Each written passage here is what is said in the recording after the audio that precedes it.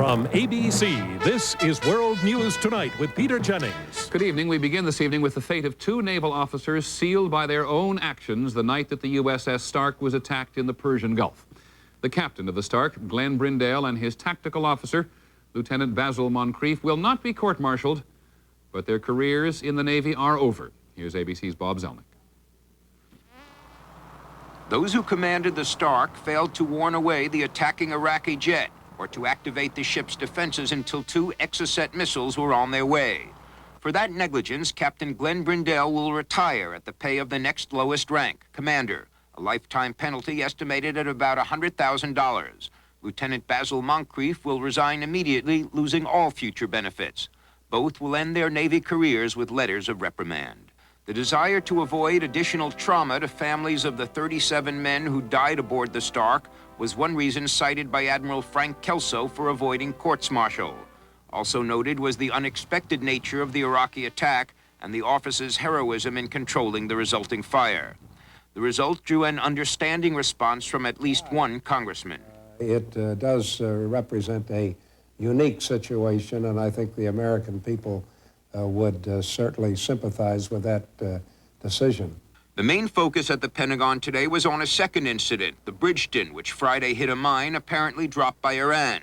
Pentagon sources say plans are underway to airlift 4 to 6 mine-sweeping Sea Stallion helicopters to the Persian Gulf area to be based aboard ships already operating there. The Sea Stallions, used in the 1984 Red Sea mine-sweeping effort, are effective only to a depth of about 100 feet, not deep enough for the entire Gulf. Mine-sweeping ships would be better, but the U.S. has neither sufficient modern ships nor active-duty crews to do the job. Critics say the U.S. should have anticipated mining problems near where the Bridgeton was hit. I would say that they got themselves into the position they're in now by taking too many risks. I think the time has come to stop taking risks. Nothing now under consideration was unavailable before the Bridgeton incident. As with the Stark, U.S. technology failed to ward off a third-world attacker because U.S. military planners or commanders suffered a lapse. Bob Zelnick, ABC News at the Pentagon. U.S. Coast Guard officers were examining the SS Bridgeton today, trying to decide whether it can take on a partial cargo of oil and leave the Persian Gulf later in the week. As ABC's David Ensor reports tonight from Kuwait, it's not going to be too easy. The damage to the Bridgeton is more serious than originally thought. Divers have found a hole in the plating of the hull more than 20 by 25 feet. A thin brown oil slick line on the supertanker's sides shows how low in the water she was on arrival after taking in water at the rate of 80,000 tons per hour on the way here. It was dirty work for the divers because the #1 tank carrying fuel for the tanker's engines was ruptured. Diesel fuel coats the damaged area. Bridgeton has 5 sections and a total of 31 tanks for crude oil and fuel. Section 1 contains the 4 ruptured tanks. The collision bulkhead is cracked, divers say, and the main loading pipes on the forward port side are broken as well. The plan is to do what are called Band-Aid repairs here, then take on some oil and take it out through the Strait of Hormuz, before returning to the dry dock in Dubai, one of the few big enough to take what is said to be the world's 6th largest ship. Kuwaiti tanker company officials are saying they want the Bridgeton partially loaded and out of here Friday. That would require the Navy to rush minesweeping capability, and some shipping experts say it is unwise to send a loaded, damaged tanker back down the Gulf. A political decision, one expert here called it, not a rational one. David Ensor, ABC News, Kuwait. In Washington late this afternoon, the Secretary of State George Shultz met with Iraq's Foreign Minister Tariq Aziz. The United States reportedly has been pressing Iraq to stop its attacks on shipping in the Gulf. The Iraqis say they will agree to a ceasefire only when Iran agrees. There may soon be another major player in the Persian Gulf game of nerves. Tension continues to be very high between France and Iran. The two countries broke diplomatic relations 10 days ago, and as ABC's Pierre Salinger reports tonight, the French may soon put more of their own forces into the Gulf. The French Navy has put 4 warships, including the aircraft carrier Clemenceau, on high alert in the southern port of Toulon to rush to the Gulf if needed to protect their shipping. The hijacking of the Air Afrique plane to Geneva last Friday was seen as an Iranian effort to take more French hostages. Here in Paris, some 40 Iranian employees, 5 of them diplomats, are cooped up inside their embassy, surrounded by an impressive force of French police. In Tehran, the French embassy is under siege from the Revolutionary Guards, with some 15 employees inside, 8 of them diplomats. French experts on Iran, like the lawyer Christian Bourguet, fear the crisis may worsen. It has a chance to turn something worse, and it has a big chance to last for a long time, I guess. I'm afraid.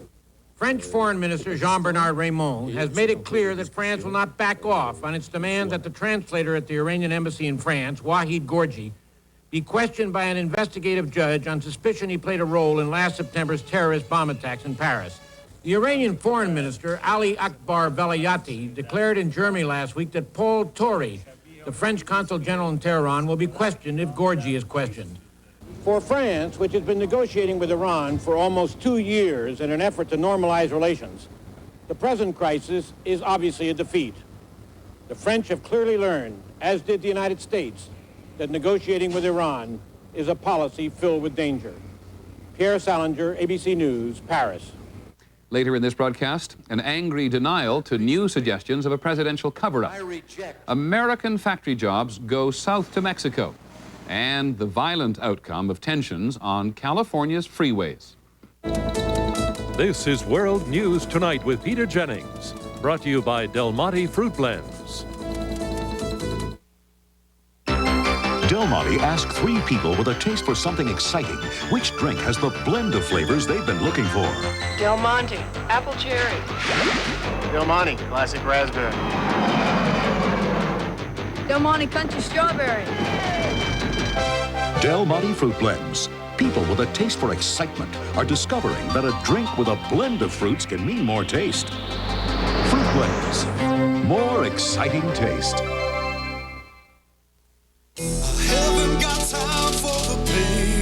The trick to lifting is use the legs, never the back.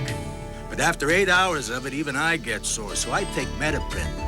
Metaprin has the same medicine as Motrin, and nothing's proven faster for relief of body pain or any kind of pain. And Metaprin is gentler to your stomach than aspirin. When you get paid by the hour, you haven't got time for the pain. When your body hasn't got time for the pain, Metaprin for fast relief. President Reagan was back on the road today lobbying for what he calls his economic Bill of Rights, but the Iran-Contra affair is never far away. In fact, today the president's aides were trying to explain away the personal notes of an advisor on the president's national security staff, which showed up in public again yesterday. The notes suggest to some people that the president took a leadership role in trying to hide some of the key details of the arms trading with Iran. ABC's Sam Donaldson was with the president today. As President Reagan took his budget campaign through the Milwaukee suburbs, aides described him as disturbed by the Sunday stories in the Washington Post and on the television networks that focused on a White House meeting last November 10th. Stories based on notes taken then by acting National Security Advisor Alton Keel that could be interpreted as evidence the president was encouraging a cover-up of the sale of arms to Iran.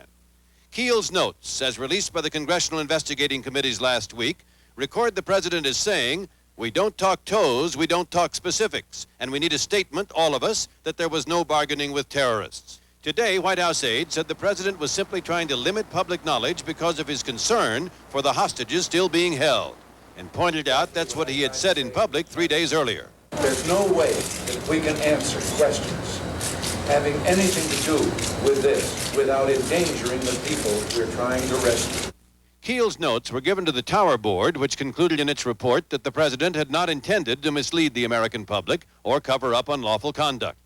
Consequently, yesterday's stories prompted press assistant Marlon Fitzwater to declare with uncharacteristic sharpness, some members of the press are so hungry to destroy the president that they've lost all perspective. The president didn't comment, but let it be known he doesn't intend to let any of it get him down, by paraphrasing Lieutenant Colonel Oliver North's lawyer. And to borrow a phrase I heard recently, I reject a potted plant presidency. The president may not be a potted plant, but to some extent he is rooted to the ground because of the Iran-Contra story, unable to move forward with new initiatives. And the strain is certainly beginning to tell on some of his aides. Sam Donaldson, ABC News, Port Washington, Wisconsin.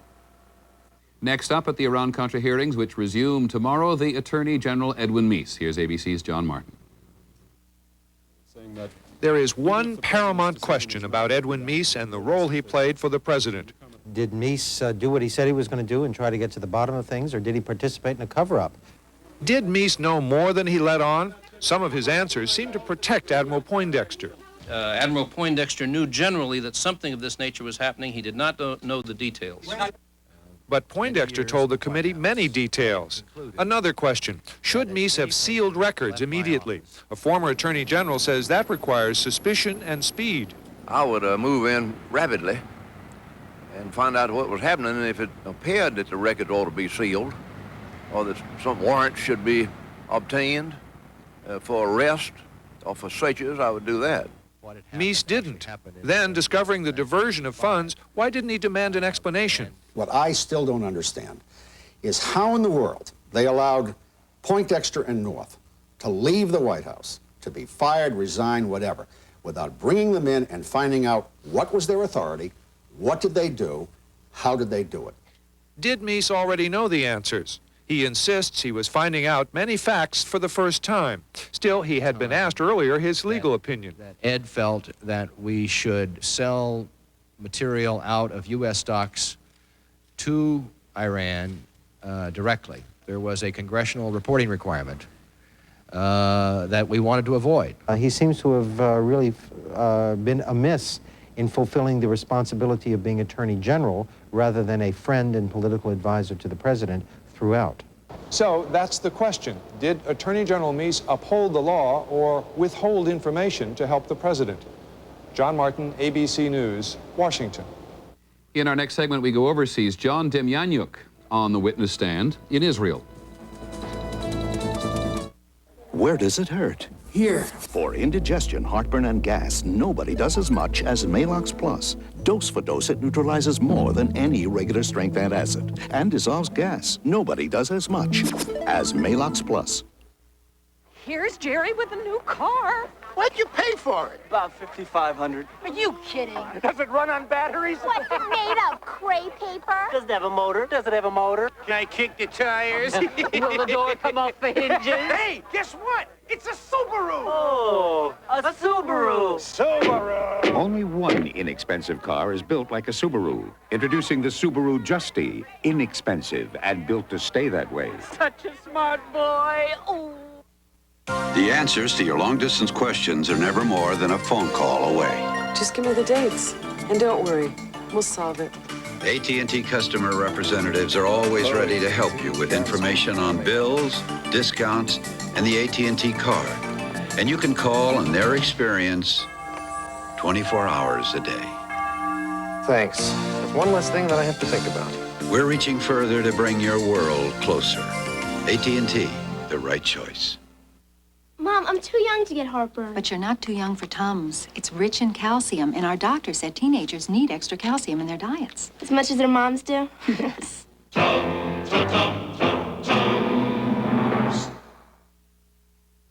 A man who was once deported from the United States as a suspected war criminal has been executed in the Soviet Union. Fyodor Fedorenko was stripped of his American citizenship and deported in 1984.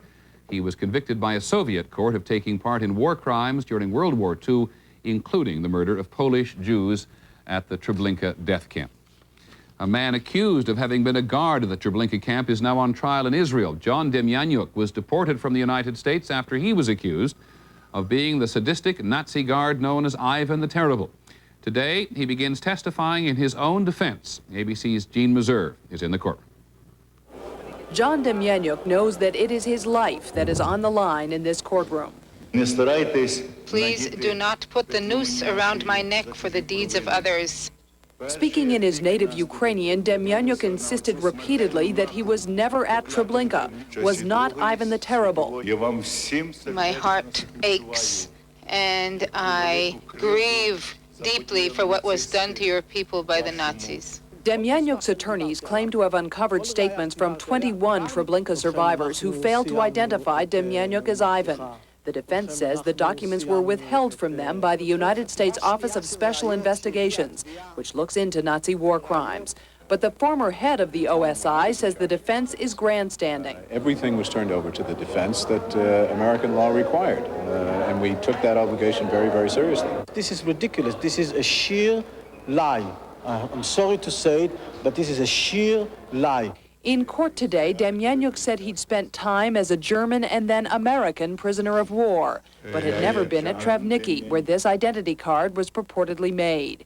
The defense promised today to destroy its credibility. We will shatter and pulverize this document. We will leave nothing of it. The defense will continue tomorrow to portray Demjanjuk as a man who was himself a victim of the Nazi regime, not a part of it. Jean Meserve, ABC News, Jerusalem. Still overseas today, a devastating heat wave in southern Europe. In fact, this is the 9th day of temperatures over 100 degrees, and the heat wave in Greece, for example, has led to a national state of emergency. Here's ABC's Beth Nissen. The newspapers are calling it a national tragedy. By the official count, 1,240 people have died in the record heat, most of them elderly or overweight with heart and respiratory conditions. Morgues and cemeteries are unable to manage all the corpses. Some of the most hellish heat has been in Athens, where temperatures hit 118 degrees. Thousands crowded into hospitals, suffering from heat stroke and dehydration. Nearly 1 million people have fled the city, leaving its streets baking and empty. The heat wave has extended into southern Europe. In Italy, the high temperatures were blamed for 50 deaths. In France, the heat sparked roaring forest fires that burned over 5,000 acres. Ironically, northern Europe is suffering one of its coldest summers on record. Despite the grim reports from Greece, travel agents are reporting a flood of calls from people trying to book last-minute vacations in the blistering Mediterranean. Beth Nissen, ABC News. In Panama today, a general strike kept most businesses closed in the capital of Panama City. Government opponents are demanding that the military strongman, General Manuel Noriega, be removed. Government troops shut down 3 newspapers and a radio station overnight. In our next segment, American corporations taking their jobs south of the border. It started over 2 decades ago. The finest varietal grapes were planted. The world's most costly vineyards. The harvest begins in the Napa-Sonoma growing regions. The greatest winemaking facilities in the world. Cork from Portugal. Oak Cellars. Gallo's first vintage-dated wines. Acclaim. In just 20 short years, the maker of America's most popular wine has become America's most honored winery.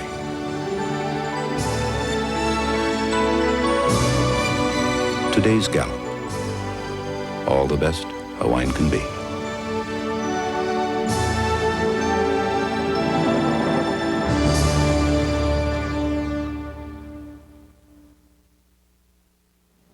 We've been kidding ourselves. In trying to get all the fiber recommended by the National Cancer Institute, people added fruit, vegetables, and cereal to their diets. Unfortunately, some added the wrong cereal. You see, unlike Kellogg's All Bran, 99% of other cereals don't provide the additional amount of fiber recommended. 99%. Why settle for a fraction of the fiber you can get? We were kidding ourselves. When there's Kellogg's All Bran. The #1 hit. How fast can Ambisol relieve toothache pain before you can say Ambisol. canker sore pain before you can say Ambisol. Ambisol relieves minor mouth pain on contact. Ambisol, liquid or gel. We love visiting America. Hot dog, fried chicken, pizza. But we're glad you have Kaopectate. Kaopectate. To relieve diarrhea and calm cramps fast, take Kaopectate tablet formula. The diarrhea specialist. This is a difficult time for American labor unions, particularly in manufacturing, where a lot of once American jobs are being moved abroad. That is one consideration on the minds of the United Auto Workers leaders who began talks with General Motors in Detroit today on a new contract. There are a great many issues on the table, and none more important to the union than the one of job security. The auto workers, and for that matter others, are facing a new twist in foreign competition. A lot of American companies have found a way to cut costs by using what is called the twin plant concept. American factories make the parts, then the parts are shipped to Mexico, where they're assembled by Mexican workers. ABC's John Quinones is on special assignment.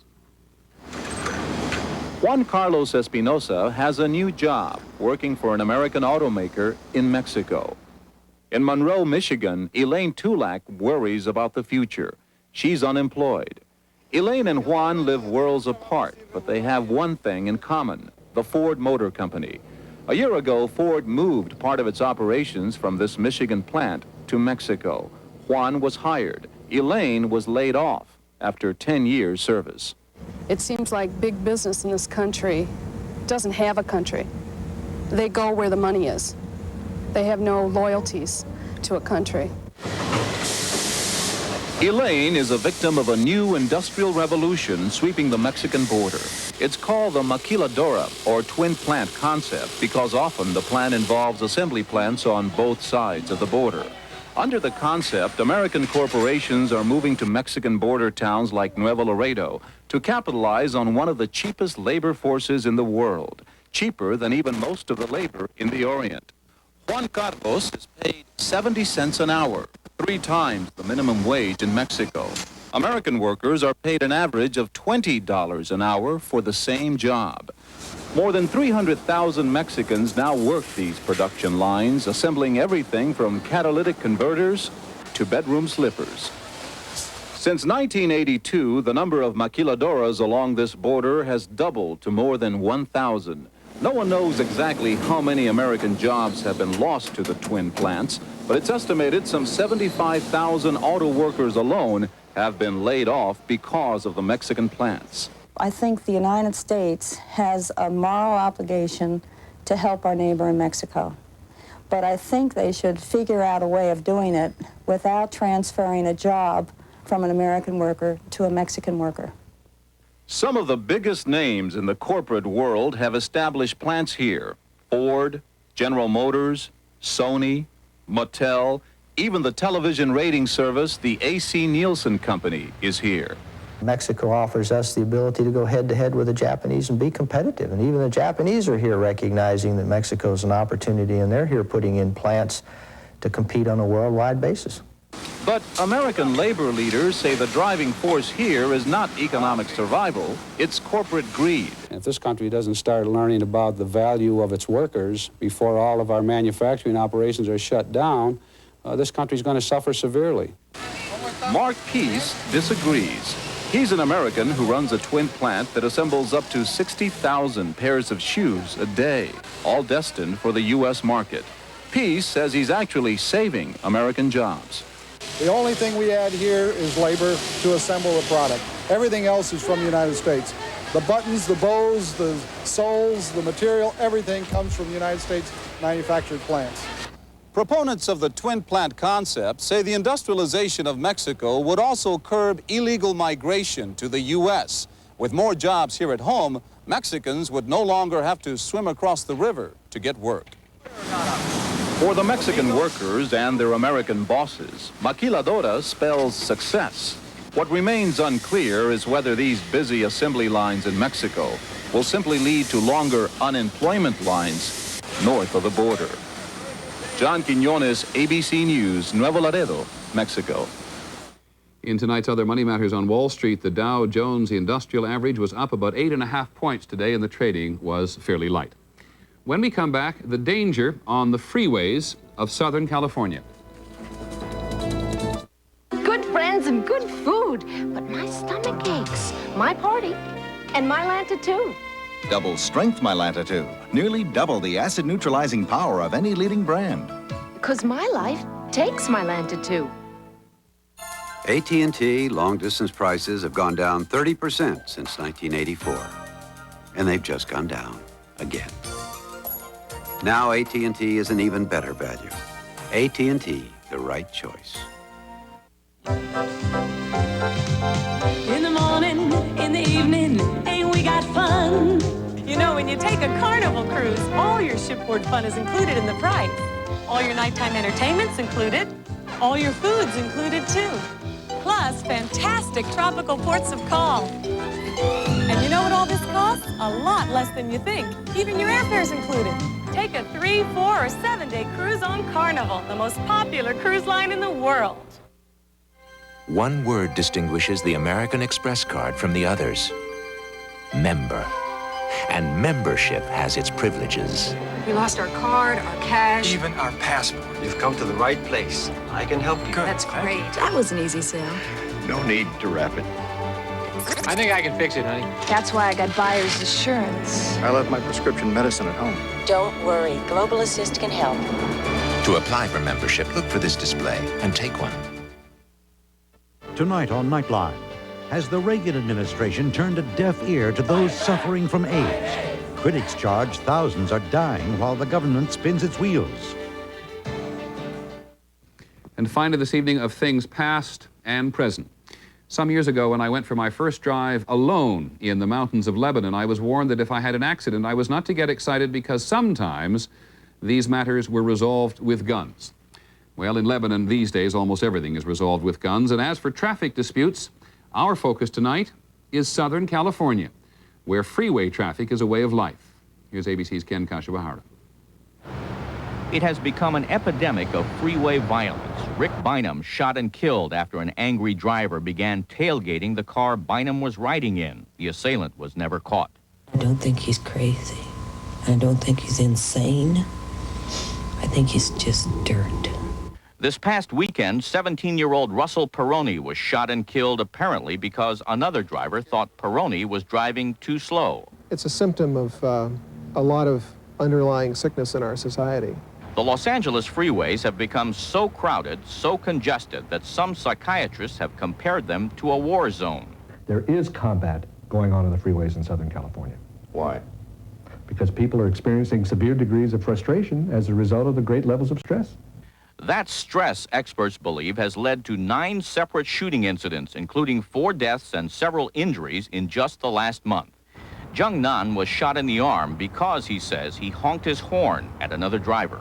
You can't go around people shooting people because people just honk your horn. You know, that's not right. Carol Ann Fain and her passenger were shot at 3 times and chased their assailant at 100 miles an hour just to get his license number. I was angry, and I do believe that justice should be done. You can't drive around and do these kind of things to people. The suspected freeway gunman was arrested and charged with first-degree attempted murder. I don't care if somebody cuts in front of you. I don't care if they're driving too slow. You can't take out a gun and start shooting at them, and if you think you can, well, you're going to go to jail for it. Highway stress is not unique to this country, but West Germany may have come up with a unique solution. Volunteers patrol the clogged Autobahn, handing out medicine to calm drivers' nerves and advice on how to get around traffic jams. But in California, experts can only advise motorists to avoid confrontations. If somebody is coming up and tailgating you or cuts you off, play Casper milquetoast. Let it go, forget about it, move over, let them by.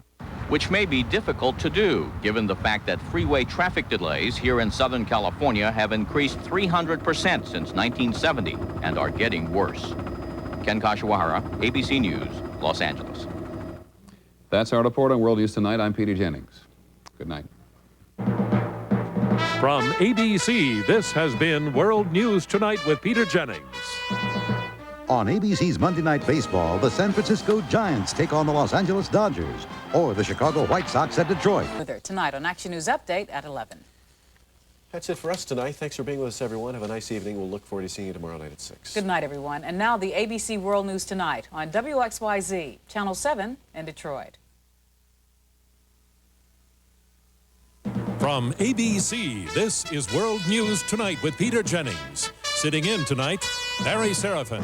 Good evening. President Reagan, frustrated for months in his efforts to force Panama's military strongman Manuel Noriega from power, has authorized new measures to step up the pressure. First, there were economic sanctions. Then the administration tried to negotiate a deal under which Noriega would leave Panama in return for the dropping of drug charges against him in this country. But that deal fell through. Now, something else may be in the works. Covert action to overthrow Noriega. Details from John Martin.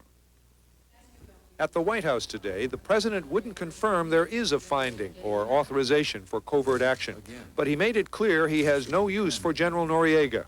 Certainly he is not good for Panama or good for our relations. Sources said the finding was signed by Reagan 2 weeks ago and made known by telephone to Eric Del Valle, the man the United States recognizes as the legitimate leader of Panama. The finding authorizes the CIA to assist opposition forces in overthrowing Noriega, who is under indictment as a partner in the international drug trade. It orders other U.S. agencies to provide logistical and operational support. Some sources said the finding permits American training and equipping of a small military force of Panamanians. The State Department declined comment on possible covert action plans, but not on Noriega. The intent of our policy is to support the efforts of the Panamanian people and President Del Valle in their efforts to restore democracy, to remove Noriega. One way to remove Noriega, according to U.S. officials, would be to get this man to lead a revolt of younger military officers. Colonel Eduardo Herrera was a military commander dismissed by Noriega and sent to Israel as ambassador. He is now in Miami. Herrera has a reputation for honesty and enjoys support within the Panamanian officer corps. His supporters said they hope Herrera can take some action, perhaps establishing a military beachhead in Panama. But the finding has already encountered major opposition in Washington. The Pentagon opposes it as dangerous and unrealistic. The CIA is reported unenthusiastic about it. On Capitol Hill, Senate Intelligence Committee members may withhold funds, fearing it could be interpreted as authorizing Noriega's assassination. Finally, there are political questions. Is this finding a way to keep President Del Valle from losing heart and abandoning his effort to overthrow Noriega? Or is it, as the Noriega government said today, a way for the Reagan administration to hide its embarrassment over its failure to resolve the Panamanian crisis, a failure it said the Democrats are already using against George Bush? John Martin, ABC News, Washington.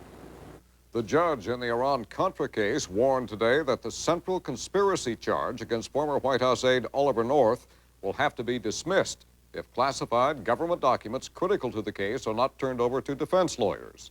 Intelligence agencies citing national security have so far refused to make those papers available.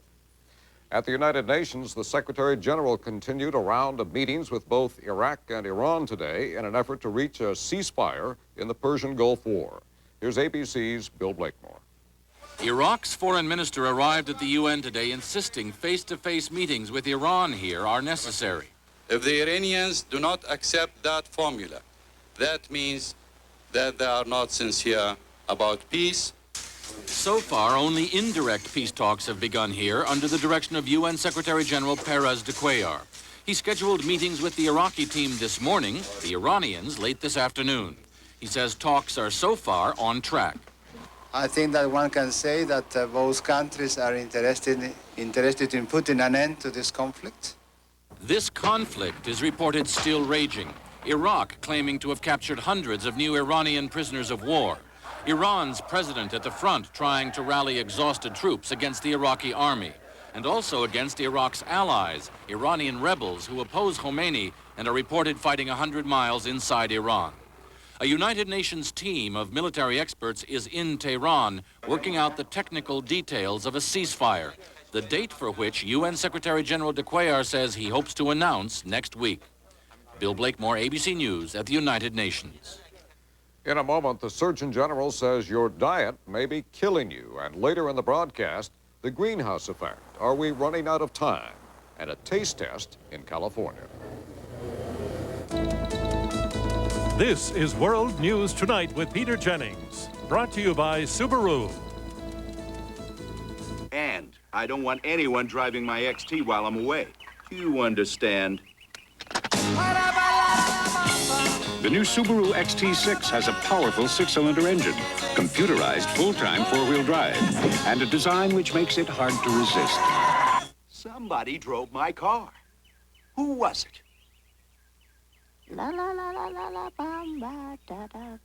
Get up to $1,500 cash back or 4.9 financing on a Subaru. What's the best kind of fruit? The kind that's fresh, moist, and plump. That's why Sunsweet are my favorite kind of pitted prunes. Moist, plump, and fresh. Sunsweet, because the best prunes are fresh prunes. Heartburn? Oh, I'm dying. You're not dying. You can die from a meatball hero. Better take my Riopan Plus 2. Riopan Plus 2 starts neutralizing acid in 10 seconds. Oh, look who's feeling better. I'm not dying. Riopan Plus 2, the fast antacid. If we are what we eat, then the Surgeon General of the United States says we're in trouble. In his first official report on nutrition and health, the Surgeon General, C. Everett Koop, puts the official government seal on what doctors have been telling us for a long time. We eat too much of the wrong foods and drink too much and ought to cut it out. More from ABC's Bettina Gregory. It's no surprise that Americans eat too much fat and cholesterol. It is news that the government now says too much fat, salt, and alcohol in the diet are directly linked with coronary heart disease, stroke, hardening of the arteries, diabetes, and some types of cancer. Nutritional problems for most Americans have shifted to those created by overconsumption of certain dietary components. Fat, animal fat from meat and dairy products is public enemy number one. 37% of the average American diet is fat. This report says it should be cut to 30% by eating more fruit, vegetables, complex carbohydrates like beans, rice, pasta, and whole grain foods, as well as leaner cuts of red meat and more fish and poultry. The report also says cut down on salt and drink alcohol in moderation, no more than 2 drinks a day to lower the risk of early death. But this report fails to call for labeling the contents of fast food, a major source of fat in the American diet. The average fast food meal of a hamburger, fries, and a shake is just loaded with exactly the kind of ingredients that the Surgeon General is saying eat less of. Critics say the report fails to call for adequate food labels. For example, the labels on these granola bars say they contain soybean and/or palm and/or cottonseed oil, but not which one. Soybean oil is an unsaturated fat which breaks down fat in the human body. The others are not. And this chocolate bar tells you it contains 9 grams of fat per serving, but you must read carefully to see the bar contains 5 servings. But the Surgeon General hopes his report will have as much impact as the 1964 report on smoking, that it will change American eating habits and result in food labels that'll let people know exactly what they're eating. Bettina Gregory, ABC News, Washington. A potential health hazard is keeping a lot of people from cooling off at the beach this summer. Ocean pollution has been a problem from the beaches of Santa Monica to the Gulf Coast to the Atlantic. But nowhere has it been worse this year than in the Northeast. ABC's Bill O'Reilly reports. Sewage and medical waste, including needles, have been fouling scores of beaches in the Northeast for 3 weeks now. There's one right there. The pollution is so extreme that on Tuesday, 9 laboratory rats washed up onto a New York beach. I will not go in that water. Not go in it, no way. The problem is multifaceted. Authorities say garbage, including medical refuse, is being illegally dumped into the ocean by private trash collectors. Trash also blows off barges on their way to landfills, and heavy rains can cause city sewers to overflow, the waste runoff winding up in the ocean.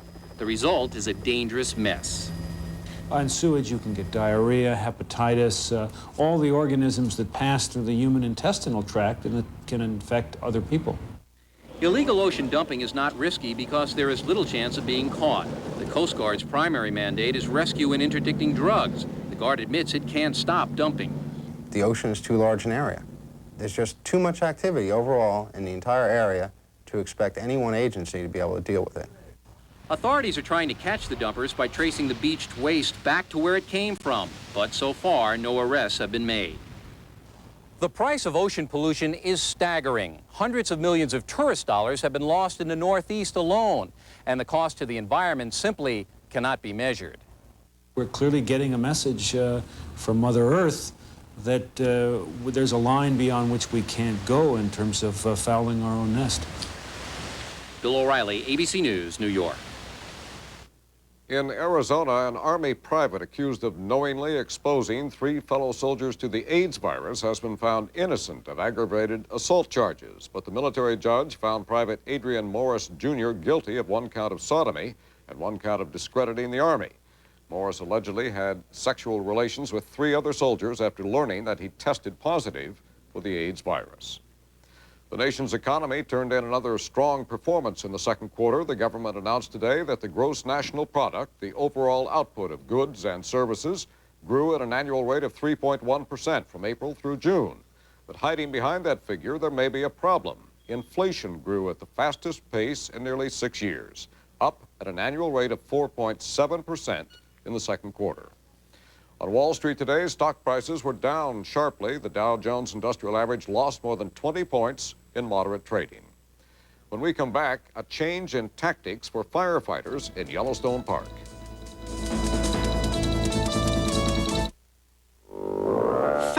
chance. Finding a faucet made as well as a price fister. After all, it's the one made in its own USA foundry. The one uniquely fashioned with a heart of solid brass. Start to finish, the quality is first rate. Furthermore, the cost is a fraction of what you'd expect. So why fiddle around? Get a price fister. The fabulous faucet with a funny name. Uncle Charlie hasn't thought about his dentures all day, 'cause he thought about Orifix this morning. Orifix 'em. That'll fix 'em. Orifix has extra hold to hold dentures tight day and night. Orifix 'em. That'll fix 'em. It's the Quaker State Porsche Sweepstakes and Rebate, and everybody wins. Mail in the rebate by August 5th, and you'll have $360 per case in your pocket, a great oil in your engine, and maybe a Porsche in your garage. The big Q stands for quality. Always has, always will. Are you getting more than you want out of your high-fiber cereal? Like sodium and added sugar? If what you want out of your high-fiber cereal is high fiber, you should be eating Fiber One. You get more fiber with Fiber One, and Fiber One is low in sodium and has absolutely no added sugar. So get more of the fiber your body needs and less of the stuff it doesn't. Get Fiber One. The hot, dry winds of summer continue to spread forest fires across a dozen states. Hundreds of people had to be evacuated from their homes in Rapid City, South Dakota, as an 1,800-acre fire burned its way into a populated area. At least 4 homes were destroyed and 4 more damaged. In Wyoming, the fires burning in Yellowstone National Park are causing the government to rethink its policy on how it fights them. ABC's Gary Shepard is in Yellowstone. With 11 fires still burning out of control inside the Yellowstone boundary and continuing to expand, Interior Secretary Donald Hodel arrived here today for a personal inspection of the damage. More than 88,000 acres of the park have now been scorched by the fires, an increase of nearly 30% since yesterday. Until now, it has been Park Service policy not to interfere with nature, to let fires burn themselves out, a natural cleansing of the forest. But after meeting some of the 3,000 firefighters battling the flames here, Hodel announced a change in policy. Any fires that start now are subject to being fought. If a fire starts in a lightning storm today, they'll go out and try to nip it in the bud if they possibly can, because in these very dry conditions, it's hard to contain the fire. Hodel has been under increasing pressure not to allow Yellowstone to go up in smoke. This petition, I'd like to give it to you. It's these people from Gardner. A man from a nearby town handed Hodel a petition signed by 300 residents who complained of the dense smoke and demanded decisive action. The secretary said there wasn't much more anyone could do. Secretary Hodel said he's cautiously optimistic, but admitted the fires here may be the worst of this century and may continue to threaten this park until the end of the summer. Gary Shepard, ABC News, Yellowstone National Park. The western fires this summer and the drought which has afflicted the nation's farmers may both be part of a much larger problem. It's what scientists call the greenhouse effect, and in the long run, it could mean devastating changes to all life on Earth. It's largely a problem of our own making. And as ABC's Ned Potter reports, we're running out of time to find a solution. We have finally gone and done it, say the scientists. We have changed the atmosphere so much that we are actually beginning to feel the consequences. The Earth is warmer in 1988 than at any time in the history of instrumental measurements. Drought across the continent, eroded beaches in the east, forest fires in the west, food riots as the Sahara Desert spreads. They all fit into that worldwide warming pattern known as the greenhouse effect. We've been warned about it for years, but now, for the first time, prominent experts say the greenhouse effect has begun. The warming is more rapid than has ever occurred, certainly in human history and certainly in the recent history of the Earth. What's so ominous about a greenhouse? We think of them as warm, lush places where plant life can thrive year-round. But imagine if this place were pumped full of chemicals, absorbing so much of the sun's heat that the plants wouldn't thrive, they would die. Well, in fact, that's very much what's happening worldwide. The planet is, in effect, surrounded by a greenhouse. Here's how it works. Carbon dioxide from the burning of coal and oil forms a thickening layer high in the atmosphere that lets solar heat in, but then traps it, causing the planet to warm. The average temperature rose 7 degrees after the last ice age 18,000 years ago, and another degree in the last 100 years. A warming of a few degrees is going to take us to a world that is perhaps as different from today as the last ice age is from today. This year's drought may be a foretaste of what's coming in the next few decades. The heat forces the U.S. grain belt northward. Forests dry out and shrink. The desert of the Southwest expands. And with melting from the polar caps, coastal areas flood from Massachusetts to Mexico. The future of the habitability of the planet is really in doubt. From our cities, from our factories and power plants, industrial man churns out 10 billion tons of carbon dioxide a year. In human terms, it's the largest single waste product of society. Ordinarily, CO2 is absorbed by plants, which emit oxygen in a giant global cycle. But the imbalance is getting worse. Look at this satellite photo of the Amazon basin. In 1976, it's dark with trees. In 1982, it's a matrix of roads.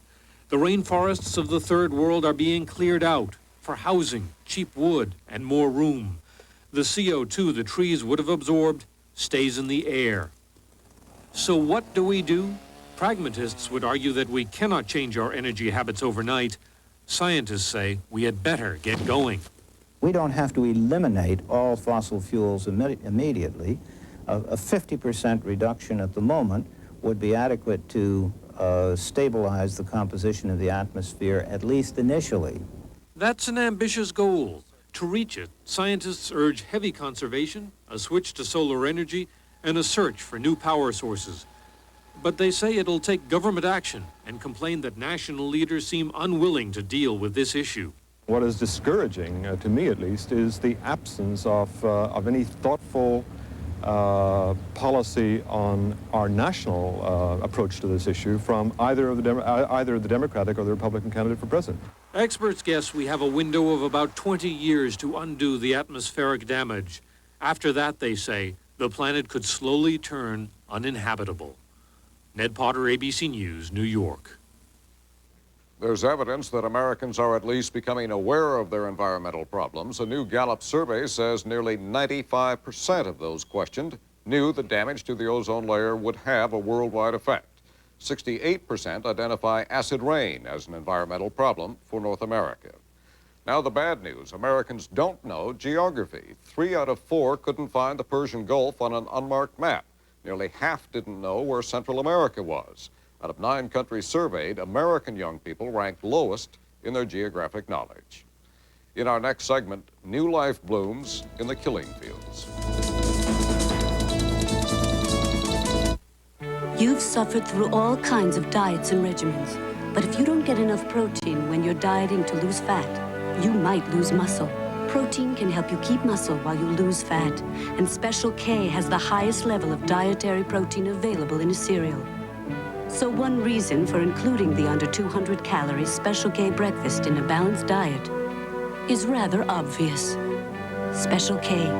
Keep the muscle, lose the fat. After flying so many aircraft, I'm not easily impressed with car performance.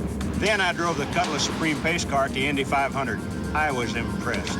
In USAC test, Cutlass Supreme outcornered the Acura Legend and brake better than the Ford Thunderbird LX.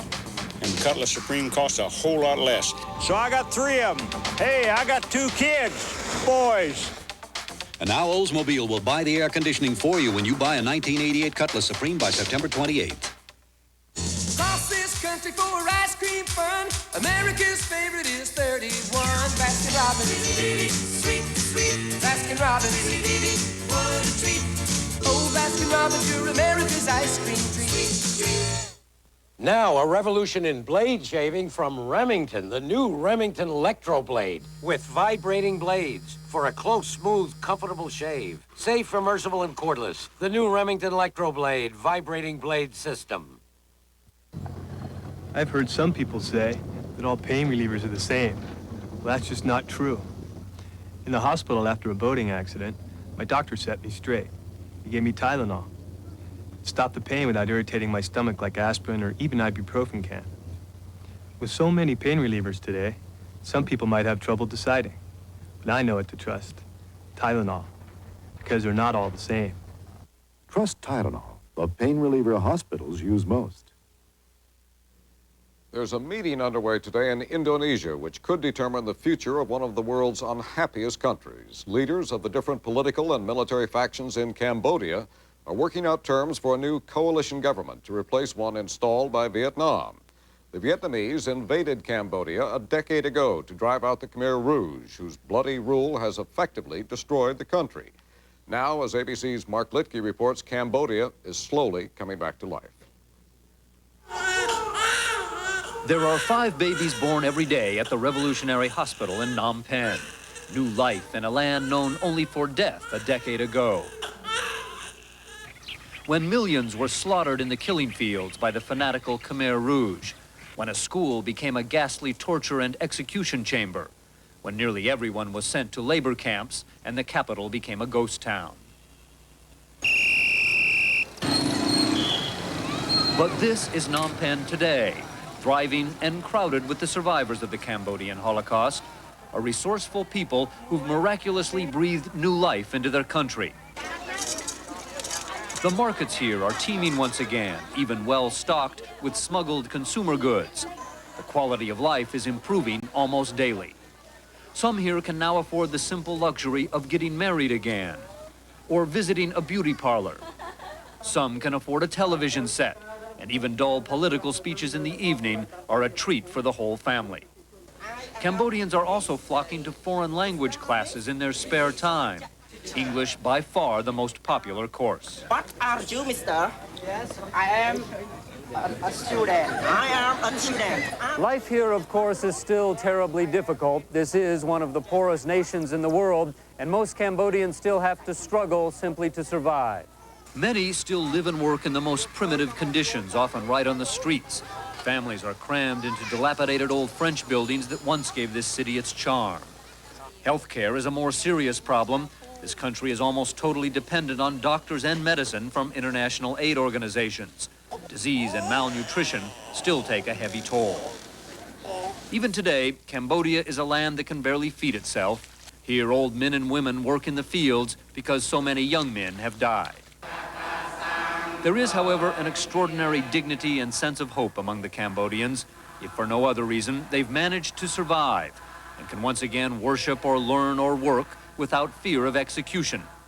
They may not be the smiling workers in the revolutionary posters, and their future is still uncertain. But this country has been cleansed of a terrible evil, and at least for now, Cambodia can once again take pleasure in the carefree laughter of its children. Mark Litke, ABC News, Phnom Penh. 5 sailors from the U.S. destroyer Conyngham are in a Navy brig in Norfolk, Virginia tonight for allegedly helping a 16-year-old Irish girl stow away in a narrow storage space aboard the ship for the 10-day trip across the Atlantic. Officials say the girl, who's run away before and gotten as far as Spain, will be escorted back to her home in Cork. In a moment, testing the waters in Santa Barbara. Friends acting funny? Maybe it's your breath. Now there's new Milk-Bone mint-flavored dog biscuits. Mint-flavored biscuits put the bite on bad breath and clean your teeth. Because like all Milk-Bone biscuits, each crunch helps scrape away food particles and plaque that can cause bad breath. New mint-flavor Milk-Bone dog biscuits with the cool taste of mint that everybody loves. Milk-Bone dog biscuits, twice a day. Well, there I was, mid-conversation, and bang, the whole phone system suddenly goes crazy. So the whole company's stuck without a phone. Totally incommunicado. Well, I've worked too long and too hard to let that happen.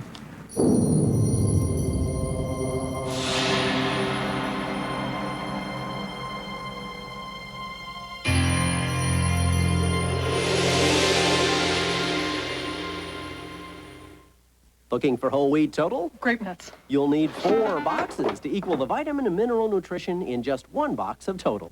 Okay, shredded wheat. You'll need to put away 12 boxes. Total, 1 bowl, 100%. No other cereal has more vitamin and mineral nutrition. I think I'll have total, sweetheart. Total. If it's whole wheat total, it's total nutrition. And now when you buy Total or Total Cornflakes, we'll kick in a pair of Legs Active Support pantyhose free. That's a $4.49 value, free from Total. Tonight on Nightline with Ted Koppel. Are the Contras fighting in Norway? Is the U.S. located near China? A disturbing survey reveals how little Americans know about geography.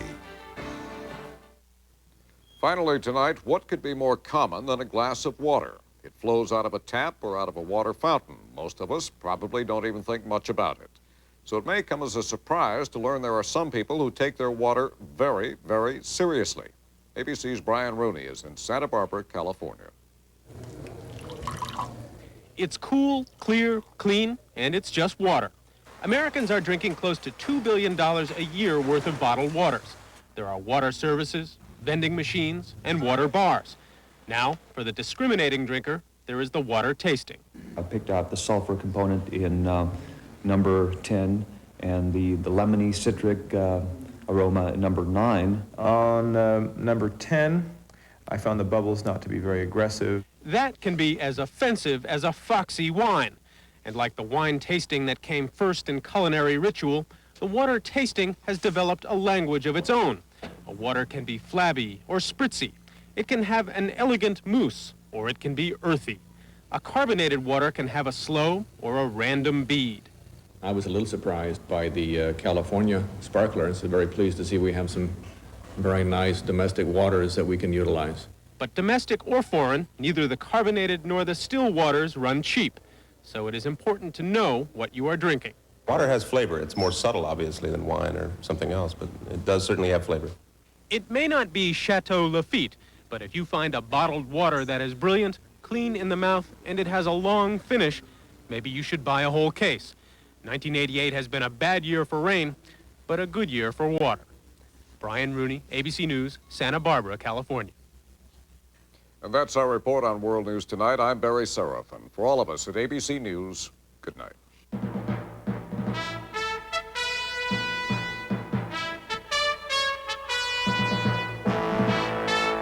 Wednesday, Mike with Peter Jennings. Good evening. We begin tonight with the resignation of a very senior government official who is leaving in a very angry mood, and who tells us why. William Von Raab is the commissioner of the U.S. Customs Service. It is Customs' job to stop illegal drugs at the U.S. border. Von Raab thinks the U.S. is losing the war against drugs because from where he sits, the government isn't fighting to win. Some scathing comments about his bosses in an interview with us. Here's ABC's Mark Potter. 8 years after being sworn in as Customs Commissioner, William Von Raab is convinced the U.S. is losing the war on drugs. It's just out of control. And in that sense, our national policy has been a total and abysmal failure. Von Raab believes the basic problem is that the U.S. has failed to apply political and economic pressure against the drug supply countries, where the traffickers run freely. They feel no pressure whatsoever.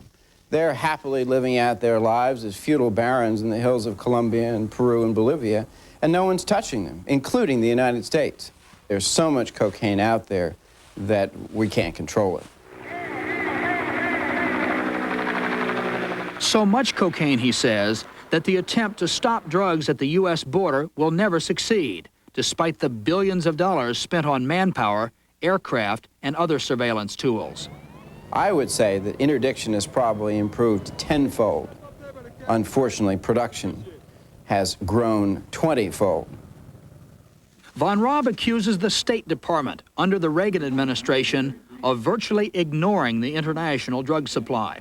I think that certainly was the case with Secretary Schultz, who really never had anything to do with the drug issue, so it was totally foreign to him.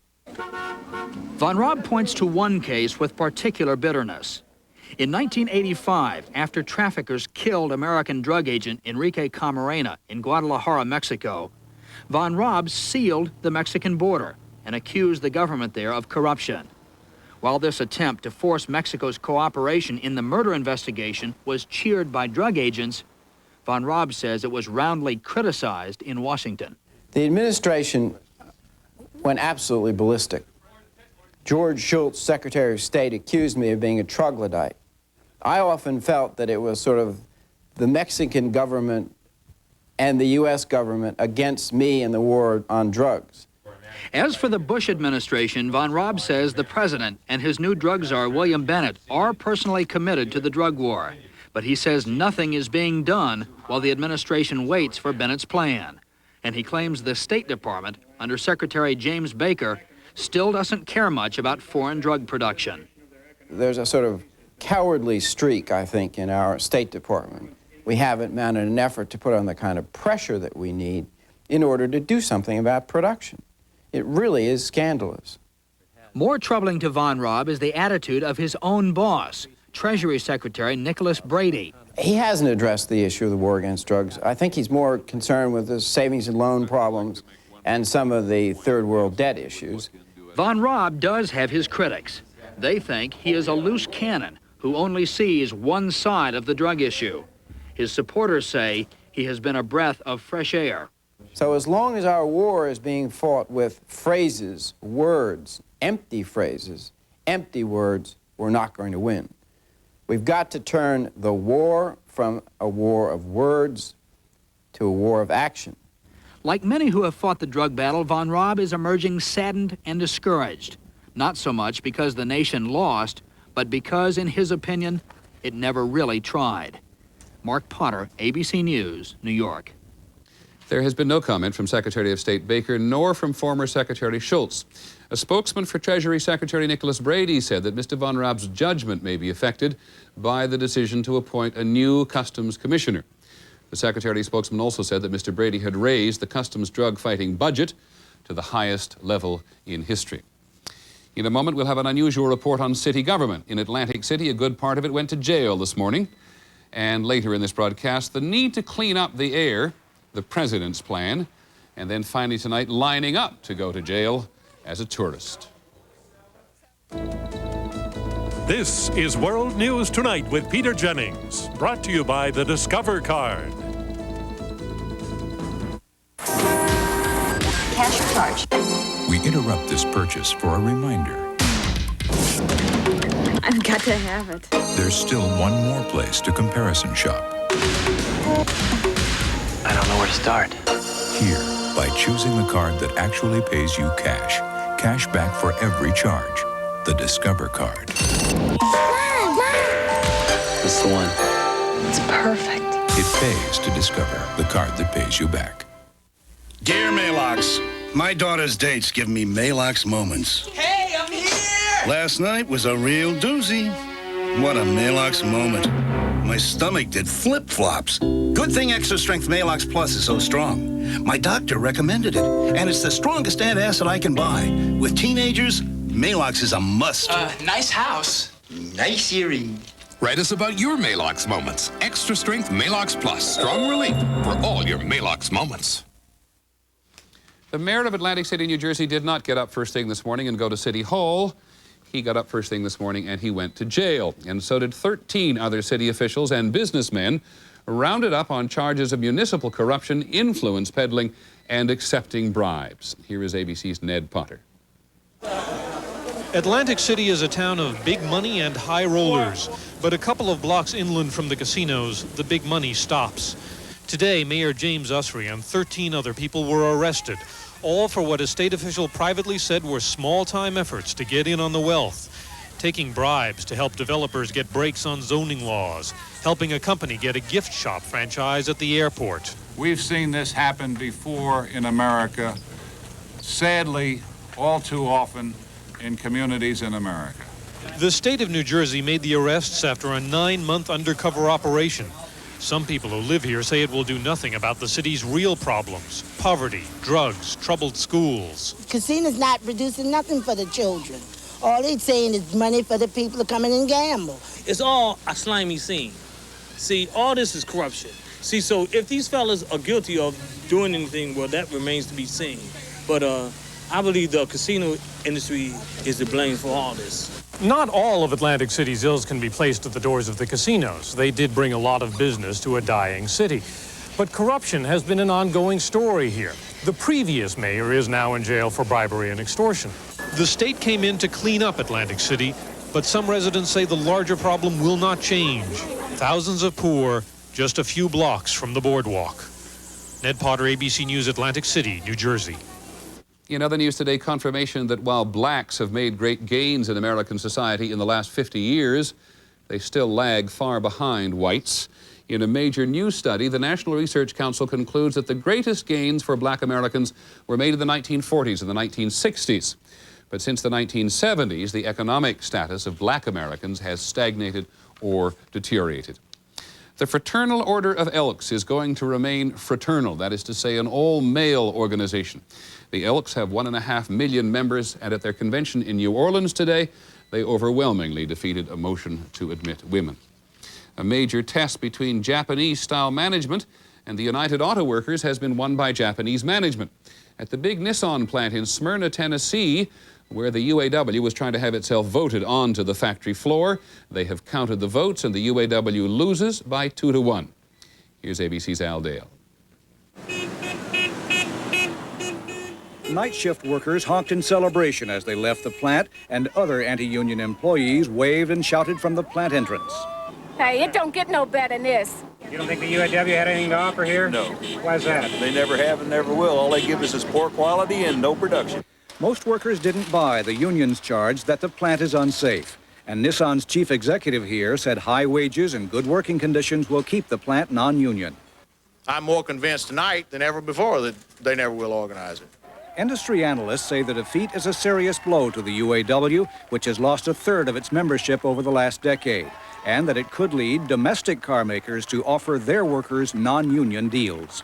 This could potentially threaten the UAW's capacity to bargain with the U.S. manufacturers. Most workers here clearly embrace Nissan's Japanese management style of cooperation, not confrontation. And Nissan has expansion plans that will make this auto plant the largest in the nation. Al Dale, ABC News. Further signs today that the overall economy is slowing down. The gross national product in the second quarter grew at an annual rate of 1.7%. That's the slowest in 2.5 years. On Wall Street, the Dow Jones Industrials gained 22.5 points approximately, and the trading was heavy. In Washington today, the House of Representatives moved further from the president's idea of a constitutional amendment to protect the flag. By a vote of 28-6, the House Judiciary Committee approved a bill to make desecration of the flag illegal. As ABC's Sheila Cast reports, that seems to reflect the growing sentiment on Capitol Hill not to tamper with the Constitution.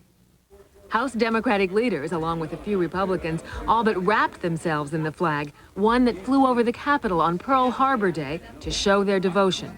Most of us want to do something immediately to protect the flag, and that's what this statute will do. People who want a constitutional amendment, that might take 6 months or 6 years. It is amazing how this issue has turned around in the last 2 weeks as the American people have started to think about the danger of tampering with the free speech provision of the Bill of Rights. In a national poll by KRC Research Associates 2 weeks ago, people backed legislation over a constitutional amendment 51% to 31%. The mail coming to Congressman Ben Jones, a freshman Democrat from Georgia, has shifted from 4-1 in favor of an amendment to 3-2 against. We saw that kind of heat in those early days after the decision. Now we're seeing more light as people become more thoughtful and more hesitant to leap in and change the Constitution. The statute approved today would ban all flag burning, but many Republicans argue it would still run afoul of the First Amendment's free speech protections. They predict the Supreme Court would throw this law out just as it threw out the Texas law that started all the controversy. I think most people know the only way to really fix it is by a constitutional amendment. But the House will vote after its August vacation on a statute. Democratic leaders think that makes it much less likely that an amendment will ever come to a vote. Sheila Cast, ABC News on Capitol Hill. When we come back, we'll go overseas. Another DC-10 has crashed. Hey guys, look who's here. It's Mr. Most Likely to Succeed. Hi, Steve. Nice truck. Bet it's just like our trucks. Nah, it's a Ford Ranger XLT. Has anti-lock rear brakes, electronic fuel injection. How about AM/FM stereo cassette? That too, plus power steering and 660 powertrain warranty. Okay, but who paid less? I did. I hate reunions. See your dealer now for low financing or special savings on 89 Ford Ranger. Supercol mint kills plaque germs. But how does it taste? Plaque fighting, Supercol mint. But how does it taste? Tastes great. Supercol Mint Mouthwash. Co-star of TV's My Sister Sam, most recently in the film Class Struggle in Beverly Hills.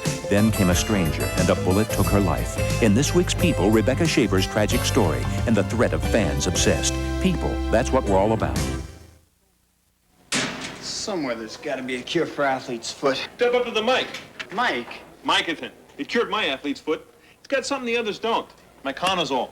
There's nothing more powerful. Hey! I'm giving away advice, not Mycotin. Say, what you got for my athlete's foot? Step up to the mic. Mike? Mycotin. It cures athlete's foot. There's even a deodorant Mycotin. Then I'll take the Mycotin. To go. Step up to the cure. Step up to the mic. Mycotin. Look for new economy size powder. In the wake of a second DC-10 crash, the International Airline Passengers Association has asked the government to ground the entire DC-10 fleet. In response, McDonnell Douglas, which builds the DC-10, said it believes the overall safety record of the aircraft is worthy of public confidence.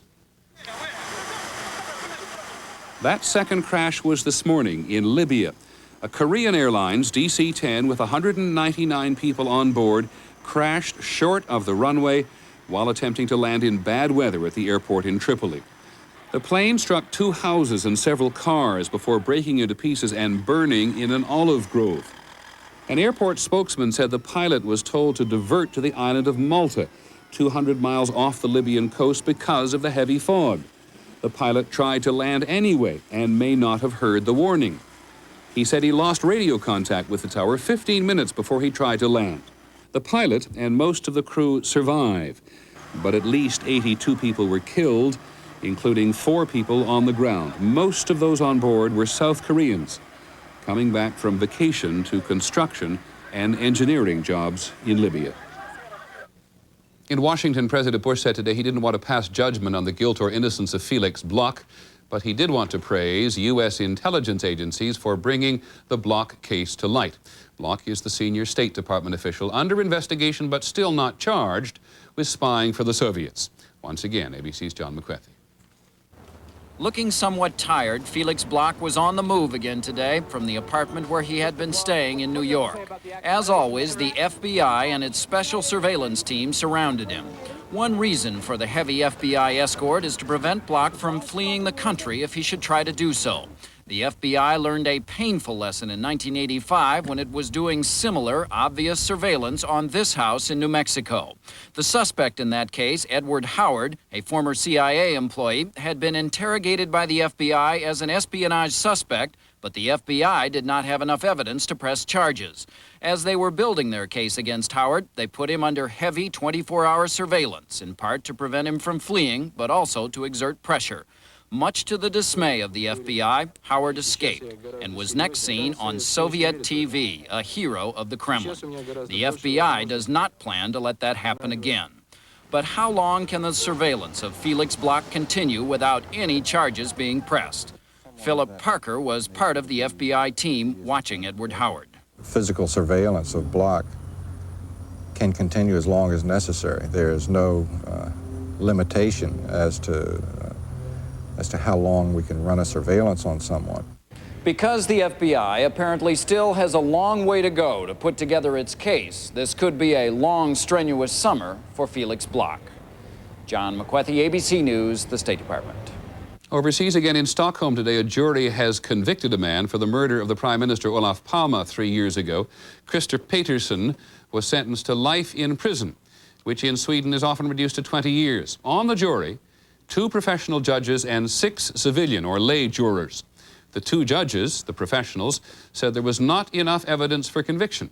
They were outvoted 6-2. In the Soviet Union today, a significant move to grant greater economic freedom to the Baltic republics, Latvia, Estonia, and Lithuania. They were forced into the Soviet Union after World War II. They've hated it ever since. Today, the Soviet Parliament endorsed the concept of giving the Baltic republics control over most of their industry, their trade, and their natural resources. We do incidentally have a really good example tonight of turning swords into plowshares. 2 months ago, these Soviet tanks were on the front lines in East Germany facing west. Today, some of the 600 tanks the Soviets decided to withdraw. As you can see, well, there is something you can do with a 20-year-old tank. You take off the cannon, you put on a plow blade, and what do you get? You get a bulletproof bulldozer, if you need a bulletproof bulldozer. When we come back, the American Agenda. Lucky for this diver, she has a thin, powerful seal. So thin, it's virtually airtight. So powerful, it even holds up to pressure. No, it's not on this diver's mask. The seal is on her dentures.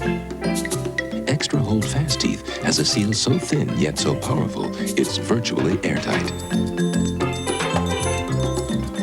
Nothing can give you a hold that's closer to real.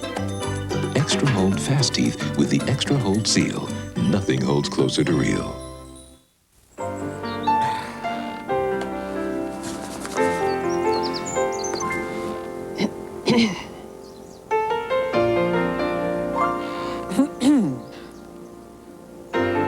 Don't let morning breath ruin a good morning. Use Scope. Nothing powers away the film that causes morning breath quite like the power of Scope.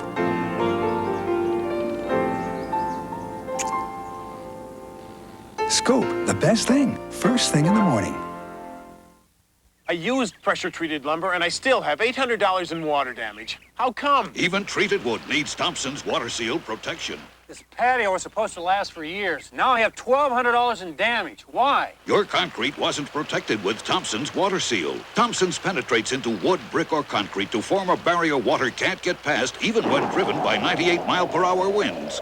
Let it rain. This time I use Thompson's, a great defense against repair expense. Thompson's, the first name in lasting protection. Only Red Lobster could create an event this big. Lobster Fest 89. Lobster choices like nowhere else, starting at just $7.95. Get ready to savor sweet rock lobster or luscious Maine lobster. New platters like lobster and crab. Great lobster dishes starting at just $7.95. Kids dinner $1.95. Don't miss Lobster Fest, now at Red Lobster. Friday through Sunday, it's our weekend special. Steak and shrimp, just $10.95. Tonight on the American Agenda, a clear warning about all the dirt and all the pollution in the air. The Environmental Protection Agency said today that 37 more cities have been added to its list of urban areas suffering from excessive smog. Think of this. As of today, 101 cities in this nation all violate federal air pollution standards. The EPA said that today's report was dramatic proof of the need for Congress to pass the Bush administration's new Clean Air Bill. The question is, does the Bush plan do enough? On the agenda, Barry Seraphin. Across the country, cars account for 40% of the smog that chokes urban areas. In some big cities, it's even worse. 80% of the infamous smog problem in Los Angeles, for example, comes from cars. The president's plan would force car makers to further reduce the level of dangerous pollutants which come out of auto tailpipes. Although that proposal doesn't go far enough to satisfy environmentalists and some members of Congress. Critics are even less happy with the way auto pollution would be measured. As of now, every car's emissions must be below a specific pollution level set by the government.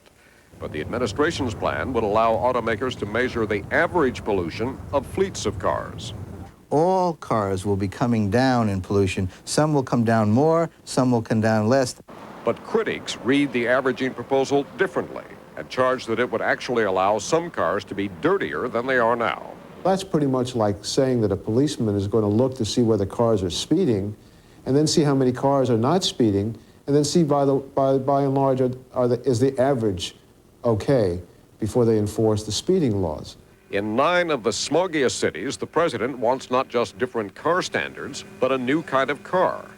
This car doesn't run on gasoline. It runs on methanol, just one of several alternative fuels. Cars like this one are not much more than a novelty now, but the president wants to turn out 1 million of them a year by 1997. Methanol burns as much as 90% cleaner than gas and has a higher octane. In Los Angeles, 550 methanol cars are already being tested, and there are ambitious plans for 3 million of them here. In fact, to make a difference in Los Angeles alone, Officials say they would like to claim all of the alternative fuel cars proposed by the administration. We would need every one of the president's vehicles here in Los Angeles, so we'd like to see him even be more aggressive on the clean fuels program or give all the cars to us. But methanol has problems too. It emits formaldehyde, a probable carcinogen. It costs more. 86 cents a gallon might not sound expensive, but it takes almost 2 gallons of methanol to take you as far as 1 gallon of gas. Automakers who have resisted regulations in the past are wary. Worried, they say, about convincing the American driver to switch. What incentive will he have to buy that vehicle over a gasoline vehicle that he's had years and years of experience with? Why should he gamble? Environmentalists say alternative fuel cars are worth a try, but should not be top priority. Even if the president gets everything he wants, by the turn of the century, 97% of the cars will still be powered with gasoline. So if we don't have better controls on those cars, we aren't going to get healthy air quality in the cities. Everyone agrees on the need for healthy air. Everyone agrees that cars are a big part of the answer. But until the president and his critics agree on what to do about them, there will be more gloomy smog reports like the one issued today. Barry Seraphin, ABC News, Los Angeles. One more note on our environment. Exxon has moved to clear up the confusion about what it will do or will not do to clean up the remaining oil in Alaska. Exxon's president said today the company will bow to the judgment of the Coast Guard and do whatever needs to be done. We'll have our final report in just a moment.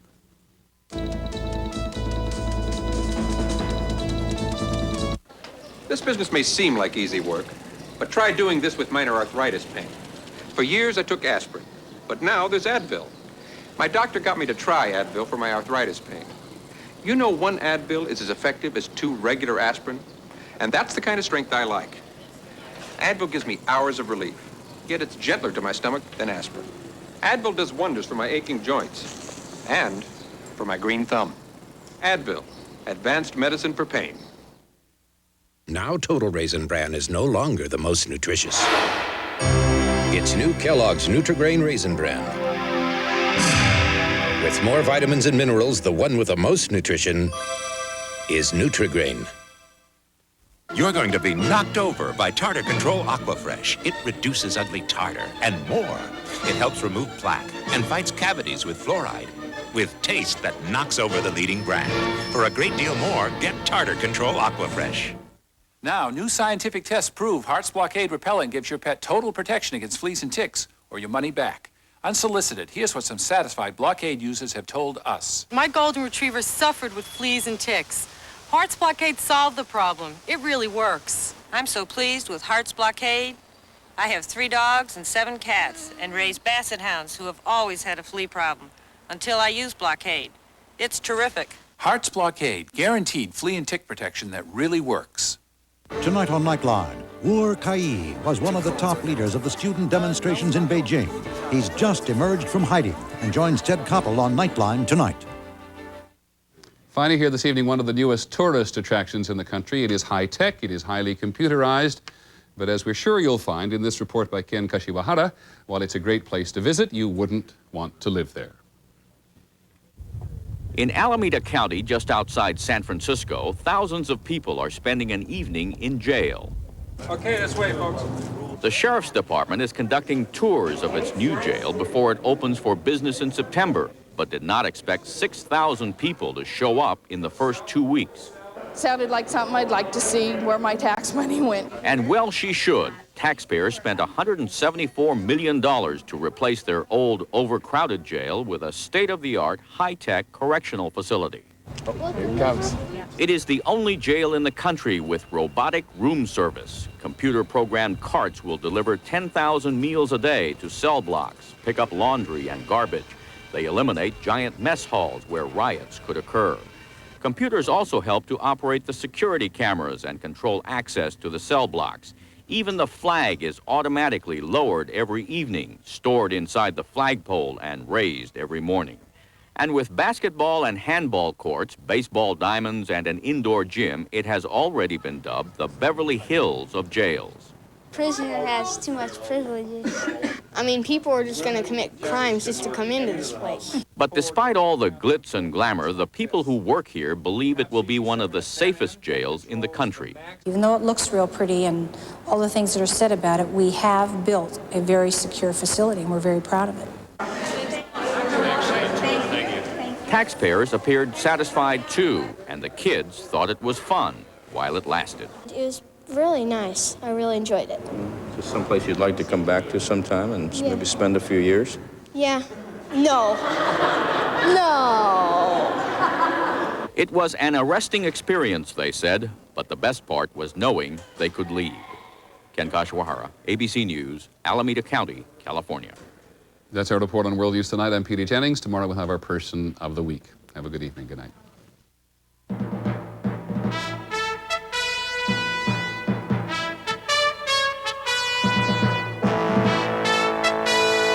This has been a presentation of ABC News, where more Americans get their news than from any other source.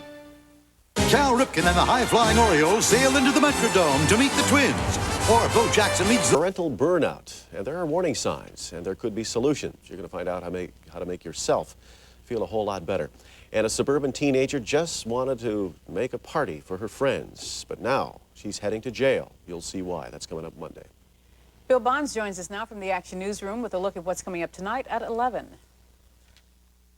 There are a lot of bad things about television, but there are also some tremendously good and valuable things about television. It can be a marvelous teacher. And we're going to show you tonight how you can use television in your home as kind of a tutor for your own children. A little question for you. How do you go 6,000 miles and never leave your hometown? We'll show you a guy who did. News, sports, and weather tonight at 11 on The Update. That's our final report for the week. Thanks for being with us, everyone. Have a wonderful, safe weekend. We'll see you Monday. Good night, Doris. Good night, Rich. And now the ABC World News Tonight right here on WXYZ, Channel 7, Detroit. From ABC, this is World News Tonight with Peter Jennings. Good evening. We begin tonight with another round in the political battle over abortion. Today in Louisiana, the governor, Buddy Roemer, has vetoed an abortion bill that would have been the strictest in the nation. The bill, which the Louisiana legislature rushed through 3 weeks ago, would have outlawed almost all abortions and put doctors who perform them in jail. Governor Roemer said today that some of the bill's provisions were unacceptable and an insult to women. ABC's Linda Patillo is in Baton Rouge.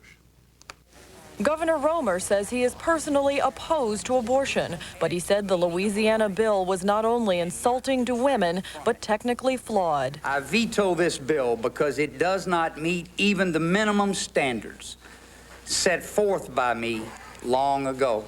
The bill would have outlawed abortions in Louisiana with exceptions for victims of rape and incest. Doctors who performed abortions could have been punished with 10 years in prison. Governor Roemer said rape victims should have been given more than the 7 days provided by the bill to decide if they want to have an abortion. An issue this personal, this complex, demands the best. This bill is not the best. Pressure on the governor had been intense. 10,000 people from across the country wrote letters, including many legal scholars who called the bill unconstitutional. Both sides spray-painted the state capitol with graffiti. For now, the governor's veto kills the national anti-abortion movement's best chance of challenging the Supreme Court decision that legalized abortion. But the controversy is not over. Now it is up to the state legislature, which has the option of coming back for a special session in August and trying to override the governor's veto. We're going to phone call, we're going to meet, we're going to demonstrate at the Capitol, we're going to try to change minds and try to override this veto by the governor. We urge the legislators to follow the lead of the governor and not to come back to declare that enough is enough. Many lawmakers here say they are worn out by the passions and pressures of this issue. But even if they avoid a fight this summer, the lawmakers and the governor are almost guaranteed to go another round next year. Linda Patillo, ABC News, Baton Rouge. And now Texas. 1 month ago, Mr. Bush talked of the need for new taxes. That caused enough of a storm. Now he's finding out how difficult it is to take the next step. Which ones and how much? It is all still in the stage of trial balloons and jockeying for position. But as the budget negotiators met at the White House, some positions are becoming at least identifiable. Here's ABC's Britt Hume. They've been meeting like this for an hour or more almost every day for a week, but they're not yet talking about specific plans to cut the deficit. So it's hard to imagine what they are talking about. Aboard Air Force One this afternoon, the president said he remains flexible, but did not seem encouraged by the talks. Well, we're going to have more meetings next week, and I think we're narrowing some differences, Sandy, but it's not dramatic progress at all. Still, as Mr. Bush began a weekend in Maine, the outline of a White House strategy seemed to be emerging. The administration is trying to get Republicans behind a plan that would include higher taxes on beer and wine. Also, it would allow people to deduct no more than $10,000 for state and local taxes. That would make such taxes more burdensome, a political problem for mayors and governors, including some prominent Democrats. Don't come to us and deny us police, deny us the programs we need. Don't come to us and tell us you can't repair roads and bridges. Go to the people whose taxes you've cut from 70 to 28%, who are now wealthier than they ever were. Of course, limiting the deduction for state and local taxes would hit wealthier taxpayers, thus allowing the president to claim he not only swallowed new taxes, but higher taxes for the rich as well. Then, if there's no budget solution, you can look for more of this sort of thing. I think the only person in Washington, D.C. or America that has shown any political courage or made any political sacrifice to try to get an agreement on the budget is George Bush. Well, that's one way of looking at it, but there's another way. First, Mr. Bush would accept no new taxes. Then he would accept higher taxes, but not income taxes. Now it seems he'll take higher income taxes. The Democrats who control Congress, meanwhile, have conceded nothing. So you could say the president so far has been negotiating with himself. Britt Hume, ABC News, the White House. Another sign of a sluggish economy. The gross national product grew by just 1.2% during the second quarter. An economist with the U.S. Chamber of Commerce said the economy is one step away from a recession.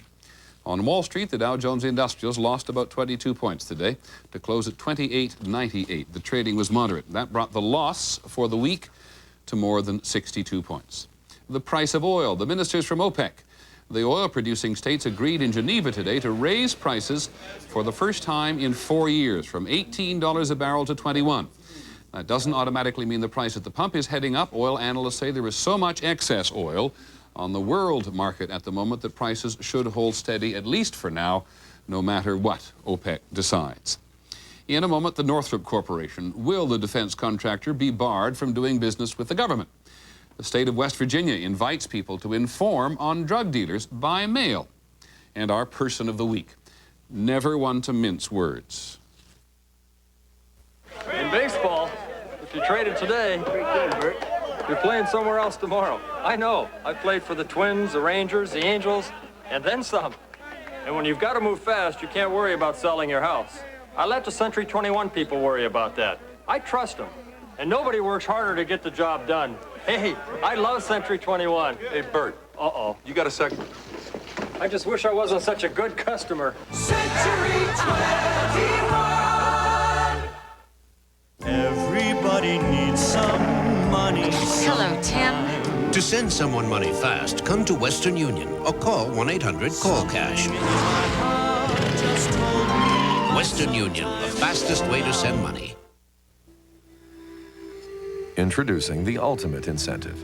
Now with Dodge, Chrysler, and Plymouth, you can get 0% financing to save you money and a driver's airbag to save your life. On Capitol Hill today, Pentagon officials were ordered to explain why they are still doing business with the Northrop Corporation. Last February, Northrop pleaded guilty to 34 counts of falsifying test results for the Pentagon. The company was fined $17 million. The Justice Department and some members of Congress think that is reason enough to stop doing business with Northrop. Here's ABC's Sheila Cast. Northrop is suspected of installing defective parts on the F-18 and admits falsifying tests on the cruise missile. A grand jury is believed to be investigating whether Northrop falsified performance tests on the B-2 stealth bomber. The Justice Department wants the Pentagon to bar Northrop, which gets 90% of its revenues from the government, from any more government contracts. But the Pentagon official in charge of procurement testified he doesn't have the evidence to do that. Frankly, I can't separate out which of those allegations are supported in fact and which are not, based on my current knowledge. That's bullcrap. You come up and say that stuff, and you don't even mean it. On every contract that they've had, they've screwed up criminally. Not just personal negligence or nonfeasance or malfeasance, but criminal activity. They tell you that tests have been performed where in fact none have been performed. They give you missiles where they procure the guidance systems in part from Radio Shack and places of that kind. And I'm not going to vote for another dime to the Northrop Corporation for any reason until there's new management there. Northrop declined to testify today, but the subcommittee intends to subpoena top executives this fall. Sheila Cast, ABC News on Capitol Hill. Another landmark as the U.S. and the Soviet Union leave the Cold War behind. For 29 years, for 24 hours a day, 365 days a year, at least one of the Air Force aircraft, codenamed Looking Glass, has flown over North America as a flying command post in case of nuclear war. Now the Air Force has announced that from now on, the planes will be kept ready on the ground. The Bush administration told Congress today it wants $16 million for television programs that very few people will be able to see. The money would keep TV Marti on the air, beaming propaganda to Cuba. TV Marti's U.S. critics say it's a waste. The signals that go up don't always come down. Here's ABC's Mike Von Friend.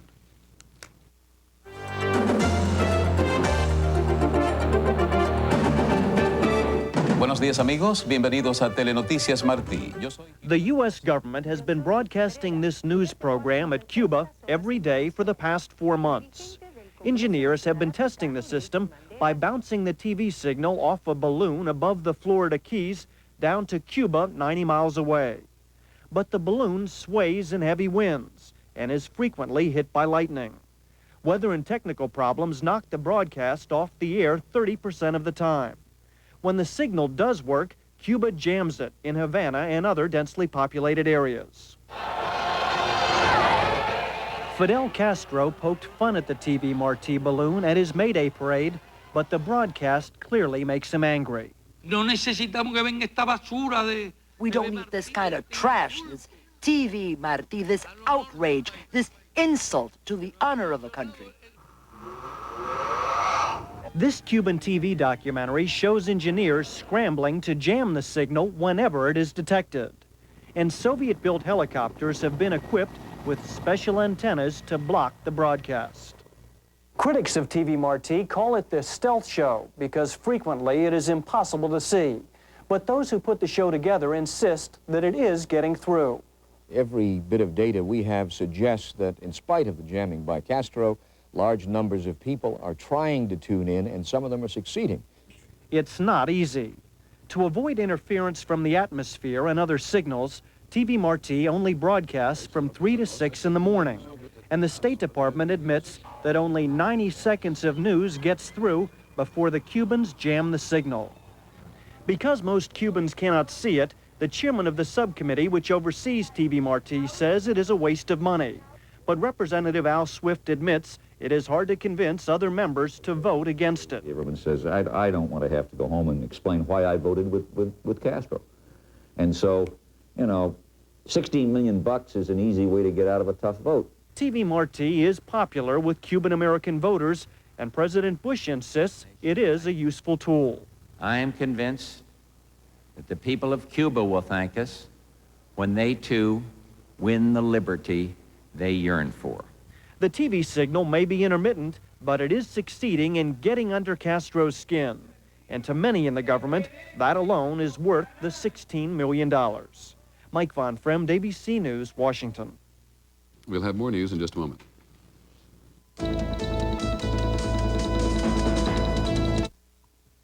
Here's a question for you. What would you call a cereal that's got it all? I'd call it Total. Whole wheat Total. In fact, it's one cereal that meets all 7 of the Surgeon General's guidelines for nutritious eating. Every single one. Your iron, your calcium, your whole grain, you get it right here in this one bowl. Now, with all that nutrition, what else could you call it but Total?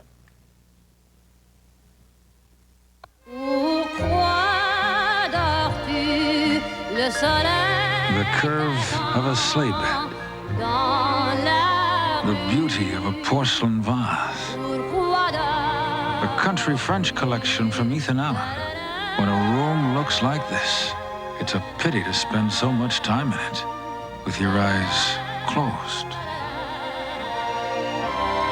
Right now, there's a sale at your Ethan Allen Gallery. Most credit cards total your charges and send you a bill. But once a year, the Discover card totals your charges and sends you something in return. It pays to Discover. I didn't think it could happen here, but it did. To prevent water damage, millions trust their homes to Thompson's Water Seal. Its unique formula penetrates wood, concrete, and brick to lock water out like nothing else. It's the #1 seller, Thompson's Water Seal. Yet another program to get at illegal drugs. Police in West Virginia try to make catching drug dealers as simple as filling out a coupon. All across the state, people are being encouraged to tell police about what they believe may be drug-related activities by simply putting the information on a coupon and mailing it. So far, it seems to be working. But at what cost to individual liberties? Here's ABC's Al Dale. This is one way that West Virginia state troopers distribute coupons asking for information on drug dealers. It is a captive audience. All right, while I've got you here, we've been making the public aware of the fact that we do have a drug problem in West Virginia.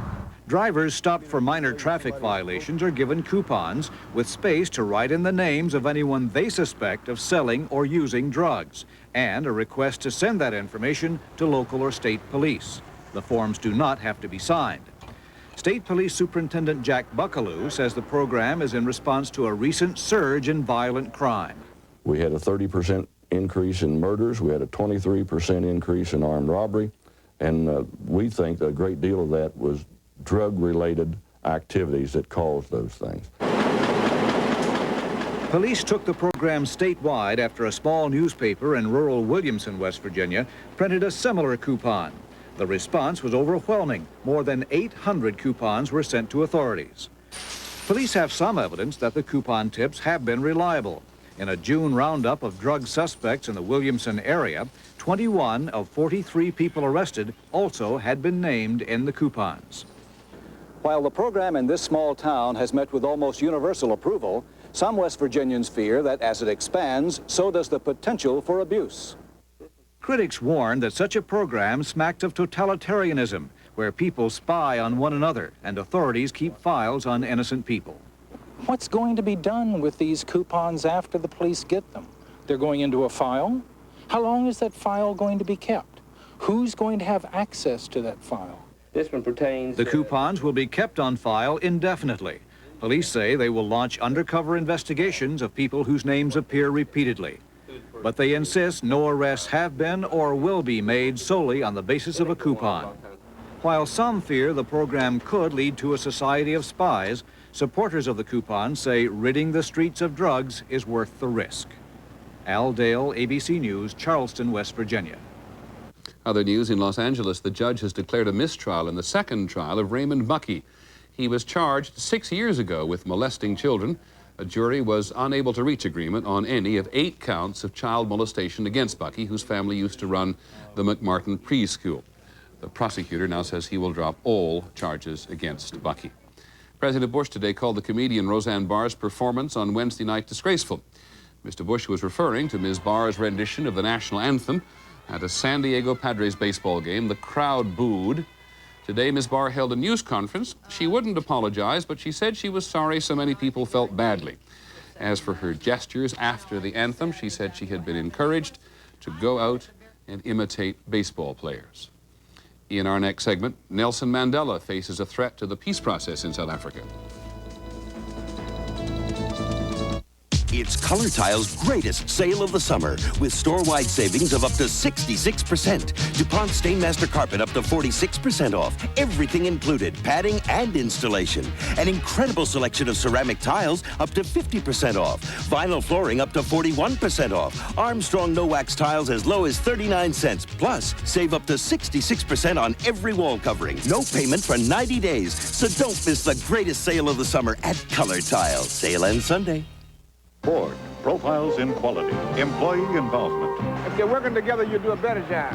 I said that back in '82, and the quality of our cars and trucks is proof that it's working today. Money alone won't build quality cars. You've got to have better designs. Better designs don't mean a thing unless engineering can live up to the designs. Engineering works only when everyone is committed to quality. Our goal is to build the highest quality cars and trucks in the world. At Ford, Mercury, and Lincoln, quality is job one. Hi. Was I scared? Well, what'd the doctor say? He said my hemorrhoids aren't that serious. Yeah? That I don't need surgery. That's great. He said to eat right and exercise, and for flare-ups, use Preparation H. It's terrific. Yeah. Thousands of doctors distribute this care guide. It advises a fiber-rich diet, exercise, and to help relieve hemorrhoidal symptoms, try Preparation H. I feel so much better. You think you feel better? Preparation H in ointment and suppositories. I see a book filled with coupons worth over $1,000 at places like Pizza Hut, SeaWorld, car care centers. And I see that this book is free, but only if you reserve a room at Quality, Comfort, Clarion, or Sleep Hotels. Wait, now I see a bunch of logos and a phone number. Call 800-221-2222 to reserve your room and free coupon book. Supplies are limited. Wow, I must be psychic. In South Africa today, Nelson Mandela has had to confront a growing crisis which threatens to derail the talks between his African National Congress and the government. At issue is whether there is a plot by communists within the ANC to overthrow the government. Here's ABC's Richard Sergey. At a meeting last night in his office, President de Klerk presented Mandela with evidence police had uncovered about the alleged plot to overthrow the white government. Police claim they discovered the plan by some members of the African National Congress and the Communist Party after arresting 40 armed guerrillas who recently infiltrated the country. We've also discovered a large number of arms caches, a large quantity of arms and ammunition, etc., and I mean, the evidence is there. The ANC's former chief of intelligence denies the existence of any new plot, but admits the ANC is still organizing underground military units. It's very important to build up our strength precisely in order that when we discuss, when we negotiate, we have a stronger hand. The government, however, regards this as a clear breach of that trust and understanding. President de Klerk, under severe pressure from white conservatives for talking to the ANC, has urged Mandela to drop Communist Party chief Joe Slovo from his negotiating team.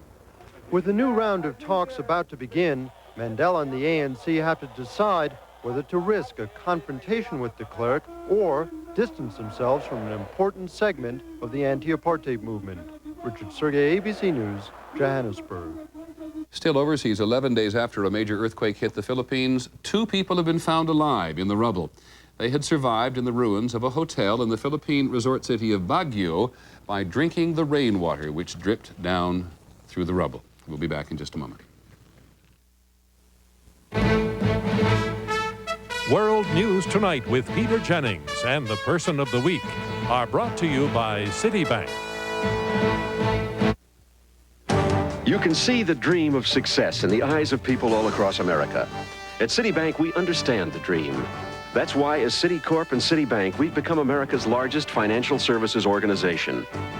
Already helping 1 in every 4 American families, with more home mortgages, more student loans, more MasterCard and Visa cards than any other company. We'd like you to get to know us better.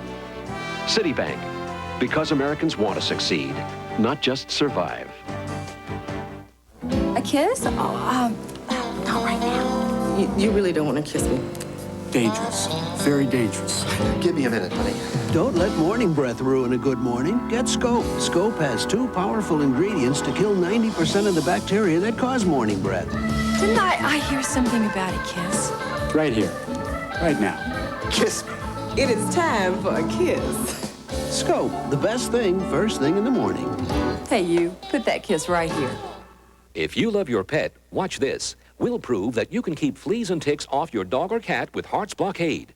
Fleas are all over this untreated lab dish. We've sprayed the left side of this dish with Heart's Blockade, while the right side remains untreated. Watch how Blockade repels the fleas. They literally jump to the untreated side. Ticks normally want to crawl to the top, as they do in this untreated tube. See how the blockade-treated cap of this tube repels ticks? They stay at the bottom. Block fleas and ticks from your pet with Heart's Blockade. The Savings and Loan Super Scandal, clarifying the confusion. For the first time, explained in terms you'll understand. Plus, hear a dolphin talk. We freed them from the tuna nets. Shouldn't we free them from captivity? Watch 2020 tonight. Finally, this evening, our Person of the Week, in celebration of persistence. We all know, no matter where we live, that on occasion, some reporters and columnists and commentators take themselves altogether too seriously. Some of us, just like some of the politicians we report on, sometimes forget who we're writing for. So this week, on or about her birthday, we give some thought to a woman who has always believed fervently that journalists and politicians, especially presidents, work for the people.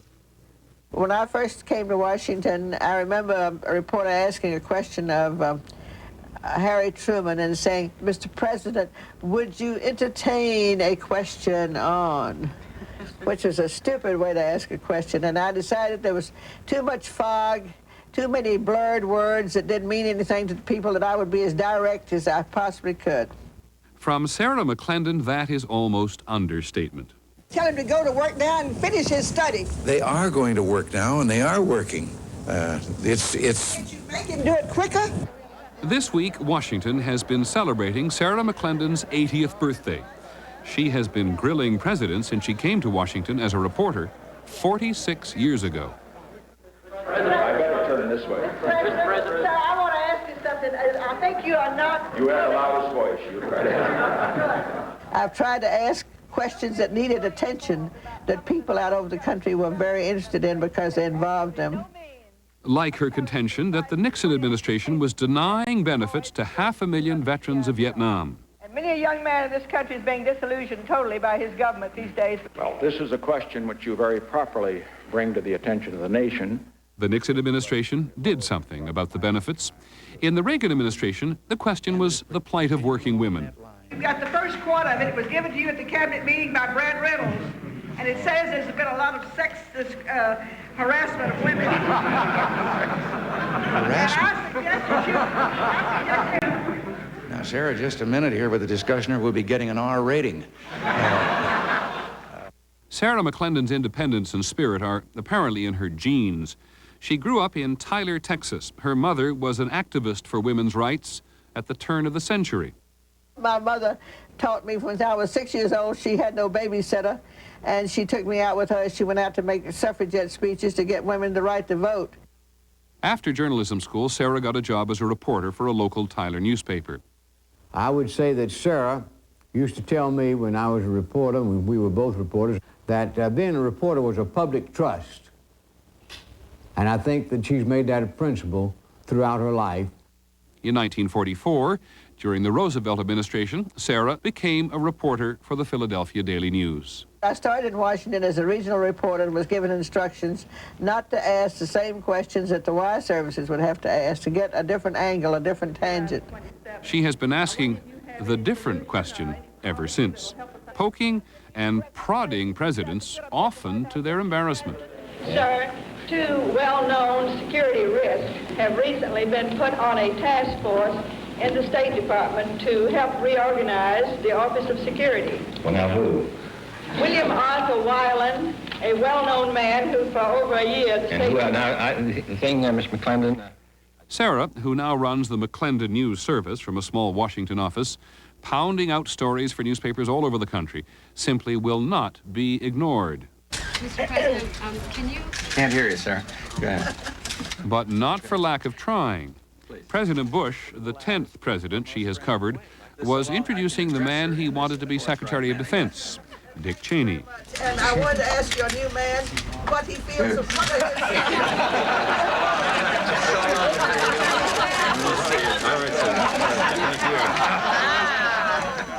As she celebrated her birthday yesterday with members of Congress, she showed no signs of slowing down. Her mind is still sharp, her questions still pointed. Sarah has never been retiring, and she is not considering it now. No, I am not. As long as I can work anything at all, even if I'm incapacitated from walking altogether, I can work with my brain, and I intend to keep on. And so we choose Sarah McClendon for occasionally disturbing the peace. She's often made fun of, sometimes ridiculed, sometimes, as she says in her book, My 8 Presidents. It was written 2 presidents ago. She's even fired by some upstart young editor on a small-town newspaper who just doesn't understand her. It is tough being an institution. That's our report on World News Tonight. I'm Peter Jennings. Have a good weekend. We'll see you on Monday. Good night.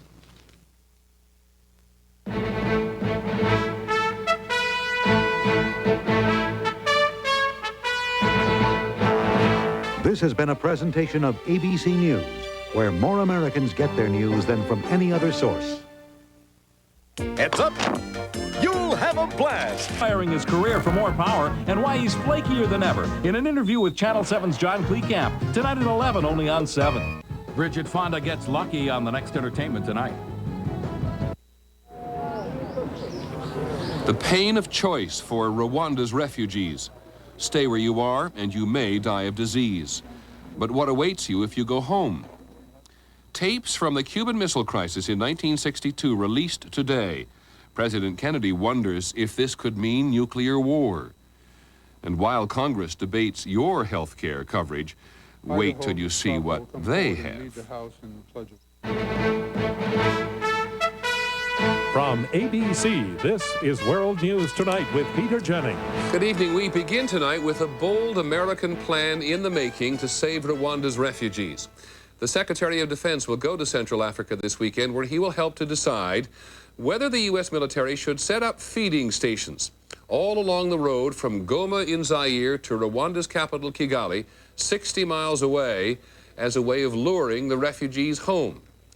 Today, the primary mission is to save lives in and around Goma, and the difference was clean water. Jim Wooten is in a refugee camp. In early afternoon, the tanker strained up the last long hill into Kabumba, this awful sprawl of the dead and the dying, this evil scar on the African landscape. And in a thirsty millisecond, thousands of Rwandan refugees were swarming the truck and its precious cargo. Water. No matter from whom it came or how it was collected, it was water. Clean water.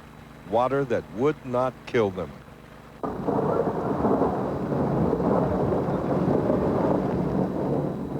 And suddenly, in the early afternoon, more water for Kabumba. They seek shelter, but they seem too numb to care.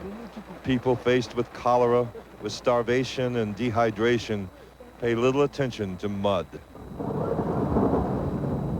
No one's counted the Rwandans in Kabumba, and no one keeps count of its dead. Too many now of both. Why don't you go back to Rwanda? He's never going back, he says. The new Tutsi government there will kill him. Exactly what the old Hutu politicians here want him to believe. It's their little power game, and as long as he and all the others survive, they're part of it. 1.5 million political pawns. It's tempting to believe that none of this is happening, that it isn't real, that it's some form of apparition, a hellish nightmare from which these people will soon awaken. It's tempting to believe that, but it isn't true. This is what's true. Jim Wooten, ABC News at the Kabumba camp in Zaire. This is Ron Allen across the border in Rwanda, where a small stream of refugees has turned their backs on the misery of the camps. So far, it is mostly people from the minority Tutsi group trekking through the hills, heading home. But the vast majority of Rwandan refugees are Hutu who fear retribution. It is essential that they return. Many of them are farmers, and hardly anyone is working in the lush fields which used to make this country self-sufficient. The coming weeks are critical. If crops are not harvested, there will be food shortages, hunger, and perhaps famine. And then Rwanda will be desperate for even more help from the outside world. 100 miles from the border is the capital, Kigali, where the new government is trying to reassure the people there will be no retribution if they return. Rebel commanders have traded their fatigues for for business suits. They have selected a prominent Hutu to run the new government and invited international human rights monitors to look over their shoulder. We are not interested to lead a country which is empty. And we also have to make sure, and the world will have to know, we can assure security to those people. One hears similar assurances from the Tutsi people here. Do you think a lot of people will come back now? Yeah, I think every day that passes by, the number increases. Yes. So word is spreading that it's okay? I think so. Those who know they took part in the killings will stay away, this school teacher says, but the innocent ones will come back. But so far, only a fraction of the 300,000 people who used to live in Kigali have returned. There is no power, no running water, and food is scarce. No one is expecting a mass return of refugees. It is for those who venture home first to send word back down the road, telling others what it's like to make the slow journey home. Ron Allen, ABC News, Kigali. And something else to tell you today about that one Rwandan child we focused on yesterday who almost lost his life. The boy was about to be buried in a mass grave when a French soldier noticed him move just a tiny bit. The doctors who are caring for him say he's already off intravenous feeding and on solid food. They say he may be strong enough in a week's time to leave the French medical facility. But his parents may be dead. He'll be sent to an orphanage. Only a ray of hope. In a moment, the case of the missing heiress and the dead horses. Another car bombing overnight in London aimed at Jews. It prompts heightened security for potential targets all over the world. And on the American agenda tonight, the health coverage that Congress has. And you don't. This is World News Tonight with Peter Jennings. Brought to you by Cadillac. The standard, set by the federal government, requires that a car with 2 airbags must help protect 2 passengers, ignoring the center seat passenger. The higher standard in the all-new DeVille by Cadillac, an air bank system which provides supplemental protection for not 1, not 2, but all 3 front seat passengers. The air bank system in the new V8-powered DeVille by Cadillac, creating a higher standard. Come, try the Olive Garden's Capellini and Chicken Siciliano meal. Enjoy unlimited fresh breadsticks and salad, mouth-watering new Capellini Pomodoro, and zesty grilled chicken Siciliano, all for just $7.95. Right now! At the Olive Garden. You like food. You get heartburn. You take Maalox. Life is good. In Chicago today, there has been a break, maybe, in a 17-year-old mystery, the disappearance and apparent murder of the heiress to a candy maker's fortune. It is tied to another mystery involving some of the most beautiful and expensive horses in the country, slaughtered to collect insurance. Here's ABC's Armin Katayan. The show horse circuit had been under investigation for more than 2 years as federal and state authorities probed the grisly killings of 15 horses for insurance money. Today, 23 top riders, owners, trainers, and veterinarians were indicted on charges ranging from insurance fraud to murder for hire. It was I think, the dirty little secret of the industry, and it's now come out of the closet. The biggest name was champion rider George Lindemann Jr., heir to a cellular phone fortune. Lindemann allegedly paid $35,000 to have one of his horses that was performing poorly electrocuted in December 1990. The insurance payoff, $250,000. The government's star witness is Tommy Burns, who has admitted killing more than a dozen horses for owners whose investments were not paying off. Nobody, including myself, needed to do this, nor needed the money. It just boiled down to greed and cheapness. In a bizarre twist, Burns' testimony has helped solve the mysterious disappearance of Helen Voorhees Brock, heir to the Brock candy fortune who vanished 17 years ago and was declared dead in 1984. I had killed some horses for some of the people that were involved into the Brock murder, and when it seemed like when the federal authorities questioned them, they didn't, they laid right down and told on Richard Bailey.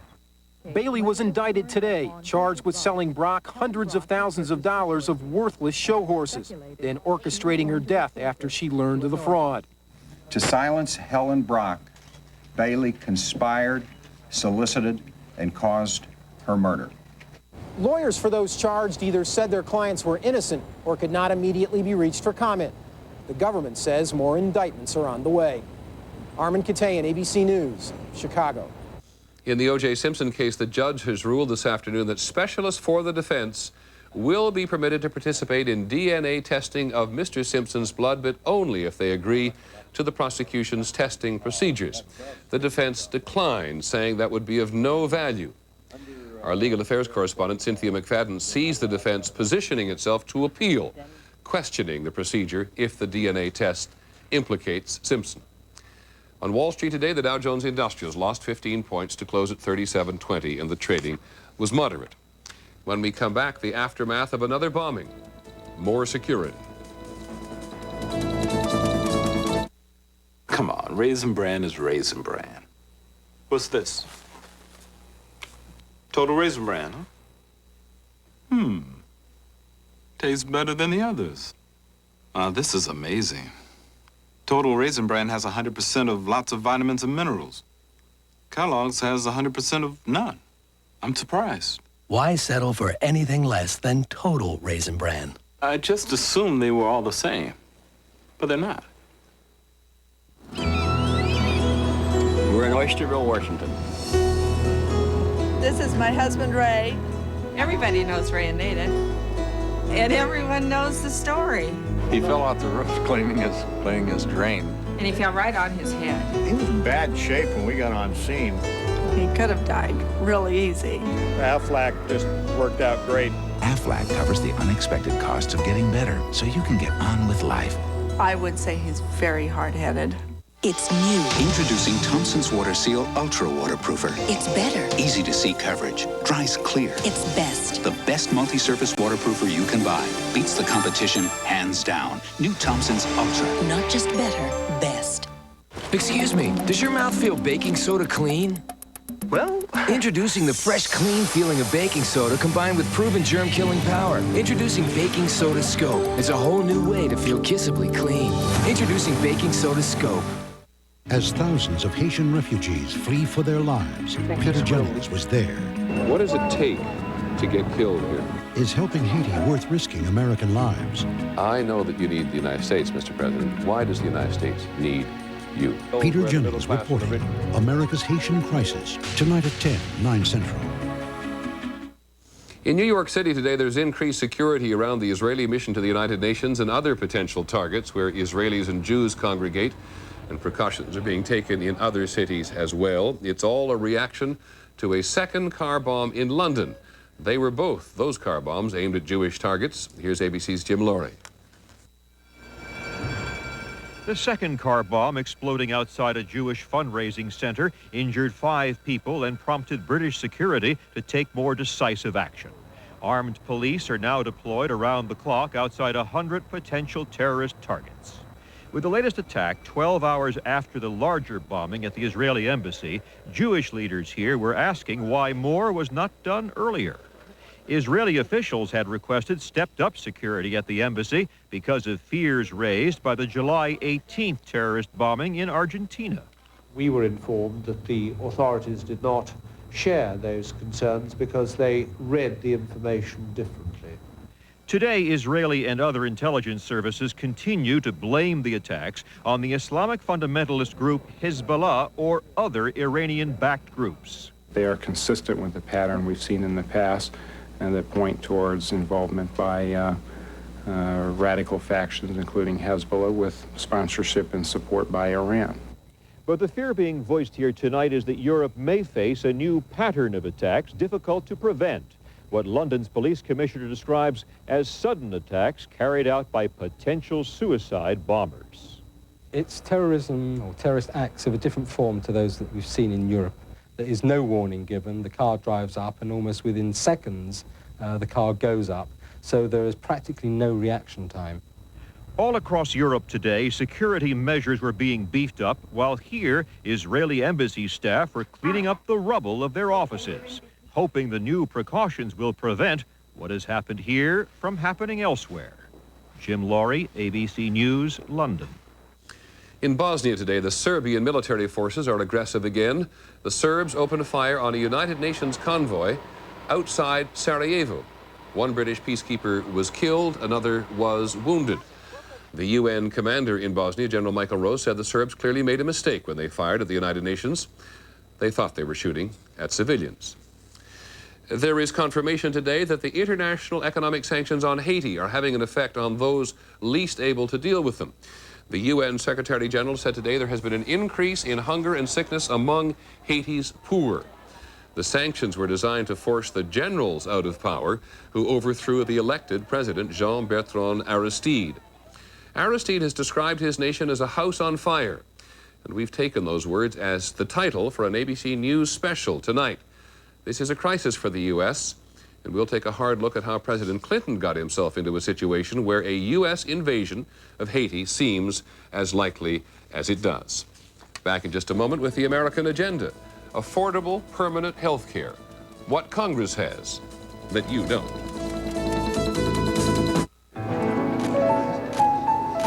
Miss Barclay! Conrad. Room 801. Once they were in love with butter, but cholesterol closed the door on their dreams until... William. May I serve you? I can't believe it's not butter. I Can't Believe It's Not Butter is the first spread flavored with real sweet cream buttermilk for a fresh butter taste, but without the cholesterol. Now nothing can disturb our love. I Can't Believe It's Not Butter, the taste you love without the cholesterol. You might be confused by all the different types of pain relievers and all their claims, but your doctor isn't. They call one type NSAIDs, like aspirin, ibuprofen, and the latest pain reliever with the main ingredient naproxen sodium.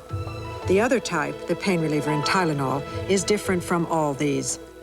An important difference between Tylenol and an NSAID brand has to do with your stomach. To varying degrees, every one of these, including the latest one with naproxen sodium, can sometimes cause the side effect of stomach irritation.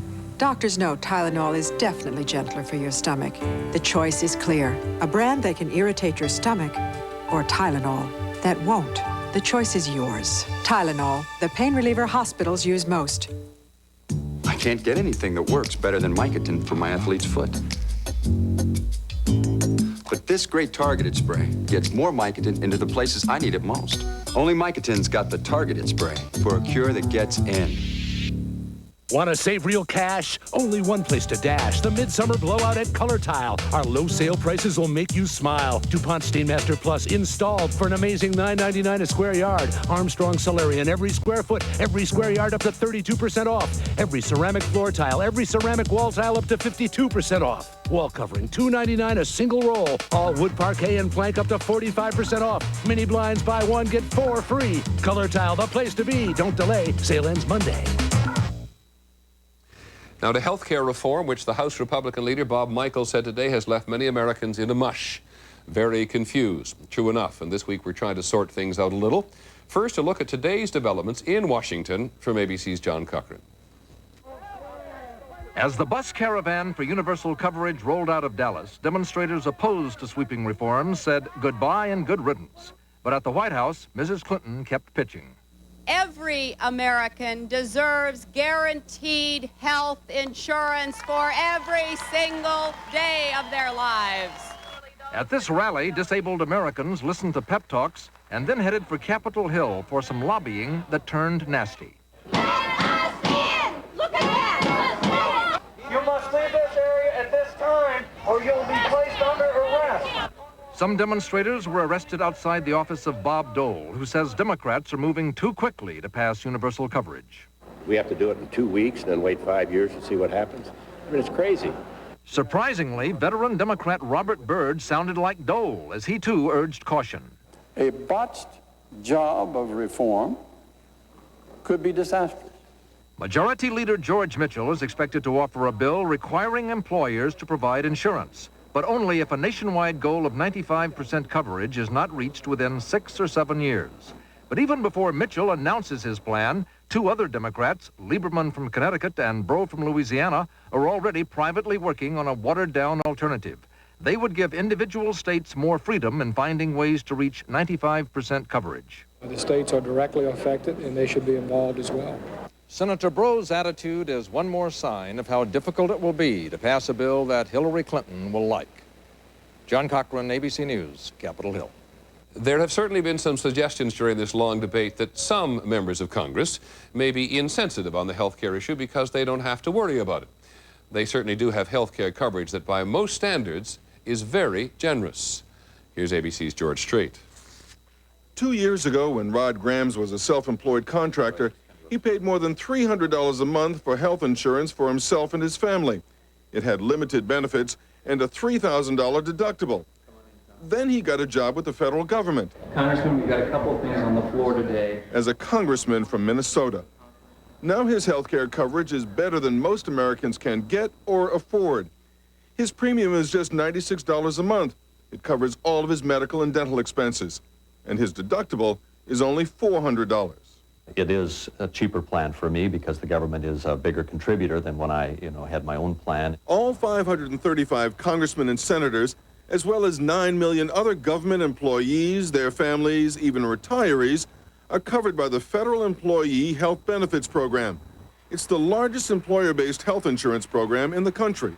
For what you pay, it's pretty good. Get good coverage. My physician sees me when I want to see him. And I think that the payment plan is reasonable. And unlike virtually all other private insurance plans in the country, most federal workers can hold on to their coverage after they leave. Whether it's by choice or they are voted out, members of Congress and other federal employees only have to work for the government for 5 years to receive low-cost benefits for the rest of their lives. What was great about it was very flexible for me and the coverage that I wanted for my family.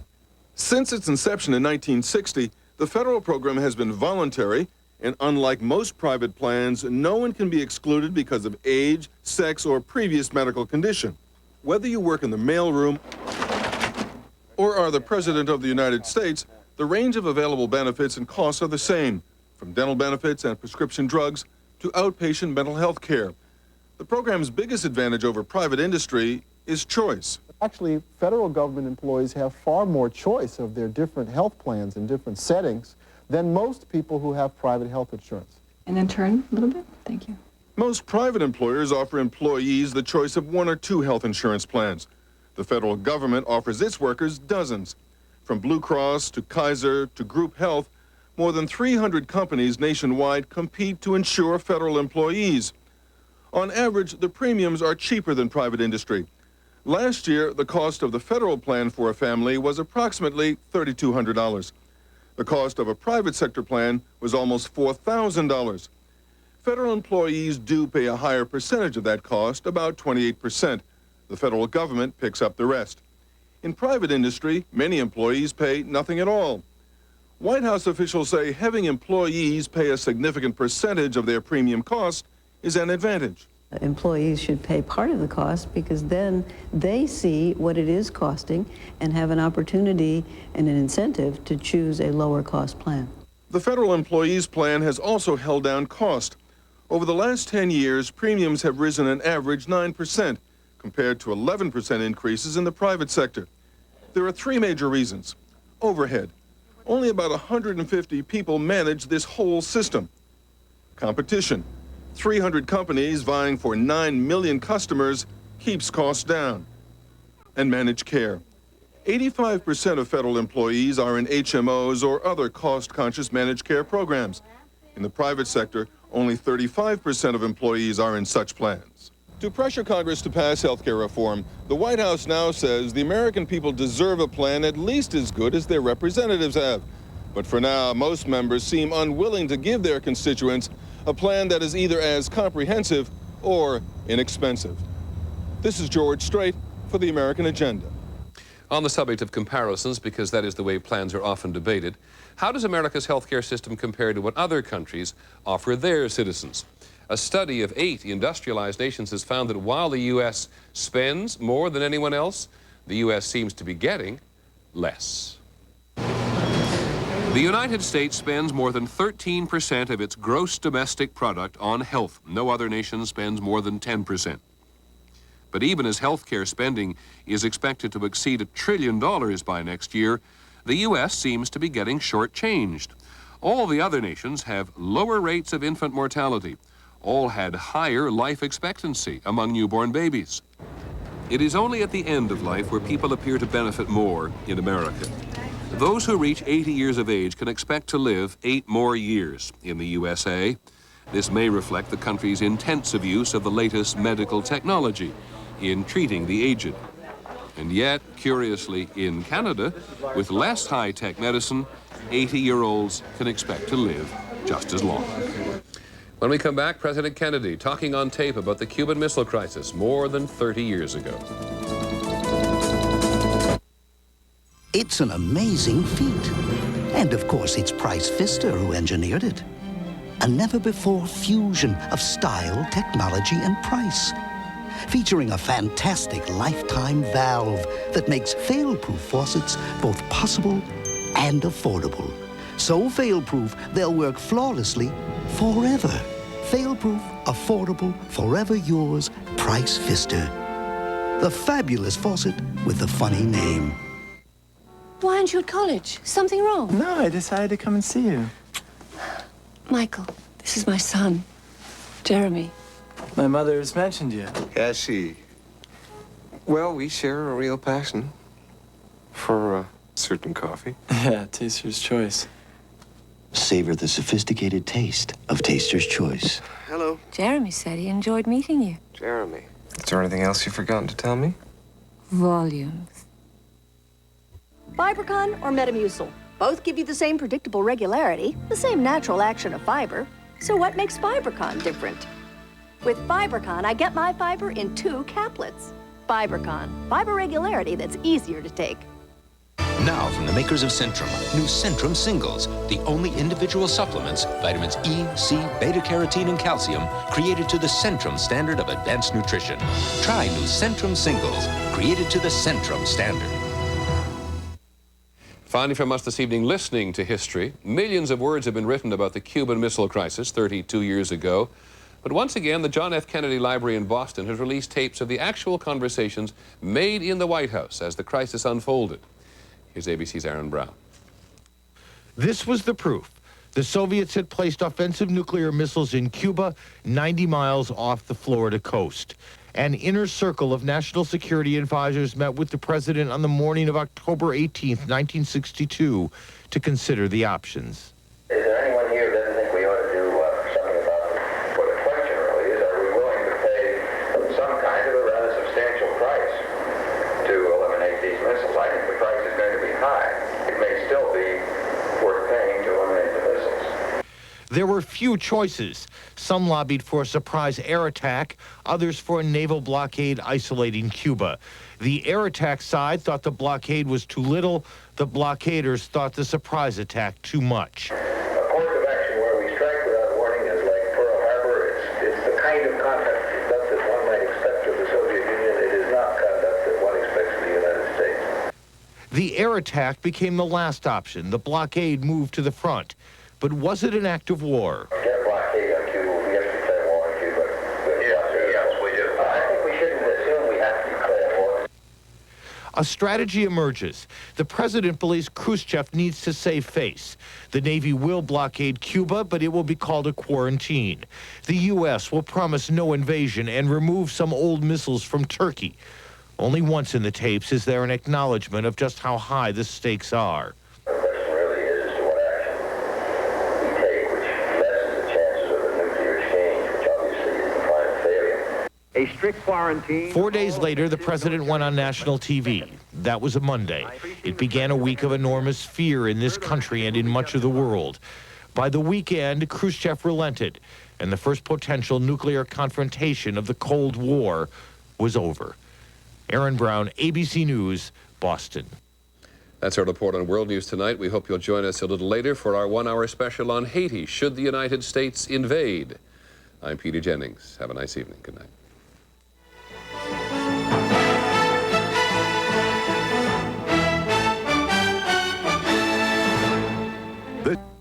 The latest from Van Damme, next ET.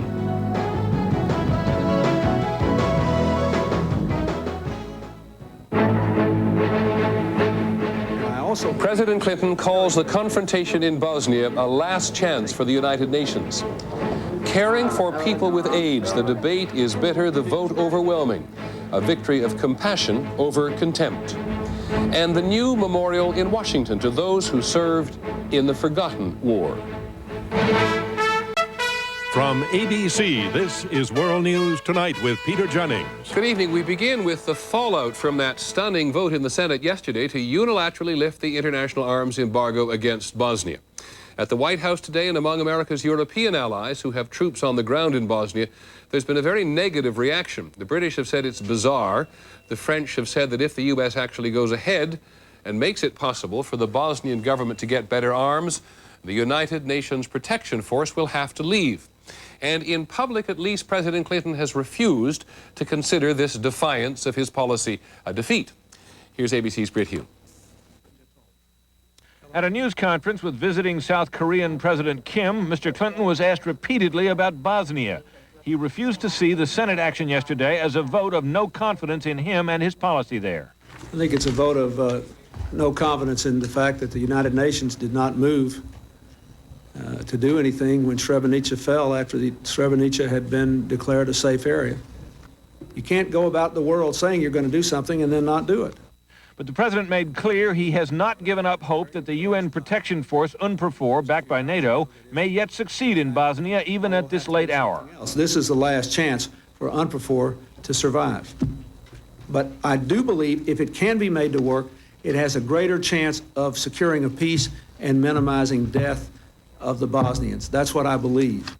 And despite the UN's repeated failures in Bosnia, Mr. Clinton said his faith in it as an institution has not been shaken. He said, however, there have been some lessons. Number one, the United Nations cannot go to a place with a limited peacekeeping mission if there is no peace to keep, without considering what it's going to do if it can't fulfill its original mission. That's really been the fundamental problem here. Some critics have argued that the fundamental problem has been a lack of U.S. leadership. Mr. Clinton said that's lesson number 2.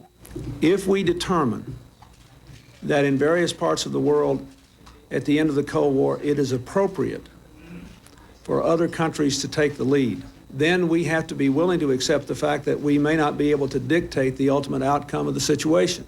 The president said lifting the arms embargo would bring U.S. forces into the war, if only to get UN personnel out. But he said he may yet be able to sustain a veto if the full Congress does finally vote to force an end to the embargo. Britt Hume, ABC News, the White House.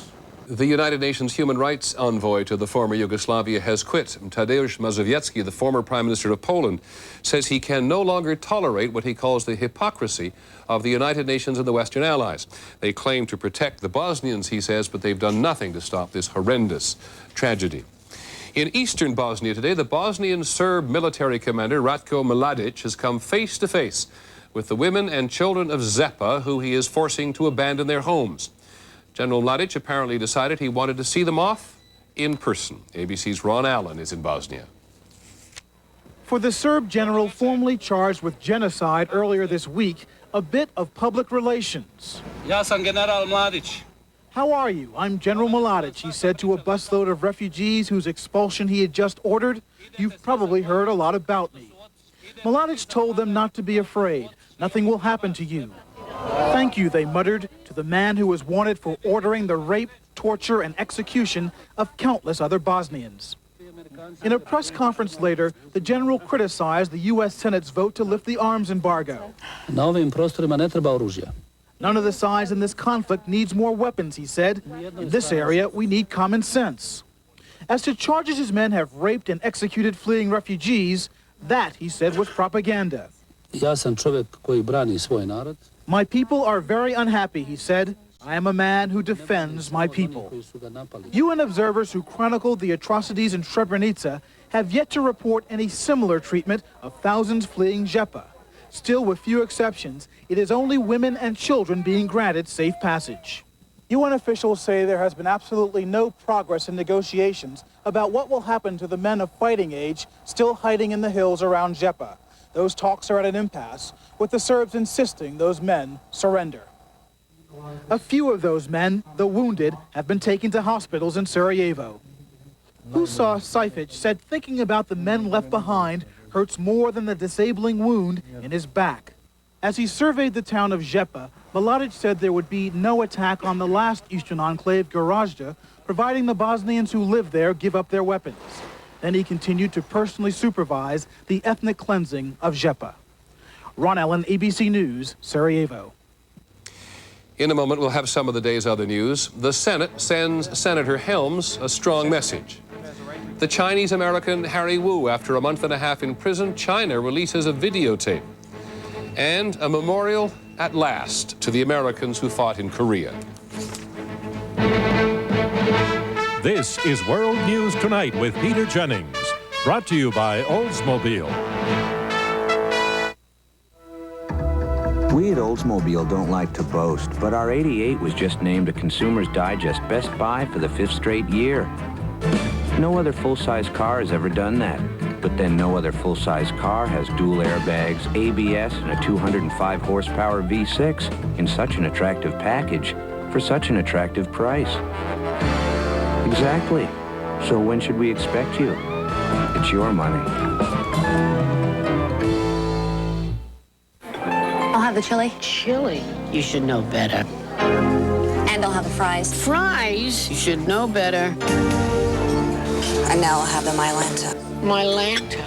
You should know better. You should know. Dose for dose, Tums Ultra neutralizes more acid than Mylanta regular strength. And while this has aluminum and magnesium, Tums Ultra has calcium, something your body needs anyway. You'll like that. I'll have the chili. I know. I should know. Tums. On Capitol Hill today, there was a very strong message from the Senate as they voted overwhelmingly to renew for another 5 years the Ryan White CARE Act. That is the legislation which provides medical care and support for people with AIDS. Senator Jesse Helms of North Carolina had delayed its passage for weeks. AIDS, he had said, is a disease perpetuated by, in his words, the offensive and revolting conduct of gay men. Today, the vote and the debate. Here's ABC's John Cochran. It was not just the AIDS program under attack, so was Congress. Jesse Helms said Congress has been intimidated by homosexual activists. There's a great big odor rising from the manner in which Congress is falling all over itself to do what the homosexual lobby is almost hysterically demanding that Congress do. The federal AIDS program is named for the teenager who died after contracting the disease through a blood transfusion. Ryan White's death proved that AIDS is an equal opportunity killer. But Senator Helms claimed that Ryan White was killed by a disease that resulted from homosexual acts many years before the teenager was even born. Helms said that despite the threat of AIDS, gays continued to be sexually promiscuous. I know of not one homosexual organization that has advocated abstinence from engaging in incredibly offensive and revolting conduct that has led to the proliferation of AIDS. Helms had managed, with the help of Majority Leader Bob Dole, to delay action on the AIDS bill since April. Helms says too much money is spent on AIDS care. The federal government helps provide medicine, insurance, and health services, such as outpatient clinics. The state of California reports this has cut in half the amount of time AIDS patients spend in hospitals. In San Francisco, federal money helps pay for 1,200 meals delivered at home every day to AIDS victims. It's one hot meal prepared and delivered to you every day. It's great. Helms said the government spends more money on AIDS than on cancer and heart disease. Others said Helms had his figures wrong. HIV/AIDS receives $5.4 billion, cancer $15 billion, and heart disease $34 billion. The Senate overwhelmingly wanted to keep the AIDS program. We are all God's children, and when we're sick, we should help each other. And that's what this bill is all about. When the vote to renew the AIDS program came, Helms could get only two other senators, Kyle of Arizona and Smith of New Hampshire, to vote against it. John Cochran, ABC News, Capitol Hill. At the congressional Waco hearings this week, there has been a lot of debate about the use of tear gas in the siege of the Branch Davidian compound at Waco in Texas 2 years ago. It was the center of attention again today. Here's Tim O'Brien. The FBI today admitted it was a mistake to use tear gas to end the standoff at Waco.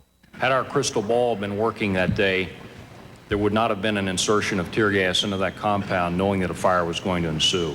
But Attorney General Janet Reno insisted that given what she knew at the time, using tear gas seemed to be the most promising way to get David Koresh to give up. It was in an attempt to do everything we could while protecting the lives of the people inside to increase the situation to the point where Koresh would negotiate. He chose another way. Reno said she'd been assured the tear gas would not harm children inside the compound by Dr. Harry Salem, a top Army toxicologist. I told her that there would be no permanent harm to children. But as ABC News reported last week, police manuals warn against using the gas against small children in confined areas, a point reinforced by one expert witness. Did the children have gas masks? How were they going to be protected if they didn't have gas masks? And how were they supposed to endure 48 hours of gas? The committee also heard testimony that at another siege 8 months before Waco, the FBI had planned to use CS gas, but concerns were raised about the high degree of risk to small children. Wouldn't that be a kind of it may not have been a red light, but at least a yellow light, a major area of concern? We didn't have any information out there that indicated that CS gas was harmful to children. What FBI officials said they failed to accurately calculate was not how the children inside the compound would react to the gas, but how David Koresh would. Tim O'Brien, ABC News, Washington. In Union, South Carolina today, the defense has rested in the murder trial of Susan Smith without calling her to testify. After closing arguments tomorrow, the jury will be asked to decide whether she should get the death penalty or life in prison for the murder of her 2 children. Fibercon or Metamucil? Both give you the same predictable regularity, the same natural action of fiber. So what makes Fibercon different? With Fibercon, I get my fiber in 2 caplets. Fibercon, fiber regularity that's easier to take. In business, you can't always count on an easy road to success. But you can count on AT&T, because only AT&T guarantees you a competitive price. Our 1-800-COMPARE Center will give you an immediate side-by-side price comparison, and we're so sure that our prices are competitive that if you don't agree, we'll give you 1 month's worth of long distance, up to $200. These days, you can't count on much, but you can count on AT&T for the life of your business. There are those among us with very simple tastes. They only want the best. And for them, there's Fancy Feast gourmet cat food. Exceptionally moist and delicious. Fancy Feast. Good taste is easy to recognize. I remember when the only choice was aspirin. Next came Tylenol, but couldn't always handle all my tough headache pain. And now there's thelive. But if pain comes back once you've taken it, you could be in pain hours before you can take more. No thanks. For me, the best choice is Advil. I can take Advil the way I want to. Advil contains the #1 doctor-prescribed pain reliever in its class in non-prescription strength. Nothing is proven to work better or last longer than Advil. Nothing. Advanced medicine for pain. It's Color Tile's summer inventory clearance final week. Below wholesale prices. Some items below cost. 50, 60, 70% off. Sheet vinyl, vinyl tile, price to move. Wall ceramic, 11 choices under $1. Floor ceramic from 39 cents. Wood parquet, lowest price ever, 29 cents. Laminated plank, clearance price, $2.99. Hundreds of carpets, Berbers, plushes, Saxonies, $7.99 to $14.99 installed. Why pay more for any floor? The summer clearance at Color Tile. Sale ends Monday. A monstrous weapon of destruction. An untested president. Should the weapon be used? This summer's best-selling thriller? No, it really happened. Peter Jennings reporting. Hiroshima, why the bomb was dropped tonight. U.S. immigration officials have detained a very controversial individual from the Middle East. Moussa Abu Marzouk is a political leader of the Palestinian organization Hamas, which is trying to violently undermine the peace process between Israel and the Palestine Liberation Organization. Marzouk had operated out of this research center in Springfield, Virginia, raising money for Hamas, but federal officials will consider expelling him based on information provided by the Israeli government that Marzouk also helped plan recent bombings in Israel. There is news today about the Chinese-American human rights activist Harry Wu. For the first time since he was arrested in China more than 6 weeks ago, we have seen Mr. Wu, seen him under very controlled conditions. Here's ABC's David Ensor. Just See the Lies of Wu Hongda is the title of the Chinese government propaganda film designed to bolster Chinese claims that Wu Hongda, that was Harry Wu's original Chinese name, stole state secrets. Wu Hongda, an American, was arrested by China's Wuhan Public Security Department according to law on suspicion of being involved in criminal activities in China. The film was sold to Worldwide Television News Company for $3,000. WTN made it available to ABC News. What seems to have most angered Beijing were a pair of BBC documentaries for which Wu traveled to China to help collect information. The problem for Wu is that there were inaccuracies in those documentaries. On the tape, Harry Wu is shown saying under interrogation that the documentary showed clothing and suggested wrongly that it had been produced by prison labor. He also says that video of a normal heart operation was used in a segment on the sale of executed prisoners' kidneys for profit. This is wrong, untrue. Who edited the commentary? BBC. Makes me angry. Jeff Fiedler, a colleague of Harry Wu's, says Chinese officials are trying to distract attention from their own crimes. The Chinese are trying to take minor problems with the video, the way it was edited and shown, to discredit the entire idea that human organs from prisoners are being used. In fact, according to several major human rights organizations, the practice of selling organs from executed prisoners is common in China, and the BBC said today that it stands by its reporting. Administration officials note that nowhere on the tape does Harry Wu admit that he made any mistake. And on the tape, the Chinese do not offer any evidence for the central charge they're making against him: stealing state secrets. David Ensor, ABC News, the State Department. In other news today, a plan to create the nation's largest labor union. The leader of the United Auto Workers, the steel workers, and the machinists say they will merge to form a single union by the year 2000. With 2 million members, overall union membership declined, and they clearly hope that in numbers there will be strength. The steelworkers president said, "We are fed up with anti-worker agendas." On Wall Street, the Dow Jones Industrials gained more than 25 points today to close at 4732. The trading was heavy. On the NASDAQ market, stocks gained 10.5 points. Back in just a moment.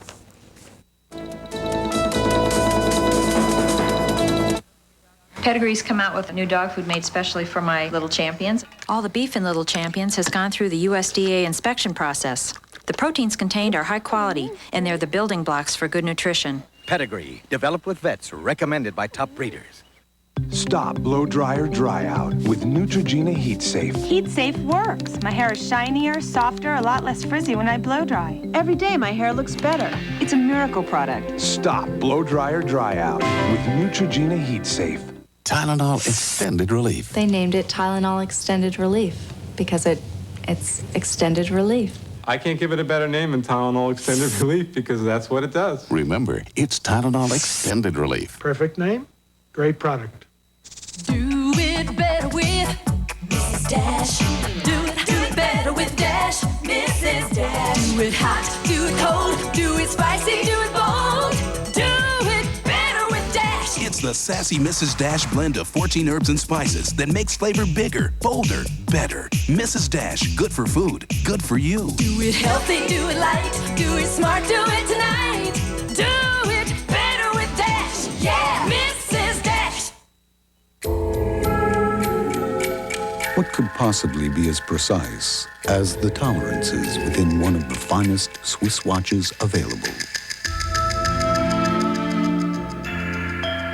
How about some of the tolerances within the engine and suspension of one of the finest automobiles available?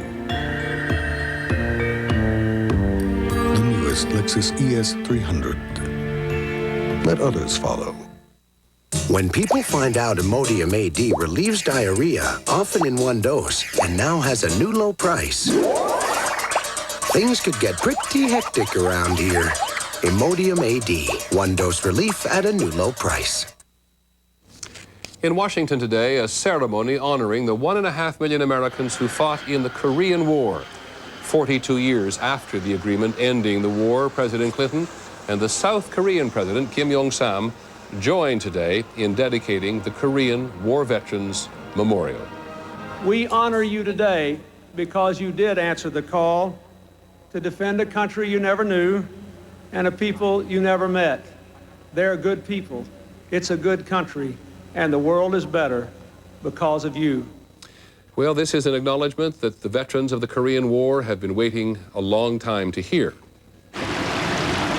In the nation's capital, where the nation's memories are preserved in stone and steel, these 19 young soldiers appear to be marching off into the distance to a battle, as it turns out, America forgot.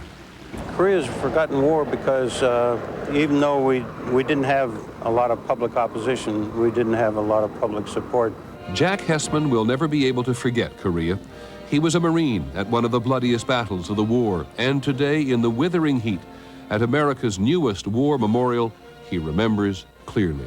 It tugs at the heartstrings because you look at those ghostly figures and you don't have to know anybody there. You put familiar faces on those shadowy figures. In this monument dedicated today, we are reminded of the price America paid to keep South Korea free. At the end of World War II, when Japan surrendered, American troops occupied South Korea. The Soviets, who were American allies then, held the North. Free elections were to be held across Korea, but the Soviets would not allow them. The Communists took over the North, and on June the 25th, 1950, the North Korean army lunged across the 38th parallel, which marked the division between North and South, in a bid to unite the country by force. These were the first real shots of the Cold War, and President Harry Truman immediately committed American troops to defend the South. The free nations have learned the fateful lesson of the 1930s. That lesson is that aggression must be met firmly. The president asked the United Nations to commit an army to the defense of the South, and 16 nations, led by the U.S., took up arms against the Communist North. Before the United Nations force could arrive, the South Koreans and the U.S. troops already there had been pushed to the very edge of the Korean peninsula. But when reinforcements began to arrive, American forces held their ground. On September the 15th, 1950, in a gamble that changed the course of the war, General Douglas MacArthur sent an armada of landing craft to create a beachhead behind communist lines at the port of Incheon. Cut off from their supply lines, the North Koreans fled north. If one had to pick a place where you would not want to fight a war, it would be the peninsula of Korea. Colonel William Weber was there. He lost an arm and a leg on the battlefield.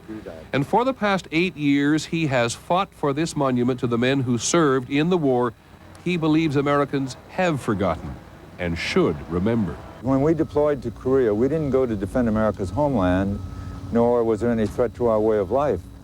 We joined other free peoples in support of the principle of freedom. The United Nations soldiers, 90% of whom were American, invaded North Korea and pushed the communists all the way to the borders of China and the Soviet Union. By November, General MacArthur told his troops it would all be over soon and they would be home for Christmas. We had a nice Thanksgiving dinner, our first hot-cooked meal in several months. And we woke up that next night with the Chinese swarming all over the place. Suddenly, China was in the war, and their superior numbers forced the United Nations troops back to the south. President Truman actually considered using the atomic bomb to stop the waves and waves of Chinese. Finally, American air power was brought to bear so effectively that the Chinese and the North Koreans were forced to withdraw back across the 38th parallel and then to the negotiating table. After 2 years of negotiations, while soldiers fought brutal battles for ridges and hilltops, an armistice was signed, July the 27th, 1953. 55,000 Americans died so that South Koreans would be free. Today, in Washington, their valor is remembered. When we come back, World War II, President Truman and the bomb. You've got to taste it to believe it. One thrilling combination. Taste new Banquet Pasta favorites. The pastas you love and the veggies you're crazy about, side by side. New Banquet Pasta favorites. Too good to be true? You be the judge. Chocolate parfait nips. Rich, velvety, long-lasting. Had enough? Have a Nips. I'm using Pam, the only leading all-natural cooking spray to cook a low-fat feast. Pam is all natural. It doesn't change the flavor of my good food. To me, it's worth it. For good eating, Pam. Don't you wish we could just do this to air pollution? We can help. If homes and industries, power plants and vehicles would just switch to natural gas. Clean, economical natural gas. Think what we'll save. If you love to eat spicy foods, you know heartburn can be a real problem. Well, not anymore. This is new Pepcid AC Acid Controller. Pepcid AC not only relieves heartburn, Pepcid AC can actually prevent it by controlling acid at its source, so heartburn can't get started. No N-acid can claim to do that. And with Pepcid AC, there are no chalky mincer liquids. Only one tiny Pepcid AC tablet prevents heartburn. You can be heartburn-free with new Pepcid AC. Finally tonight, the anniversary. We're going to be hearing quite a lot about the end of World War II these next few weeks with the approaching anniversary of the final victory over Japan. In Tokyo today, 5 former Allied prisoners of war held for years in Japanese detention camps sued the Japanese government on behalf of all former prisoners of war. They're asking for compensation and, all these years later, an apology. Later this evening, ABC News presents a special program on the decision to drop the atomic bomb on Hiroshima and Nagasaki in the summer of 1945. By now, this date, 50 years ago, the question of where the bomb should be dropped had been considered by something called the Target Committee, led by Army General Leslie Groves. He was the military commander of the Manhattan Project. The official history has always taught that the atomic bombs were directed at military targets. But this was General Groves' first choice. Kyoto, Japan's ancient and sacred capital. Surrounded by mountains, Kyoto had the perfect terrain to concentrate the bomb's impact. And as the Target Committee minutes make clear, Kyoto was not listed for military reasons.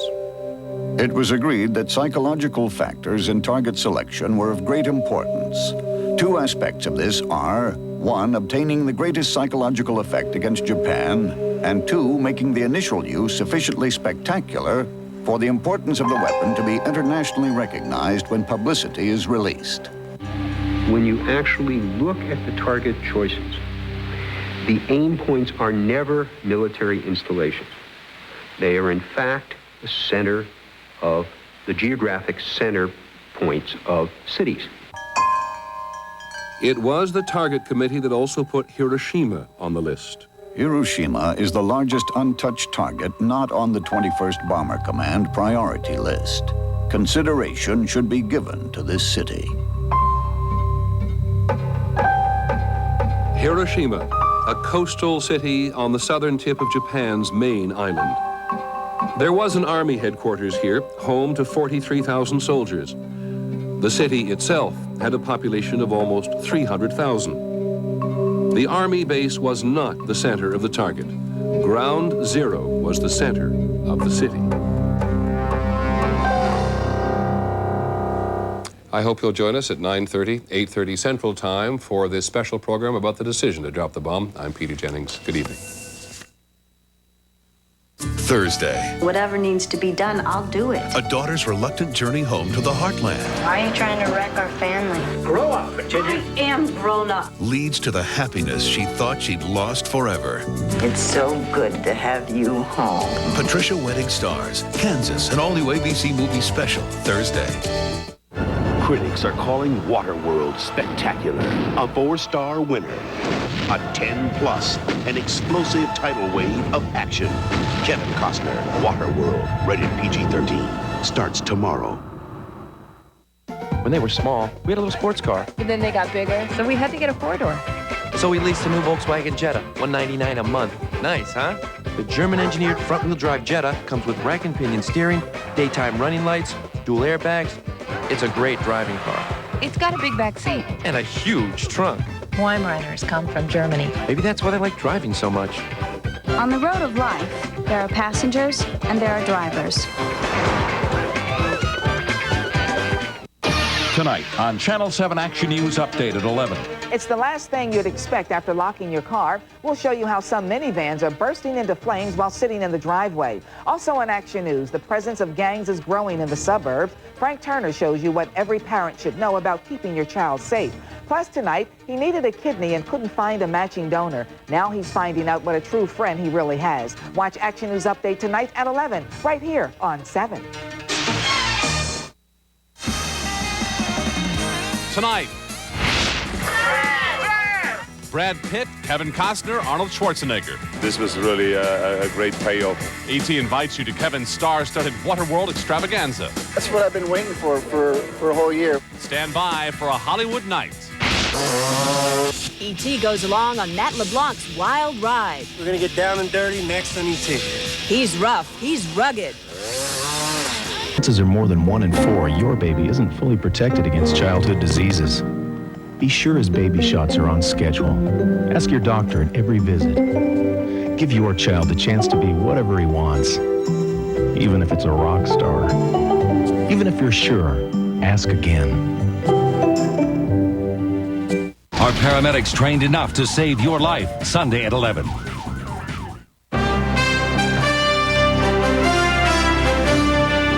On World News Tonight this Sunday, an ABC News exclusive.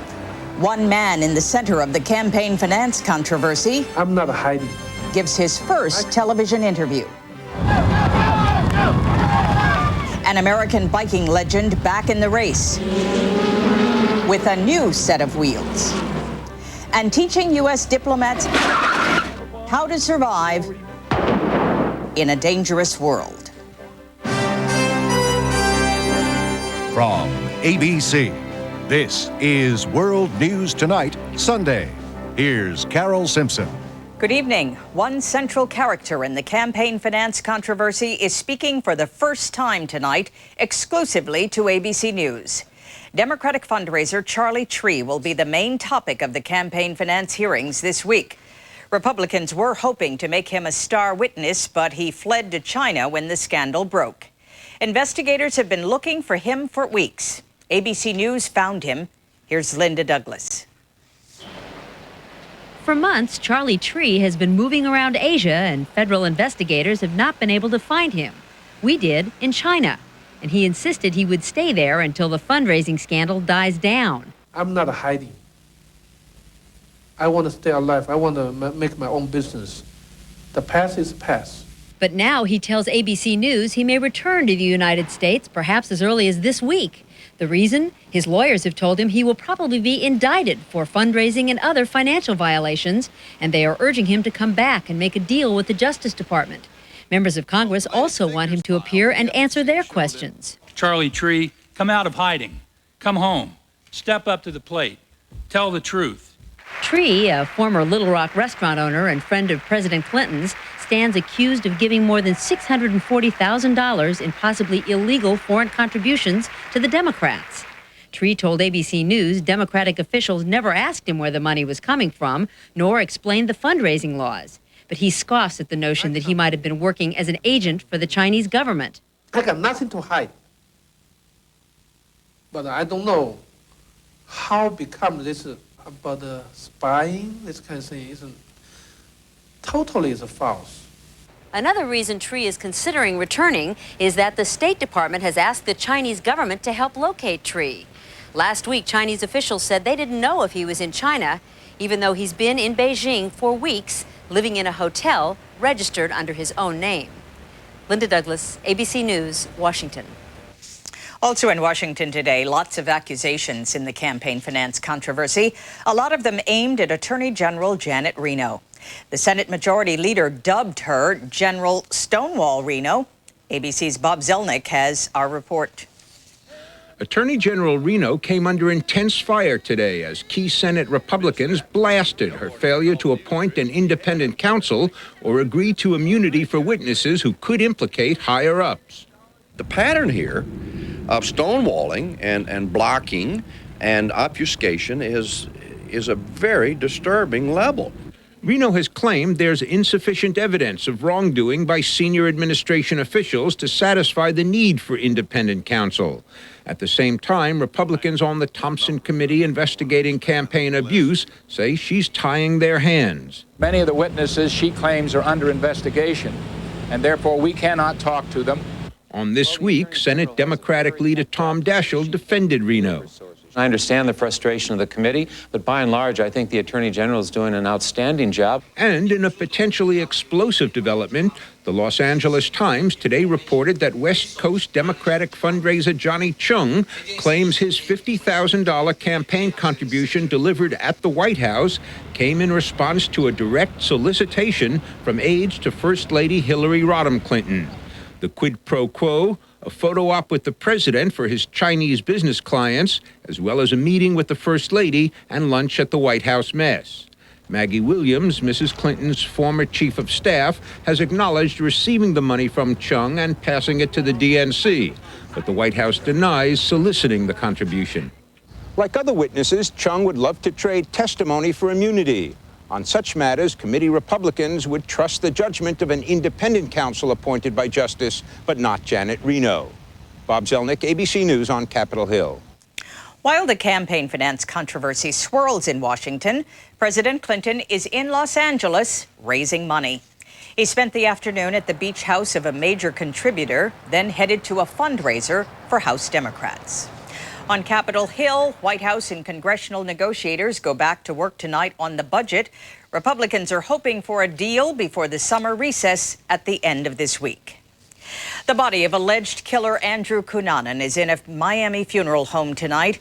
Officials say the body will be shipped to California at the request of Cunanan's family. Meanwhile, the caretaker who came across Cunanan aboard a houseboat boarded a plane for New York City today. Fernando Carrera is coming to New York to collect a $10,000 reward. Carrera will be a guest tomorrow on Good Morning America.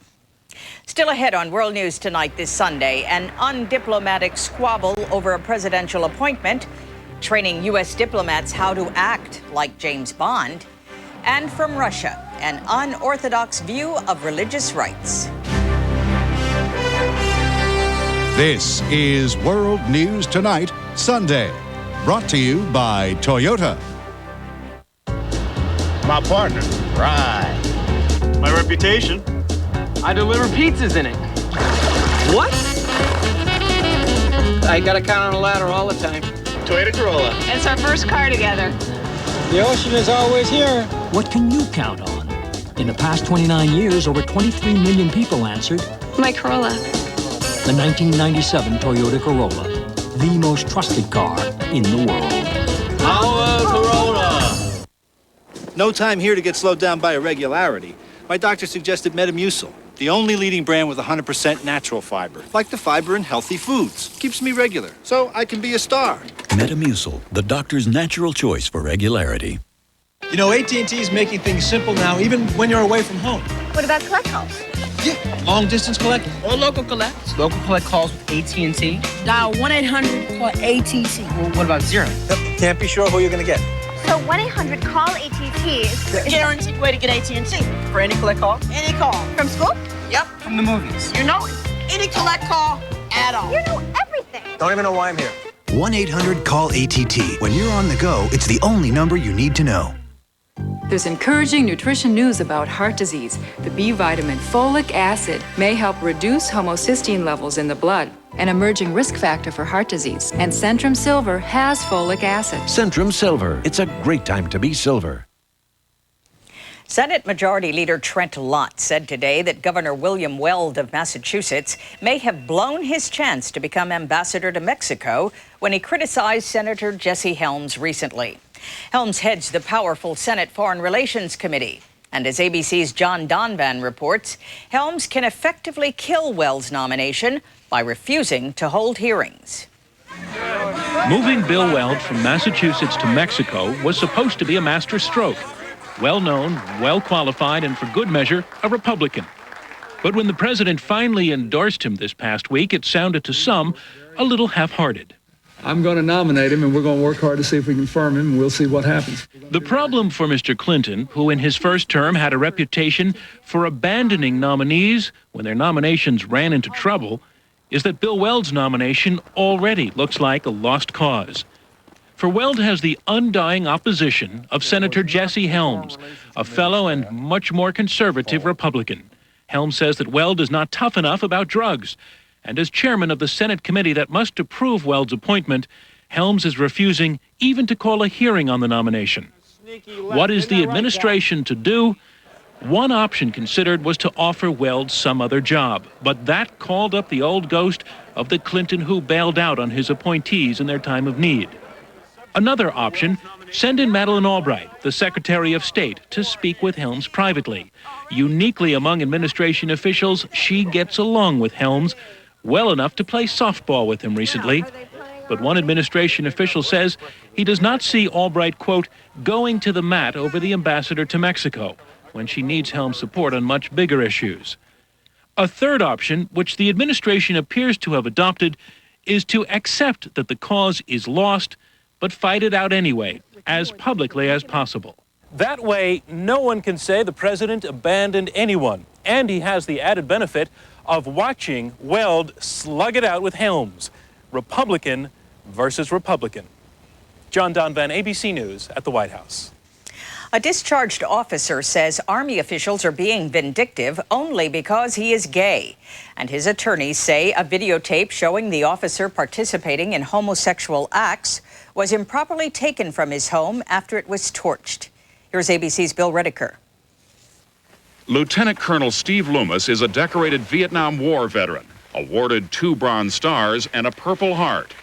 But when his house was burned down by an arsonist last year, the Army didn't help. It began proceedings against him. In the rubble, the fire marshal found and turned over to the Army a videotape showing Loomis having sex with 3 other men. Now, Loomis has been discharged under other than honorable conditions, 1 week shy of receiving his pension and health benefits.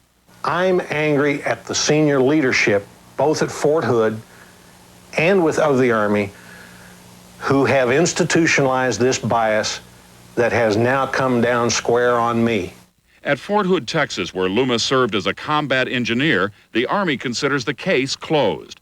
A spokesman says procedures for administrative separation were faithfully followed. The case comes at a time when the Pentagon is reviewing its don't ask, don't tell policy. Homosexuals cannot be barred from joining the military, but as Loomis found out, gays can be thrown out even when they don't tell. I have always kept my sexuality private between myself and my friends, and it is none of the Army's business. It never affected my performance with the Army. It would never affect my performance with the Army. Loomis says he'll appeal his discharge and argue that the use of the videotape was improper. But so far, there is no indication that the Army will rescind its decision. Bill Rediker, ABC News, New York. In Michigan today, auto workers voted to approve the deal ending their 6-day strike against General Motors. The workers will be back on the line tomorrow. The strike had idled 5 GM plants across the U.S. and in Canada. At least 4 deaths are being attributed to the searing heat wave in the Midwest. Temperatures in many cities topped the 100 mark. In Louisville, Kentucky, drivers could literally see the heat rise from the roadways. In Cincinnati, a few people tried to escape the heat with a dip. Some 200 firefighters battled a fire near Yosemite National Park in California today. Authorities say the fire was deliberately set. At least 8 mobile homes were destroyed in the blaze that consumed about 500 acres. When we come back, why the end of communism may not mean the end of religious persecution in Russia. Some families get more done in a day than others do in a week. They're the first to do anything, including to say, "Hey, how's it going?" Now there's a car that does as much as your supercharged family. Introducing the all-new supercharged Regal GS. No other sports sedan squeezes in this much supercharged power and standard safety features into your daily routine. Regal GS by Buick. Hey, life's a blur. The all-new Regal GS, the official car of the supercharged family. I thought I was buying the best cold cuts for these guys. Fat-free equals healthy, right? I was so wrong. You got to think about cholesterol, sodium. Oh yeah, remember calories? Yeah, they still count. The Healthy Choice takes care of all that. And they have all of our favorites. Oven roasted turkey, honey ham, bologna. They taste so good, you don't even think about it, which is why I think they're the only ones called Healthy Choice. We just eat what we like. That's simple enough. Get that? Honey, let's fix up that fence. Too much money, too much work. Introducing Thompson's Fence Care. Clean and protect for just pennies a square foot. Hey, who did the fence? She did. Dirt's out, color's in. Thompson's Fence Care. I love my denture cream. I'll trade you this toothpaste for your denture cream. Monty Hall. Will this denture wearer give up his denture cream? I'll even throw in mouthwash and a soap. No deal. Denture cream's minty and cleans much better than soaks. All you need is denture cream. With my itchy, flaky scalp, I need 2 hands for itching and 2 more for flaking.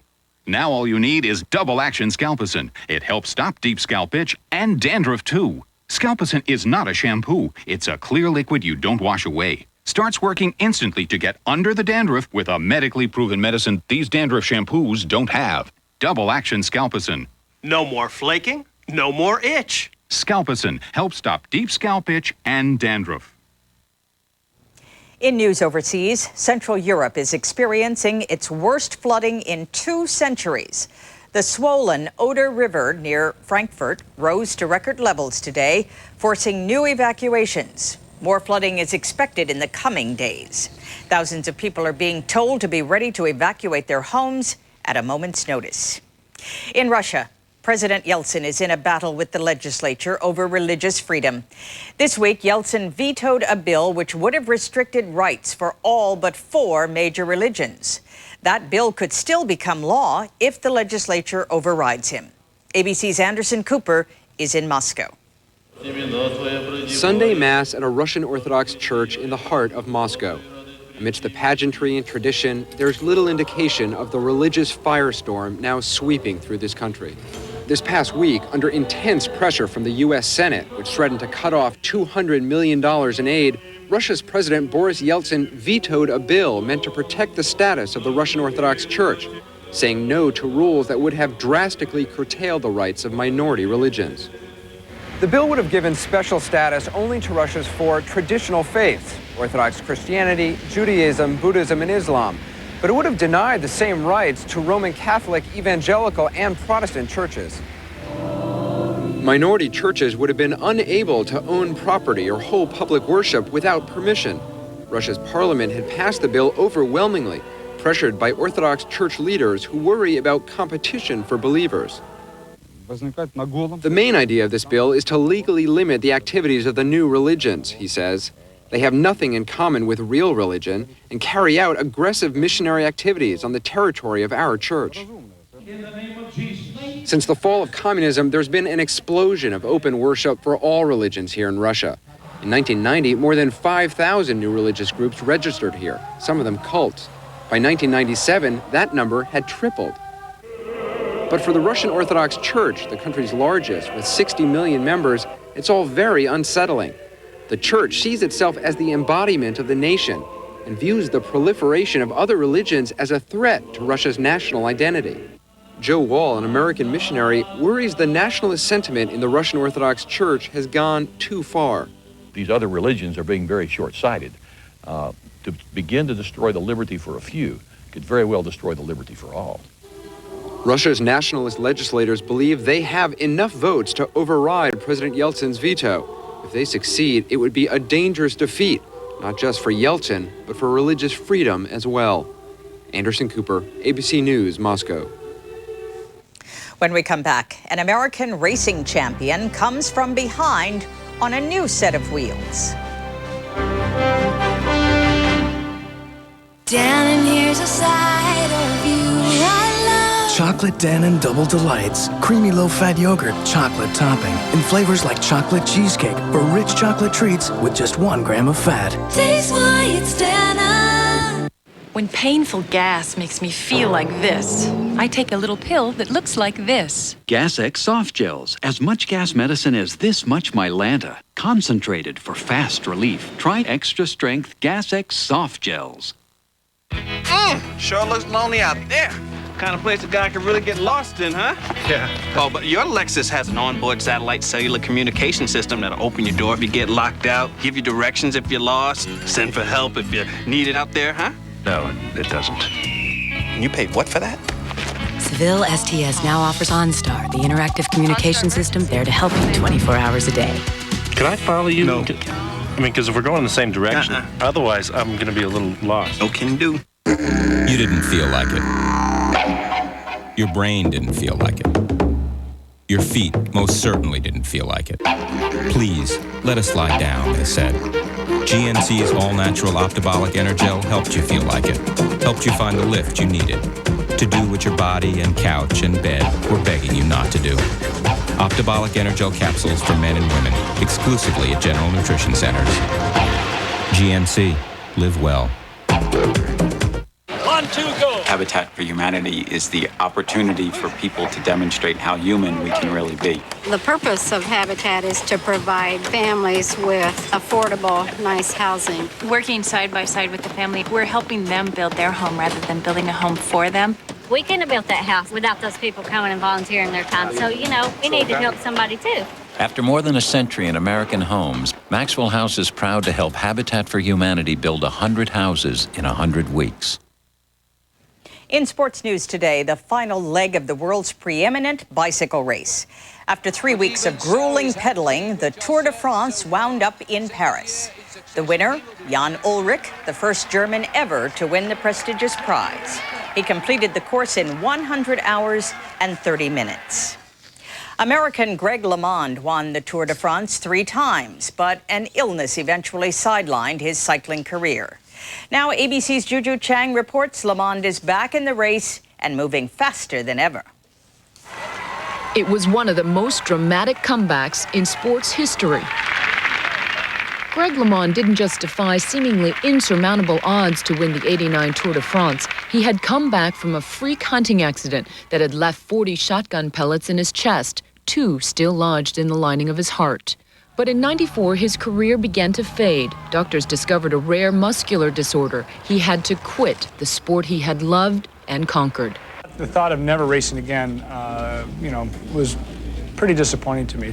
Greg LeMond is racing again, but instead of 2 tires, he has 4. Instead of his legs pumping, he has 140 horsepower. Now, there are sizable differences between cycling and race car driving, but what's interesting is how much the 2 sports actually have in common. At 36, LeMond found a new way to channel the instincts of a world-class racer around hairpin curves, making split-second decisions, maneuvering in a pack at up to 150 miles an hour in a Formula 2000 race car. This is really pushing yourself to a skill level that's really high. I mean, car racing takes a lot of skill, almost like an art. You got to really feel the car. That tight cockpit is actually comforting. His pit crew is trying to bring him up to speed on the mechanics of race car driving. I don't think this thing is helping you all through that corner. His technical coach is racing champion Steve Knapp. When you're by yourself, you have all this wind rushing at you, and when you come up behind the car in front of you, it'll just suck you right up to the back of the car, and you pull out and you drive right by him. Just like in cycling. At a North Carolina speedway this weekend, LeMond was getting a feel for the road. I could feel it go right through my rear end. You're kidding. His mental toughness, the searing intensity are still there. He maneuvered his way through the race to finish 11th. A modest but respectable showing. LeMond knows he has a long road ahead. That was a blast, man. But it doesn't seem to matter for a man who is already a master in the art of the wheel. Juju Chang, ABC News, Charlotte, North Carolina. When we come back, foreign diplomacy in quick turnaround. When I hear low prices on a can of paint, I say, wait a second. Paint isn't about price. Paint is health and beauty care for your house. My house, where my family lives, deserves the best. Professionals who do the paint thing tell you doing it right the first time costs less than doing it over. So use the best paint, Benjamin Moore, and get the best advice. A Benjamin Moore dealer. That's the best way to the best look. Benjamin Moore, the best paint, the best advice. Is this the best or what? No, I won't be afraid. I won't be afraid. Just as long as you stand by me. Buick LeSabre is built to keep you safe and secure. A comforting thought, especially for those who aren't even in the car. Stand by. Why does Tums control acid faster than Pepsid AC? because they work on your stomach acid in totally different ways. Tums Calcium naturally rapidly neutralizes acid so it works fast. Pepcid AC's famotidine has to travel through your bloodstream, so it takes at least 40 minutes to block natural acid production. So why does Tums work on acid faster and cost less, and Pepcid AC works slower and costs more? Good question. Tums. This week, are you losing money at the bank? Those bank fees can really add up. How to avoid them? Good Morning America. ABC This Week. Atlanta marked a difficult anniversary today. A year ago, a pipe bomb exploded at Centennial Olympic Park. There was a memorial service there today for 44-year-old Alice Hawthorne, who died in the blast. More than 100 other people were hurt. Investigators still have no suspect. Finally tonight, preparing American diplomats for a dangerous world. These days, they need more than a working knowledge of French and good table manners. They need survival skills. Here's ABC's David Ensor. Take a lot of explosives. Diplomacy used to require negotiating, language skills, and quiet desk work. But now, diplomats headed overseas must be shown what letter bombs can do and what could happen if someone plants a remote-controlled booby trap in a car. At this anti-terrorism course, diplomats are learning how to detect anything suspicious. I'm doing it easy. Easy. What am I looking for? Toys, tricks, booby traps, tripwire, a grenade stuffed between the door and the seat, something. Some are apprehensive about their new high-risk posts in places like Kuwait and Pakistan, but they are eager to learn how to protect themselves against terrorism at the two-day course required by the State Department. Any American, any rank, represents a bargaining chip. So what we want you to understand is that don't get the attitude that I am not important. You are important. Students are divided into groups of 4, given a car and a route to travel. The assignment? Try to figure out which cars and who have us under surveillance. A couple just got in their car. Their timing is perfect. Where are they? It's that one coming up behind us now, the green. Oh, really? Metallic green. Pretty soon, we are suspicious of everyone. Well, Tino on the phone down there. Is he still there? He's still there. That's a long conversation. He's looking at us. At us at the same time. We don't realize they are photographing us, or that this woman is one of them. We talk about surveillance. Forget the James Bond, the stereotype and so forth. It can be anyone. American diplomats have been targets for terrorists for the last 20 years or so. They are now at greater risk of being killed overseas than are American soldiers. The increasing number of attacks prompted the State Department to set up the course.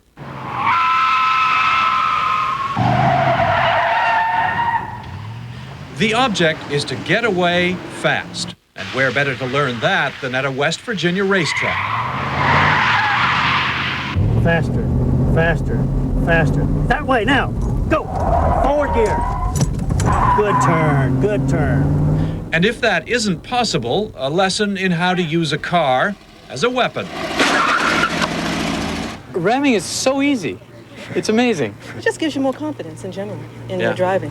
And the confidence to get out of the X, the killing zone. And if something does happen, you're ready to respond. Yeah. And that's what we're teaching. Right. And do something. Get off the X, go back, go forward, just don't sit there. Easier said than done, but we practice our new skills against different ambush scenarios.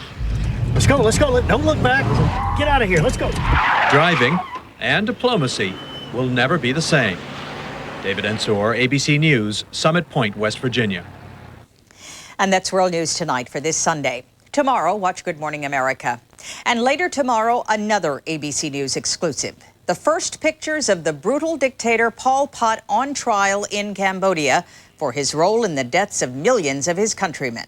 Tomorrow on World News Tonight and Nightline, Ted Koppel reports from Bangkok on the man responsible for Cambodia's killing fields. I'm Carol Simpson. Have a good week and good night.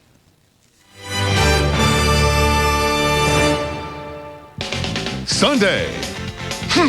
Take thee to be my awful wedded wife. Hugh. On World News Tonight this Tuesday, the Food and Drug Administration approves a new flu drug, but the FDA panel wasn't very enthusiastic. The government has changed its mind about an additive for cleaner gas and cleaner air, now that they know it's so bad for the water. If bounty hunters are essential to catch many criminals, who's making sure that bounty hunters aren't beyond the law? And we'll take a closer look at a man with the courage to change America.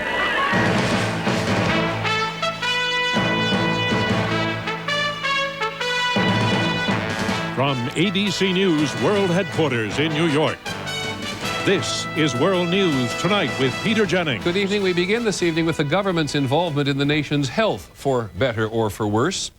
The Environmental Protection Agency has quite dramatically reversed itself about a chemical in gasoline that it fears may cause cancer. And the Food and Drug Administration has approved a drug to fight the flu, even though they have some serious reservations about the drug.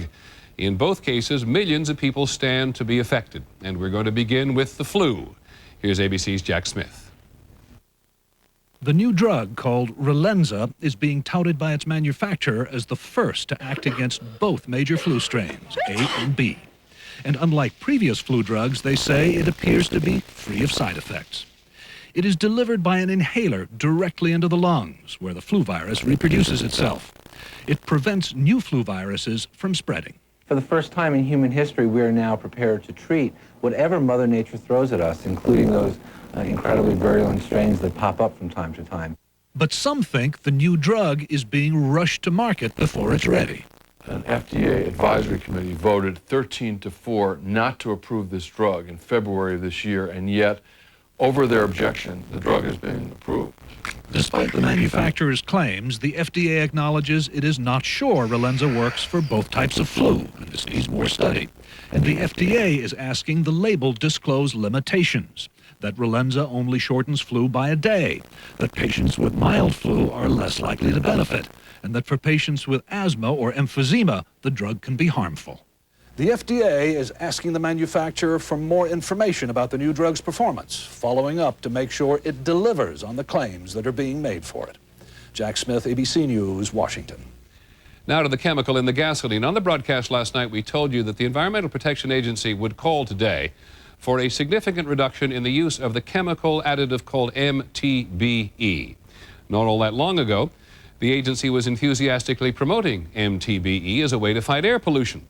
But today the EPA called for reductions as soon as possible after a federal advisory panel reported that the chemical could be responsible for serious pollution.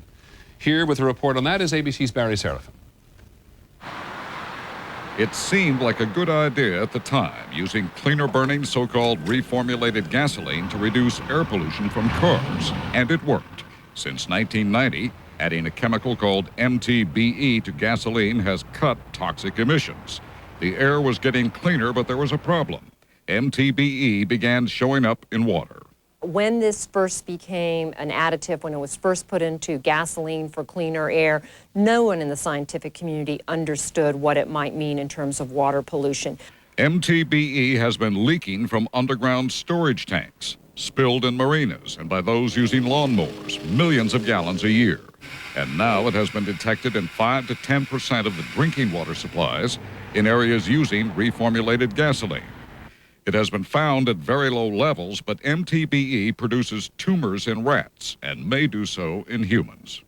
So after 9 years of promoting MTBE, the EPA is giving up on the chemical, but not on cleaner air. The EPA says it will find alternatives. One possibility, ethanol, a gas additive derived from corn. MTBE loses. Ethanol may gain very, very well. But ethanol production is limited, and it is more difficult to distribute. Officials say other chemicals could do the job. We can achieve cleaner fuels without this additive. Any replacement will be thoroughly tested for its effects on air, soil, and water. MTBE producers say the plan could add up to 10 cents a gallon to the price of gas, but today's report says the cost increase would be small if MTBE was phased out over about 4 years. Barry Serafin, ABC News, Washington. About 30 miles east of Juneau in Alaska today, more than 100 people were rescued from a small cruise ship after it hit a rock and began to take on pretty large quantities of water. ABC's Deborah Wong is there. It is still not clear what went wrong, but this morning, the Spirit of 98, a ship built to resemble an old-fashioned cruise ship, was sailing up Alaska's Inside Passage when the accident happened. It had struck a rock in Tracy Arm and was taking on water and flooding uncontrollably. A Coast Guard helicopter lowered pumps onto the ship to try to keep it afloat. More than 100 passengers and crew were evacuated onto 2 other cruise ships that were sailing nearby. There were no reports of injuries. In recent years, Alaska's rugged coast has seen a boom in cruise liners, bringing tourists through the glaciers and narrow fjords of the Inside Passage. But the waters there can be treacherous. Last month, a smaller cruise ship ran aground 50 miles west of Juneau. 80 people had to be evacuated. The company which owns the Spirit of 98, Alaska Sightseeing Cruise West, has also had its share of mishaps.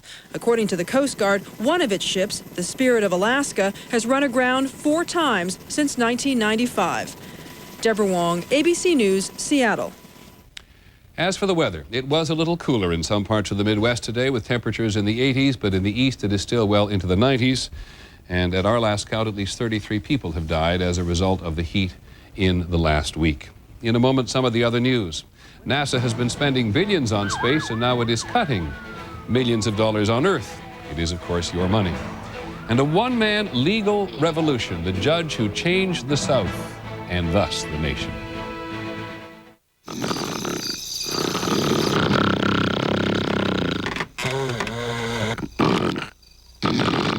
Here, kitty, kitty, kitty, kitty. The new Silverado interior is so big, there's plenty of room for seating. And, in a pinch, Mommy said I could ride the pony. Ample room for sleeping. Introducing Silverado, the truck from Chevrolet.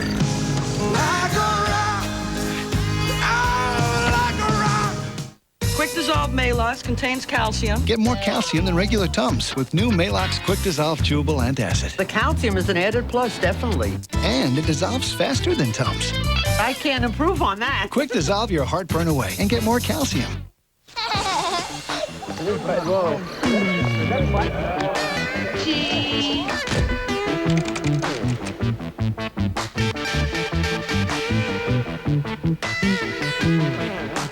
We know you want to do more with your photos. Now you can on a Gateway Essential PC that includes a digital camera and the software you need to bring people closer together. All for $42 a month with an Intel Celeron processor. Call 1-800-GATEWAY. In our regular report on your money, making the most of it. 30 years ago, NASA, the space agency, had a budget that rivaled some of the other more considerable departments of government. But ever since then, funding has been cut back, and NASA has now increasingly been forced to look for savings. Here's ABC's John Martin. 4, 3, we have a go for engine start. When the astronauts left here the other morning, they lifted off from a complex that over the years has cost taxpayers billions of dollars in unnecessary expenses. That's because the Kennedy Space Center, which is right here, and the Cape Canaveral Air Force Station, which is right here, didn't bother to share services or resources. Between the 2 bases, there were at least 2 of everything: fire departments, contractors, maintenance companies, sewage systems. There were 3,000 people doing the work of 2,000. The public may have loved Neil Armstrong's few steps on the moon 30 years ago, but might have wondered why NASA and the Air Force couldn't take a few steps to save money. 2 years ago, under pressure to cut costs, NASA and the Air Force started cooperating. What'd you say? You will do this? I didn't say you will do it. It was more like find a way to do this. Tell me why we can't do it. In the last 10 months, the 2 have become one. One fire department, one set of gardeners, and so on. Nearly 600 fewer people work here now, says NASA, which expects to cut $500 million in costs over the next 10 years. Everything looks great. So when the astronauts come home tonight, they'll be landing in a world where the government is saving your money. John Martin, ABC News, Cape Canaveral, Florida. Other items on the money tonight: what to do with $33 billion. 44 states have told the National Conference of State Legislatures they ended the last fiscal year with more than $33 billion in excess cash. It's the largest budget surpluses for the states in 2 decades. On Wall Street today, the Dow Jones Industrial Average was up more than 115 points to close at 10,979. On the NASDAQ, stocks were up 60 points. The explosive growth of cellular phones is hurting the payphone business. Payphone company revenues down 18% since last year. And the government has decided to ease economic sanctions against Iran, Libya, and Sudan. American farmers, still hurting from the global financial crisis, will be allowed to sell those countries as much as $2 billion worth of grain. When we come back, the bounty hunters, sometimes as bad as the criminals thereafter.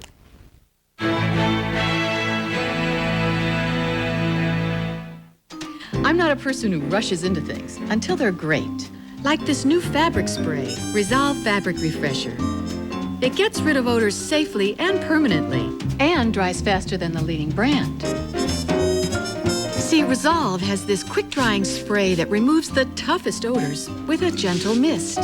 Your sofa's not only fresh-smelling, in minutes it's dry. New quick-drying Resolve Fabric Refresher. Why wait? It's in your laundry aisle now.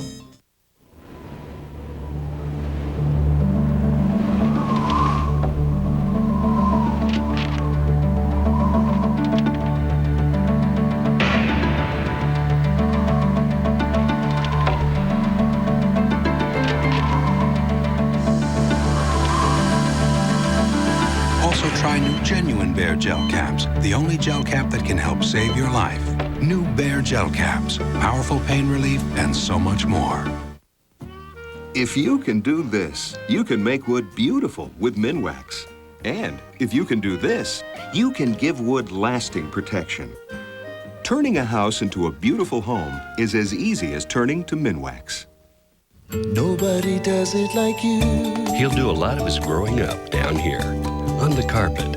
That's why deep down, you want Hoover. Powerful wind tunnel technology reaches deep down to loosen, lift, grab, and trap hidden dirt. It's a fact. Wind Tunnel by Hoover picks up more dirt than any other clean air upright. And now there's a canister with wind tunnel technology. Hoover. If you want clean, deep down, you want Hoover. Out here, am I supposed to say, slow down, I'm constipated? I don't think so. So I rely on doctor-recommended Metamucil. Works with my body, gently, which is important to a sensitive guy like myself. In California today, police all over the state are investigating whether Carrie Stainer, who's confessed to 4 murders at Yosemite National Park, might be connected to other murders. One sheriff is reopening a case involving Stainer's uncle, who was murdered in 1990. Stainer told reporters that he acted alone in the 4 Yosemite killings, and he was responding, he said, to voices in his head. When that Mexican serial killer turned himself in 2 weeks ago, a number of people in law enforcement said he was worried about bounty hunters, that they might kill him. Courts and police depend on bounty hunters to track down people who jump bail. Bounty hunters have greater freedom in some respects than the police, but they are far less accountable. Here's ABC's James Walker. Marshal Bear, open the door. There's a warrant for your arrest. Every year, bounty hunters capture some 30,000 bail jumpers. They track down frequently dangerous fugitives at no cost to the state or taxpayers. Without enough police to go after fugitives, law enforcement officials say bounty hunters are vital to the legal system. Let me see the photograph real quick of the guy. Why don't we just go ahead and hit the house? Yeah, let's go do it. These bounty hunters are chasing a man who skipped his court date. He owes the bail bondsman $3,500. The bondsman hired the hunters. Go ahead and put your hands on your head. This is regarding your bail bond matter. When bounty hunters get their man, they get a commission, usually 10% of the bond.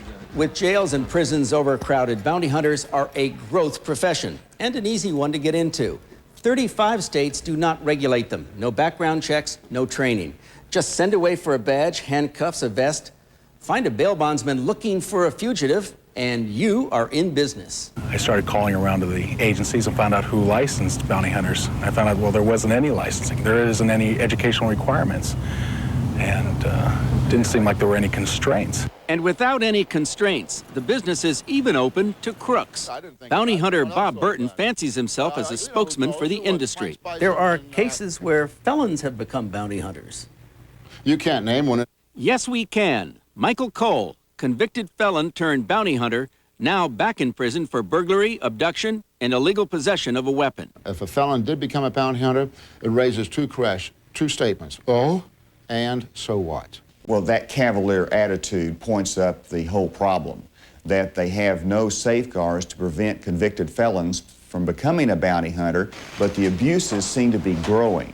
In Texas, a pregnant woman was beaten. In New York City, bounty hunters grabbed the wrong woman, took her to Alabama before releasing her. In California, they broke into this motel room, terrifying a family. One of them stood at the foot of the bed where my children were and held the gun pointed at them. Pamela Reed had no recourse. Under current law, she could not sue the bail bondsman who employed the bounty hunters. Hey, Unit 2, come down. It's the wrong house. He's at the other location. In fact, there seems to be little public or congressional demand to discipline or regulate the bail bond industry in any way. James Walker, ABC News, Tucson. When we come back, the spiritual group that appears to frighten the government.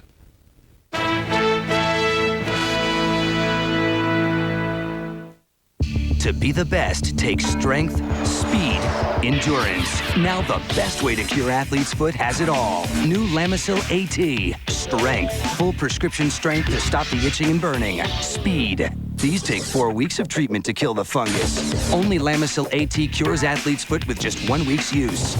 Endurance. A study showed most users were still athlete's foot free 3 whole months later. Get it all in new Lamisil AT. The best way to cure athlete's foot. Gee, that oatmeal was little. Yeah. Done with those sausages? I'm done with them hash browns? Sure. You need some help with that bacon? How'd I get heartburn? All I had was oatmeal. Got any Mylanta? Are you kidding? Aluminum and magnesium? You want Tums. Tums has calcium. Tums calcium knocks out heartburn fast, then goes to your bones to help keep them stronger, longer. How about a bag of donuts for the road? How about a bottle of Tums? Open wide, it's Frisky's Dental Diet. A Frisky cat's too busy having fun to worry about dental hygiene. That's why there's Frisky's Dental Diet. It reduces plaque and tartar buildup by 25%. What a meal! Frisky's Dental Diet. Nancy will have to see from near to far almost 1,000 times today. Her eyes will focus on 40 labels, 60 charts, and 100 smiles. And in all that time, she'll never once think about the science that allows her to focus instantly at all distances. Nancy just knows that her Verilux lenses help her see better. And for her, that's a very comforting thought. Verilux, the comfort of better vision. For more information, call toll-free 1-800-VERILUX. Is it the thick, rich chocolate flavor? Is it the soft, luscious cherry flavor? Or the way it yields to the gentlest bite? Or is it the fact that 500 milligrams of bone-strengthening calcium doesn't come in a big, honking horse pill? Calburst from Nature Made. Have some pleasure with your calcium. On Capitol Hill today, another storm about the U.S. and China. The House of Representatives voted to extend normal trade relations with China for another year, but not without some members of the House complaining that now the Chinese government is cracking down on a group which seems to be spiritual, with no political ambitions. The group is called Falun Gong, and the Chinese government is being very heavy-handed. ABC's Jim Williams is in Beijing. Every morning throughout China, millions of people perform the ancient meditative exercise, Tai Chi. Every week, millions of Chinese are permitted to worship. Yet the Chinese government seems determined to crush Falun Gong. Police have rounded up thousands of the group's followers, including hundreds of government workers who have been sent to re-education camps. State-run television calls the group evil and dangerous. The group's leader is a quiet man who lives in New York City. All we want, he says, is the right to meditate and exercise. But Falun Gong's numbers frighten the Chinese government. Millions of members, very well organized. Last April, 10,000 staged a silent demonstration outside a government compound.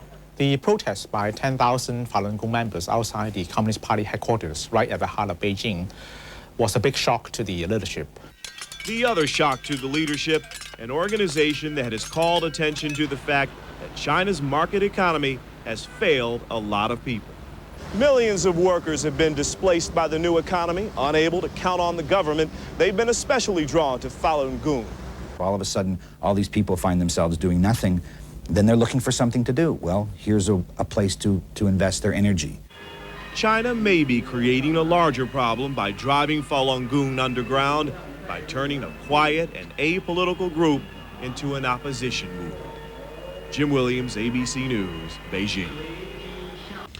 Other piece of news today, ABC News has learned that the burial of John F. Kennedy Jr. at sea may mean quicker burials for 50 other people. Some remains have been in Navy hands since the spring. A senior Navy officer has now ordered that all 50 be formally buried at sea in the next 2 weeks. In a moment, the judge who helped to remake America. We'll take a closer look. World News Tonight with Peter Jennings and a closer look are brought to you by Aflac, insuring over 40 million people worldwide. Why do I have Aflac insurance on top of my regular health insurance? Because she throws like a boy and dances like an angel. Because we've shared the same heartbeat. And because Aflac helps cover what other insurance doesn't. If I'm sick, Aflac even provides cash to help pay bills. So why do I have Aflac? Because I have her. Aflac supplemental insurance. Without it, no insurance is complete.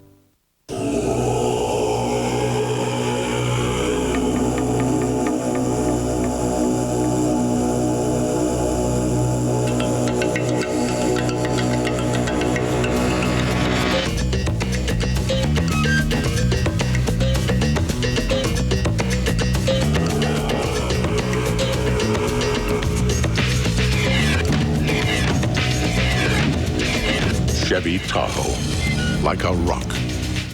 Playing hard or working hard, Centrum has your nutrition covered. With Centrum, you benefit from what science is discovering about how vitamins and minerals help maintain health and strengthen immunity. Centrum, always complete from A to Zinc. One word convinced me an herbal could help me maintain emotional balance. Centrum. Centrum St. John's wort is different. Some brands can lack natural ingredients. Only Centrum uses Pharma Print for a more complete herbal every time. Centrum herbals, each naturally more complete. Okay, things are changing fast. Think you're keeping up? Things change again. Robotics, cloning, cyber, love, time. Can you live with it? So few answers, so many terrific questions as we head into a brave new world Thursday. It is understandable, we suppose, given all the interest in John F. Kennedy Jr. last week, that much of the country did not notice that Frank M. Johnson died on Friday. Judge Frank M. Johnson of Alabama. He was buried in his native Alabama today, and we're going to take a closer look at his life and times because there are not many individuals in modern America who've made such a difference to the nation's future.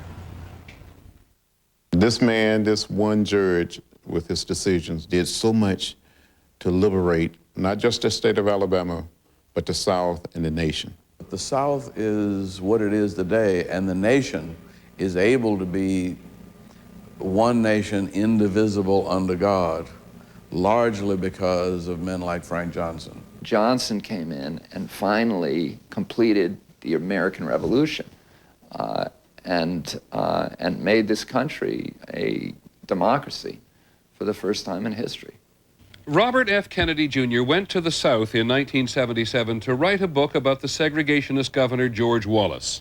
He ended up writing instead about Frank Johnson. He changed the whole social structure. He was a one-man revolution. Indeed he was. Frank Johnson Jr., who was born in Haleyville, Alabama, was a Republican in the Democratic South. President Eisenhower appointed him a federal judge in 1955. In his very first ruling, he and two other judges decided that Rosa Parks did not need to sit at the back of the bus. Through all the years of the civil rights struggle, the most important series of events in America since the Civil War, the most important civil rights cases were tried in his courtroom. Because he was a federal judge, Frank Johnson had enormous power. He ordered the desegregation of the public schools and the colleges, the parks, the libraries, The museums and the airports, the restaurants and the restrooms. He desegregated the Alabama State Police, which until 1972 didn't have one black officer. The South could not have changed without Frank Johnson's decisions on voting rights, and without Frank Johnson's allowing us just to march from Selma to Montgomery. Let us march on segregated. In 1965, Judge Johnson issued the historic order that allowed Dr. Martin Luther King to lead the most famous civil rights march 52 miles from Selma, Alabama to Montgomery to demand that blacks be allowed to vote. Melvin Leventhal argued cases in front of the judge. His willingness to face the hostility of the white community and to be ostracized by his friends and by the people he grew up with. That's a source of great inspiration. To many in the South, the judge was a traitor. He was made unwelcome at his church and ostracized from his country club. The pressure on his family was enormous. His mother's house was firebombed. Judge Johnson showed courage, nothing but raw courage.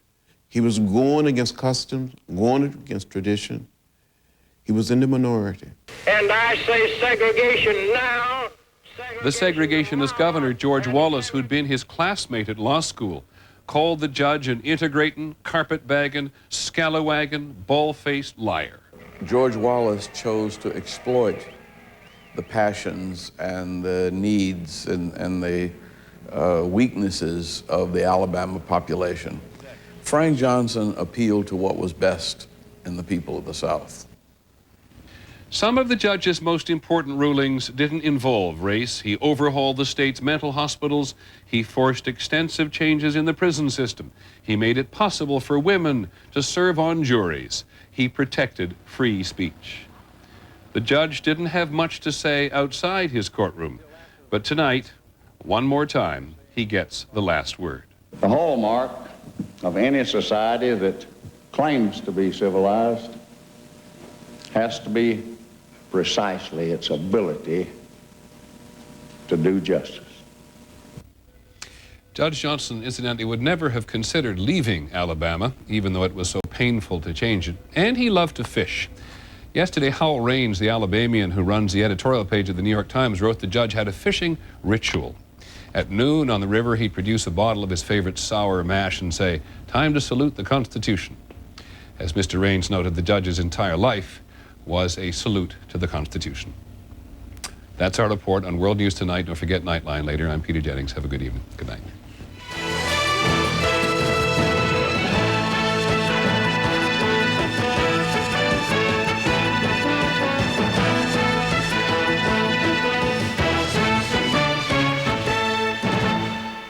Tomorrow, a breakthrough that may revolutionize the internet. Huge amounts of data moving hundreds of times faster over power lines. Watch World News Tonight with Peter Jennings.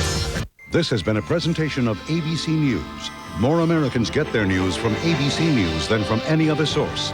ABCnews.com, now a part of the Go Network. Rock y'all, non-stop y'all, to the beat y'all. Everybody rock y'all, rock y'all, non-stop y'all, to the beat y'all. Everybody rock y'all.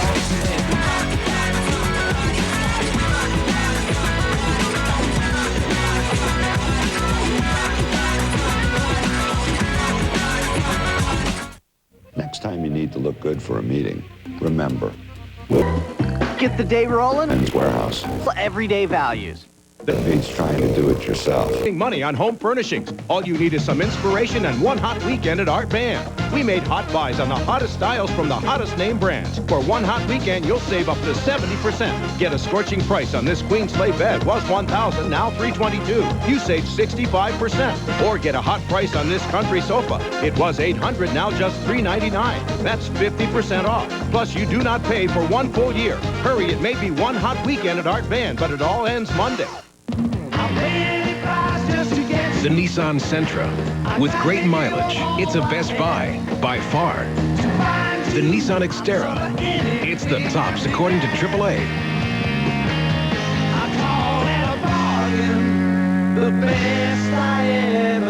It's time you had the best during Nissan's summer sales event. Get 3.9% APR financing on Nissan Sentras or 3.9 for 60 months on Xterras. Offers end July 31st. Nissan. Driven. Hollywood's best and worst dressed stars of the summer. Next, E.T.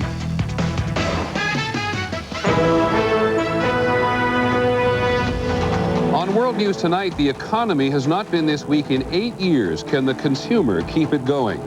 The #1 fire in the country for the Forest Service trying to turn it back in Wyoming. The Pentagon issues a credit card and some employees go to town. The boy who murdered his teacher gets 28 years in prison. It could have been life. We'll talk to Lance Armstrong tonight on his way to a stunning third win in the world's greatest bicycle race. And ABC's Mike Lee on the road to anywhere, a family vacation that is not for the faint-hearted. From ABC News World Headquarters in New York, this is World News Tonight with Peter Jennings. Good evening, everyone. We're going to repeat that headline. The economy is the weakest it has been in 8 years. The government said today that the broadest measure of the economy, the gross domestic product, grew by only 0.7% in the last quarter. In the same quarter last year, it grew 5.7%. ABC's Bob Jamieson is here tonight to explain what is bad about this and what, if anything, is good. Robert? Peter, the economy barely had a pulse in the second quarter, and the only reason it had a beat at all was because consumers continued to spend despite rising layoffs and an uncertain stock market. Consumer spending, which is 2/3 of the entire economy, grew by a little more than 2% in the second quarter. Economists say that and a strong housing market are the only reasons the economy grew at all. The resilient consumer demand is continuing, albeit at a slacker pace than we've seen in prior quarters, but is holding up very nicely. The big drag on the economy is still the lack of spending by companies on plants and equipment. So-called capital spending, which fell by 14% in the second quarter. Spending on technology plunged by 19%, the worst ever for a quarter. That pain was clear today at JDS Uniphase, a leading maker of components for telecommunications manufacturers. It announced an astounding $50 billion loss for the past year and cut more jobs, a total of 16,000 this year. Without a return to capital spending growth, we're not going to see a resumption of economic growth to the kind of levels that the economy can grow at. But at Armin Industries near Chicago, which makes plastic molds and tools for other manufacturers, there won't be any capital spending until customers start ordering again. And they aren't, despite 6 interest rate cuts by the Federal Reserve, which have lowered the cost of borrowing. We haven't seen any correlation between the Fed cuts and what we're experiencing in our mini economy here. Armin, which laid off employees for the first time in its 50-year history, would normally spend $2 million this year on new equipment. In the last 12 months, it hasn't spent a penny. The economy is as tough as I have ever seen it, and I've been involved with the business for nearly 30 years. The economy seems to be skating on the edge of a recession, but there were some economists who speculated today it would stay above water, buoyed by $40 billion in tax rebates, and, Peter, by what many will believe will be yet another interest rate cut by the Fed next month. Many thanks, Bob Jamieson. As you, of course, know, there wasn't much change in the stock market in any regard in response to this today. Now we're going to go west. In Wyoming today, the wildfire near Jackson Hole is still burning out of control, despite a huge aerial assault today, which the National Forest Service had hoped would at least slow it down. Hundreds of people have had to be evacuated from their homes. This is now the most threatening wildfire to people so far in the West this year. And there is not much optimism yet. ABC's Judy Muller is there tonight. It has been a relentless air assault. I laid in there good. The largest any firefighter here can remember. 27 planes and helicopters are bombarding this 3,500-acre fire as it creeps toward 100 valuable homes below. We couldn't hardly put more stuff into the space up there. But the aircraft can't put out the fire. They can only slow it down. And they have not been able to turn it away from homes. The question is, how close is it to the subdivision? You can throw a rock to it. That subdivision is Crescent H Ranch, evacuated 2 days ago. This home belongs to Kay Jones, who can do nothing now but wait anxiously for updates. We have all the power and the technology to do everything that man can do, but it's when you see the smoke billowing and you see trees igniting, you realize how helpless we really are. Many homeowners left sprinklers running in an effort to protect their property. But once that fire gets closer, and it will, firefighters will move in and spray these homes with foam and other retardants. Ground crews continue to search for flaming debris or hot spots propelled forward by the main blaze. What's the danger of spotting? The fire travels faster. The crews are in greater danger. Firefighters concede they cannot control this fire anytime soon.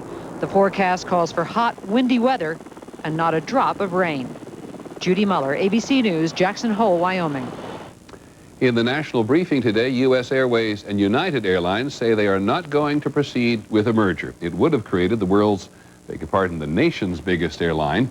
But earlier today, the Justice Department and at least 12 states said they would sue to block the merger because it was bad for consumers. Democratic Congressman Gary Condon of California has given a fourth interview to investigators about the missing intern Chandra Levy. The FBI asked about Miss Levy's lifestyle and her moods so they can develop a profile of her. We learned today that the U.S. may boycott the UN's Conference on Racism next month. The White House says if the agenda includes discussions on reparations for slavery or equating racism with Zionism, it will not send anyone to the meeting in South Africa to represent the United States. In Montana, a military helicopter airlifted what is believed to be the largest dinosaur skull ever found out of a secluded hillside where there were no roads. The skull weighs 3,500 pounds. It's from a Torosaurus, a horned dinosaur that lived about 65 million years ago, and it will go to a museum. In Florida today, a 14-year-old boy was sentenced to 28 years in prison for killing his teacher. Nathaniel Brazil was 13 years old when he committed the crime. He could have been sentenced to life, but he will certainly spend the rest of his youth behind bars. And the question tonight is, will his time in prison help him rejoin society? Here's ABC's Jeffrey Kaufman. Just 14 years old, Nathaniel Brazil will be 41 when he's released from prison. Prosecutor Mark Shiner wanted the boy locked up for life. So maybe it's harsh, maybe it's not, but we have an opportunity and we have an obligation to protect our community. Courts used to treat children more leniently than adults, but in the last decade, new juvenile offender laws have allowed prosecutors and judges to be much tougher. There are no reliable national numbers, but in Florida last year, more than 3,000 children under the age of 18 were tried in adult court. We warehouse people. That's all we do. We don't begin to even attempt to rehabilitate anymore. Professor Stephen Drizzen, who studies juveniles who commit serious crimes, says the system is creating another problem that will come back to haunt society. What's going to happen when Nathaniel and others like him come back on the streets in 10, 20, or 30 years from now? Are they going to be better able to deal with the stresses that led them into crime in the first place? I doubt it's going to be that way. David Doy, who runs the Coalition for Juvenile Justice, says you can't raise children in jail. They are developmentally different than adults, and that's what gives us the opportunity to rehabilitate them. We've thrown that opportunity away for Nathaniel Brazil by trying him as an adult. Among the evidence, a 1996 study of 5,400 young offenders here in Florida. It found that 30% of children transferred to adult court were rearrested, whereas only 19% of children who went through the juvenile justice system were rearrested. Nathaniel Brazil is already learning the system is hard. His mother, who hadn't hugged him in a year, had a special request for the judge.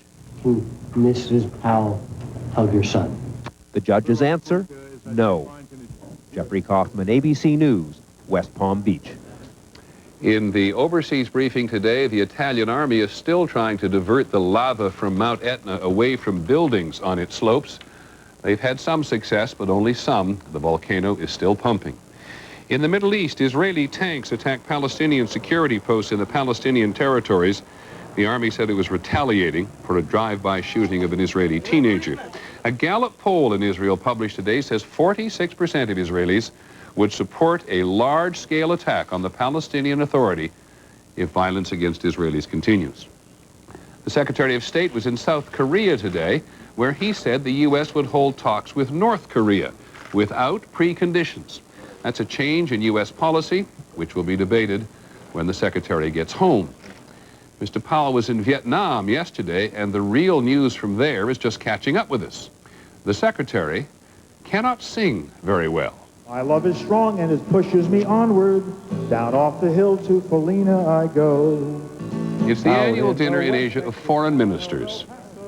I fell in love with a Vietnamese girl, blacker than night were the eyes. That's the Japanese foreign minister. Evil while casting her spell, dashing and daring. That's a State Department official. Wicked Polina, the girl that I love, down went his hand to. And that's another State Department official. My challenge was answered in less than a heartbeat. Some young stranger lay dead on the floor. Out through the back door of roses I ran, out where the horses were tied. Polina has found me,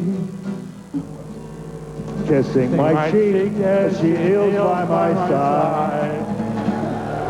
Yes, we repeat, ladies and gentlemen, that is your Secretary of State. On the money trail tonight, the credit card fraud at the Pentagon. When we come back, the American champion on his way to another victory. How on earth does he do it? And on the road to anywhere, the pilgrimage to Pram Pram. This is World News Tonight with Peter Jennings, brought to you by Toyota.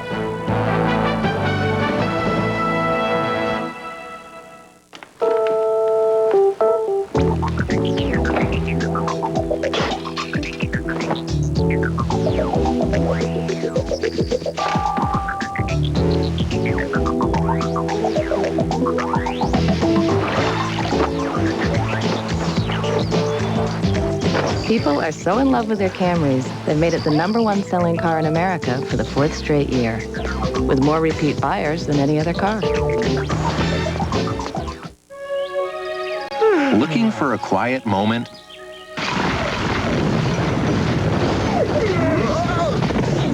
Get a quieter cookie. Soft, fruit chewy Fig Newtons. Time out from the everyday crunch. After 26 years of marriage, Tom and I realized that we're a little different from each other, except for one thing. Our doctor says we should both take a single 81 milligram St. Joseph aspirin, the dosage doctors recommend most for aspirin therapy. When Tony brought me home to meet his mother, she was a little surprised. She wanted a good Italian wife for him. She got someone who teaches him Yiddish. We have our differences, it's true, but we are bonding. She gave me her grandmother's good tablecloth. It survived 2 generations. Now it's up to me. Tide Deep Clean formula combines an amazing detergent with the power of a pre-treater. It's all you need for the best stain fighting ever. Married life is great. All 3 of us are having a blast. Thursday nights are chilly nights at Ladder Company 55. And when it's Wachowski's turn, it's a 5-alarmer. That means heartburn. And gas. These don't have the medicine to relieve both, but now there's new Gas X with Maalox, combining the proven heartburn relief of Maalox with the most powerful gas-fighting medicine around to relieve heartburn and gas fast. New Gas X with Maalox beats the burn and the bloat fast. It looks very much tonight as if the Pentagon may be a victim of fraud involving its own employees. Congressional investigators say that Pentagon employees at least 2 locations have used their Pentagon credit cards to buy hundreds of thousands of dollars of stuff for themselves. Using the cards was supposed to streamline the Pentagon's cumbersome purchasing system. ABC's Linda Douglas follows the money trail. Government employees bought jewelry, clothes, flowers, DVD players.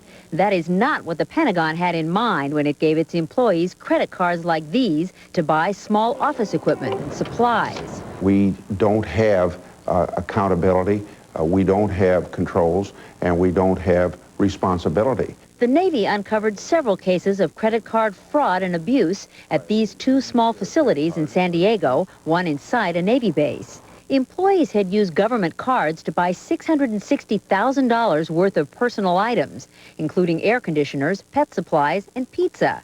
Senator Grassley ordered an investigation by the Government Accounting Office, which examined $68 million in credit card purchases at the 2 facilities. They found a significant breakdown in record keeping and even more potentially fraudulent, improper, and abusive transactions. Employees purchased laptops, Palm Pilots, and digital cameras, yet the Navy could not figure out where many of those items went. Some of the purchases were made without documented government need, such as a $100 designer Palm Pilot case and a $400 leather briefcase. The Defense Department ought to have its financial management system as strongly governed as they do their own troops on the battlefield. And that is not all. There were $1,500 worth of gift certificates to Nordstrom's and $700 in music CDs from Sam Goody's. A Pentagon spokesman says the credit card program is frequently audited. As problems are revealed, we take action to correct them. The Navy insists those fraud cases are just isolated incidents, but government investigators think they could just be the tip of the iceberg. Linda Douglas, ABC News, Capitol Hill. There is one item in the medical file tonight. The Food and Drug Administration's influential advisory panel has decided not to recommend a painless flu vaccine for government approval. The vaccine Flumist is inhaled through the nose. The FDA advisors say it clearly protects against the flu, but there are lingering questions of safety. Lance Armstrong is getting closer to victory. That story when we come back.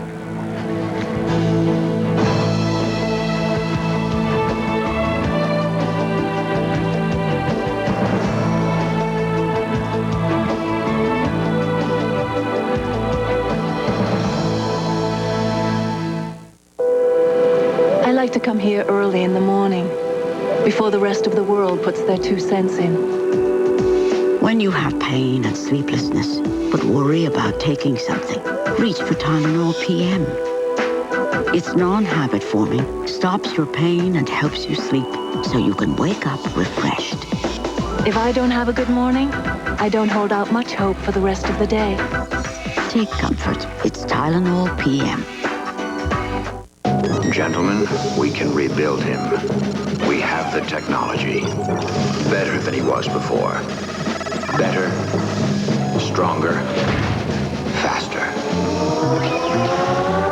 Introducing the all-new 270-horsepower Chevy Trailblazer, the most powerful mid-size sport utility in the world. It's one strong SUV. The new 2002 Chevy Trailblazer, like a rock. When that pastrami on ride catches up with me, heartburn big time. My passenger says, here, take a Zantac 75. I say, what are you, a doctor? And he says, yeah. Zantac 75, the heartburn relief doctors trust. You strive for perfection in the kitchen. Wield highly precise instruments. Test things 500,000 times. Work with tolerances of less than 1/1000th of an inch. You could be making a Delta faucet. Precisely crafted and relentlessly refined, Delta faucets achieve perfection in the kitchen. Even if you can't. Delta, beautifully engineered. New Maalox Max challenges Mylanta Supreme. Who neutralizes more acid? Maalox Max. Relieves pressure and bloating. Maalox Max. Comes in 3 great new flavors. Maalox Max. 3 ways the right choice is new Maalox Max. Take relief to the max. I asked my doctor about Lipitor. Have you? Ask your doctor what Lipitor can do for you and call 1-888-LIPITOR or visit our website to learn more. Just because you're strong doesn't mean you can't be gentle. That's also true of Imodium AD. Gentler than you thought, effective as you think. In France today, the American cyclist Lance Armstrong increased his lead in the world's premier bicycle race, the Tour de France. Armstrong is now almost 7 minutes ahead of his nearest rival. He probably put it best himself today when he said, "It's a good time to be Lance Armstrong." The Tour de France is 3 weeks long. It ends in Paris on Sunday. He was pretty tired when we had a brief conversation. Lance Armstrong has always believed that he would win or lose the Tour de France in the mountains. As that stage began, he tried to confuse his competitors. The first day in the mountains, we decided to look as if we weren't really ready for the event. It was a little bit of a bluff, but again, it's a long race. You can only do that one time. The mountain stages of the Tour can destroy a rider's chances. The big differences between, the best riders are the best and the worst riders. Somebody can lose 30 minutes in one day in the mountains. From the very beginning of the race, Armstrong's main challenger has been Jan Ullrich from Germany. And yet last weekend when Ulrich crashed on a very steep downhill, Armstrong waited for him to get back on his bike and race again. I just couldn't imagine taking advantage of a situation like that where another rider either fell or had a flat tire. I think it is part of the etiquette.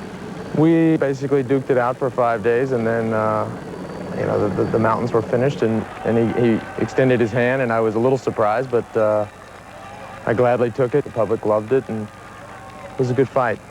It was a widely noted gesture.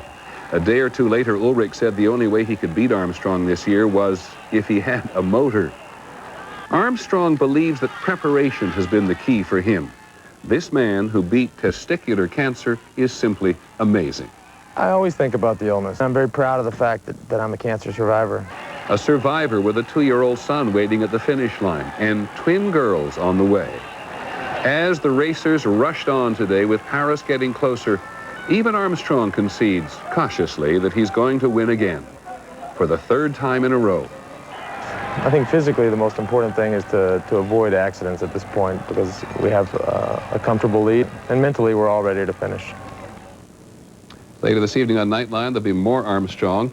They'll get into what it really means to be the best.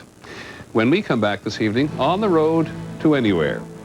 What are the Americans doing in Pram Pram? You can skateboard, have fun, but this has more meaning. You're doing something for someone else. Morning, guys. Hi. Hey. Morning. Like to see how your cereals stack up the total? Sure. To get the iron in 1 bowl of total, you'll have to eat 2 bowls of cornflakes. For folic acid, try 4 bowls. That's a really big spoon. Want zinc? 10 bowls for you. What's so funny? Nothing. Nice bowls. Total has 100% of 11 vitamins and minerals in just 1 bowl. We'll take the total. Sure. And give Junior the check. What? Total Raisin Bran, Total Cornflakes. 1 bowl, 100%. What if you could return your dog back to a healthy weight?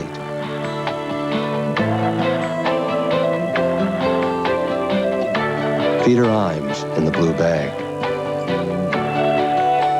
It allows her to gradually reduce weight by helping turn fat into energy, which could add years of splendid health to her life. Imes, good for today, good for tomorrow, good for life.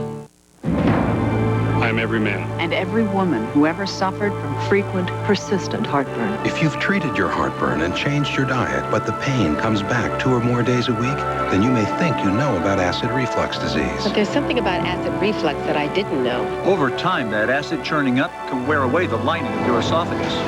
I didn't know. I didn't know. I didn't. Now the makers of Prilosec introduced their new purple pill, Nexium. Just 1 prescription Nexium a day gives many people complete resolution of heartburn symptoms. That could mean complete heartburn relief. And Nexium is also proven to heal erosions in the esophagus caused by acid reflux. Only a doctor can determine if you have this damage. Other serious stomach conditions may still exist. The most common side effects of Nexium and Prilosec are headache, diarrhea, and abdominal pain. So talk to your doctor and call this number for more information and for a free trial certificate for Nexium.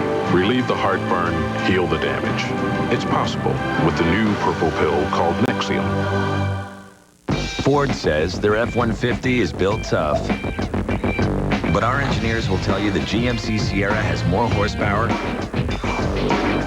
more towing capacity, and more front headroom and rear legroom. If you want all that from an F-150, well, that is tough. For great offers this summer on remaining 2001 Sierras before they're all gone, hurry to the pros at your GMC dealer today. The Golden Bear returns to Great Britain and a new era begins. Jack Nicklaus in his first MasterCard Senior British Open, Saturday on ABC. From Stephen King. You killed my daughter, so I curse you. I'm being erased. The network premiere, Thinner, ABC Saturday. Finding from us this evening on the road to anywhere. This is the last installment for now from our overseas correspondent, Mike Lee. Mike, as you know, has been wandering around, running into things in a variety of countries. You can see all 5 of his reports on abcnews.com. You can't go anywhere in the world without running into Americans, doing business, having a vacation, not even to the village of Pram Pram in Ghana. Along this coast, fishermen bring in their catch the old-fashioned way. Boats are carved from a single tree, as they have been for thousands of years. For a few hours each day, the beach becomes a supermarket and the social hub of this village. It's a beautiful place, but like many villages in Ghana and throughout Africa, the people here have little of anything. Not the sort of place where most Americans would spend their holiday. But that's exactly what these people are doing. An unusual vacation. Mixing cement, hauling bricks, working in sweltering heat. Am I starting on top here for this next layer? They are among the hundreds of Americans who spend their vacation time and money flying to Africa to do volunteer work. What does a crab have? A shell. Good. What are you doing? I'm letting her listen to her heart. Among the 24 vacationers in this group, Marcia Chung, a medical student from Boston. I think it's just a very unique opportunity for me to see something different, very different than anything I've seen before. And 12-year-old Kevin Doman from Michigan, helping to rebuild a schoolhouse wrecked by a monsoon. 2 years from now, the kids are going to be in here laughing and learning about America, and we're working hard to build this so they can enjoy it. Working alongside Kevin, his father, Mark, and his mother, Paula. Say goat. Goat. It's not for the faint-hearted, but if you want to work hard and really get an incredible cultural experience and feel like you're doing some good in the process, it's a great opportunity. They live together in a local hotel, eating food cooked by the villagers. The group that brought them here is called Global Volunteers, one of several non-profit agencies that promote volunteer work in Africa and other impoverished areas. There is, of course, a long tradition of Americans donating money, materials, and their labor in developing countries. But it's usually been coupled with religious conversion or political pressure. These Americans, on the other hand, are simply trying to improve the quality of life here. The village elders say the visitors get something in return. They live here with good memories. At times, some of them live here with tears in their faces. I'd like to say I'm a do-gooder, but I'm a corporate executive who never really took the time to do some of the things I probably should have been doing.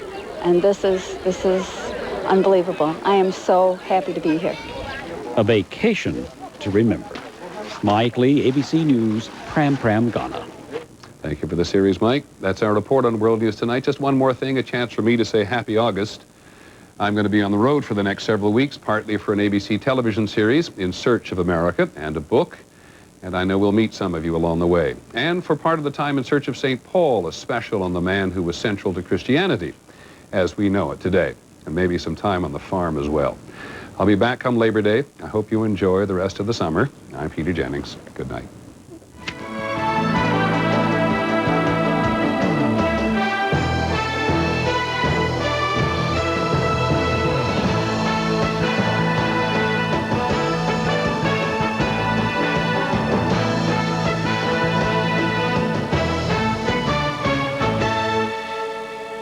ABC's World News Tonight, nominated for more news Emmys than any other nightly news. No wonder more Americans get their news from ABC News. Tonight, inside the little-known world of female Washington interns. It's a meat market here. Young, vulnerable women, politically powerful men. In a game with few rules, just who's watching out for these women? That's what we want to know. 2020 tonight.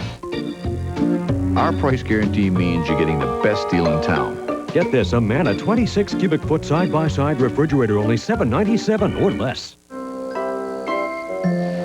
Boom! Sleep interference. Bam! That's going to wake them up. There's hogging all over this queen bed. They need more space. They need the new Simmons Olympic Queen. It's wider than a regular queen, but fits on your current queen furniture. So spread out and get better sleep. Try the new Simmons Olympic Queen. Now at Art Van, save half off all Simmons Olympic Queen sets. Plus, do not pay for 1 full year. Get the space you need at the price you want at Art Van.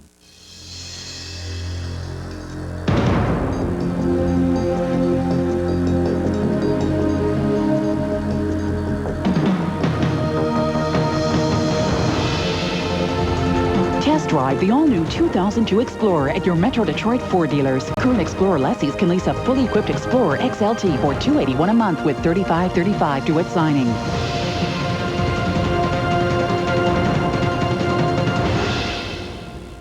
The dangers of handling gas cans. What you need to know. Sunday at 11.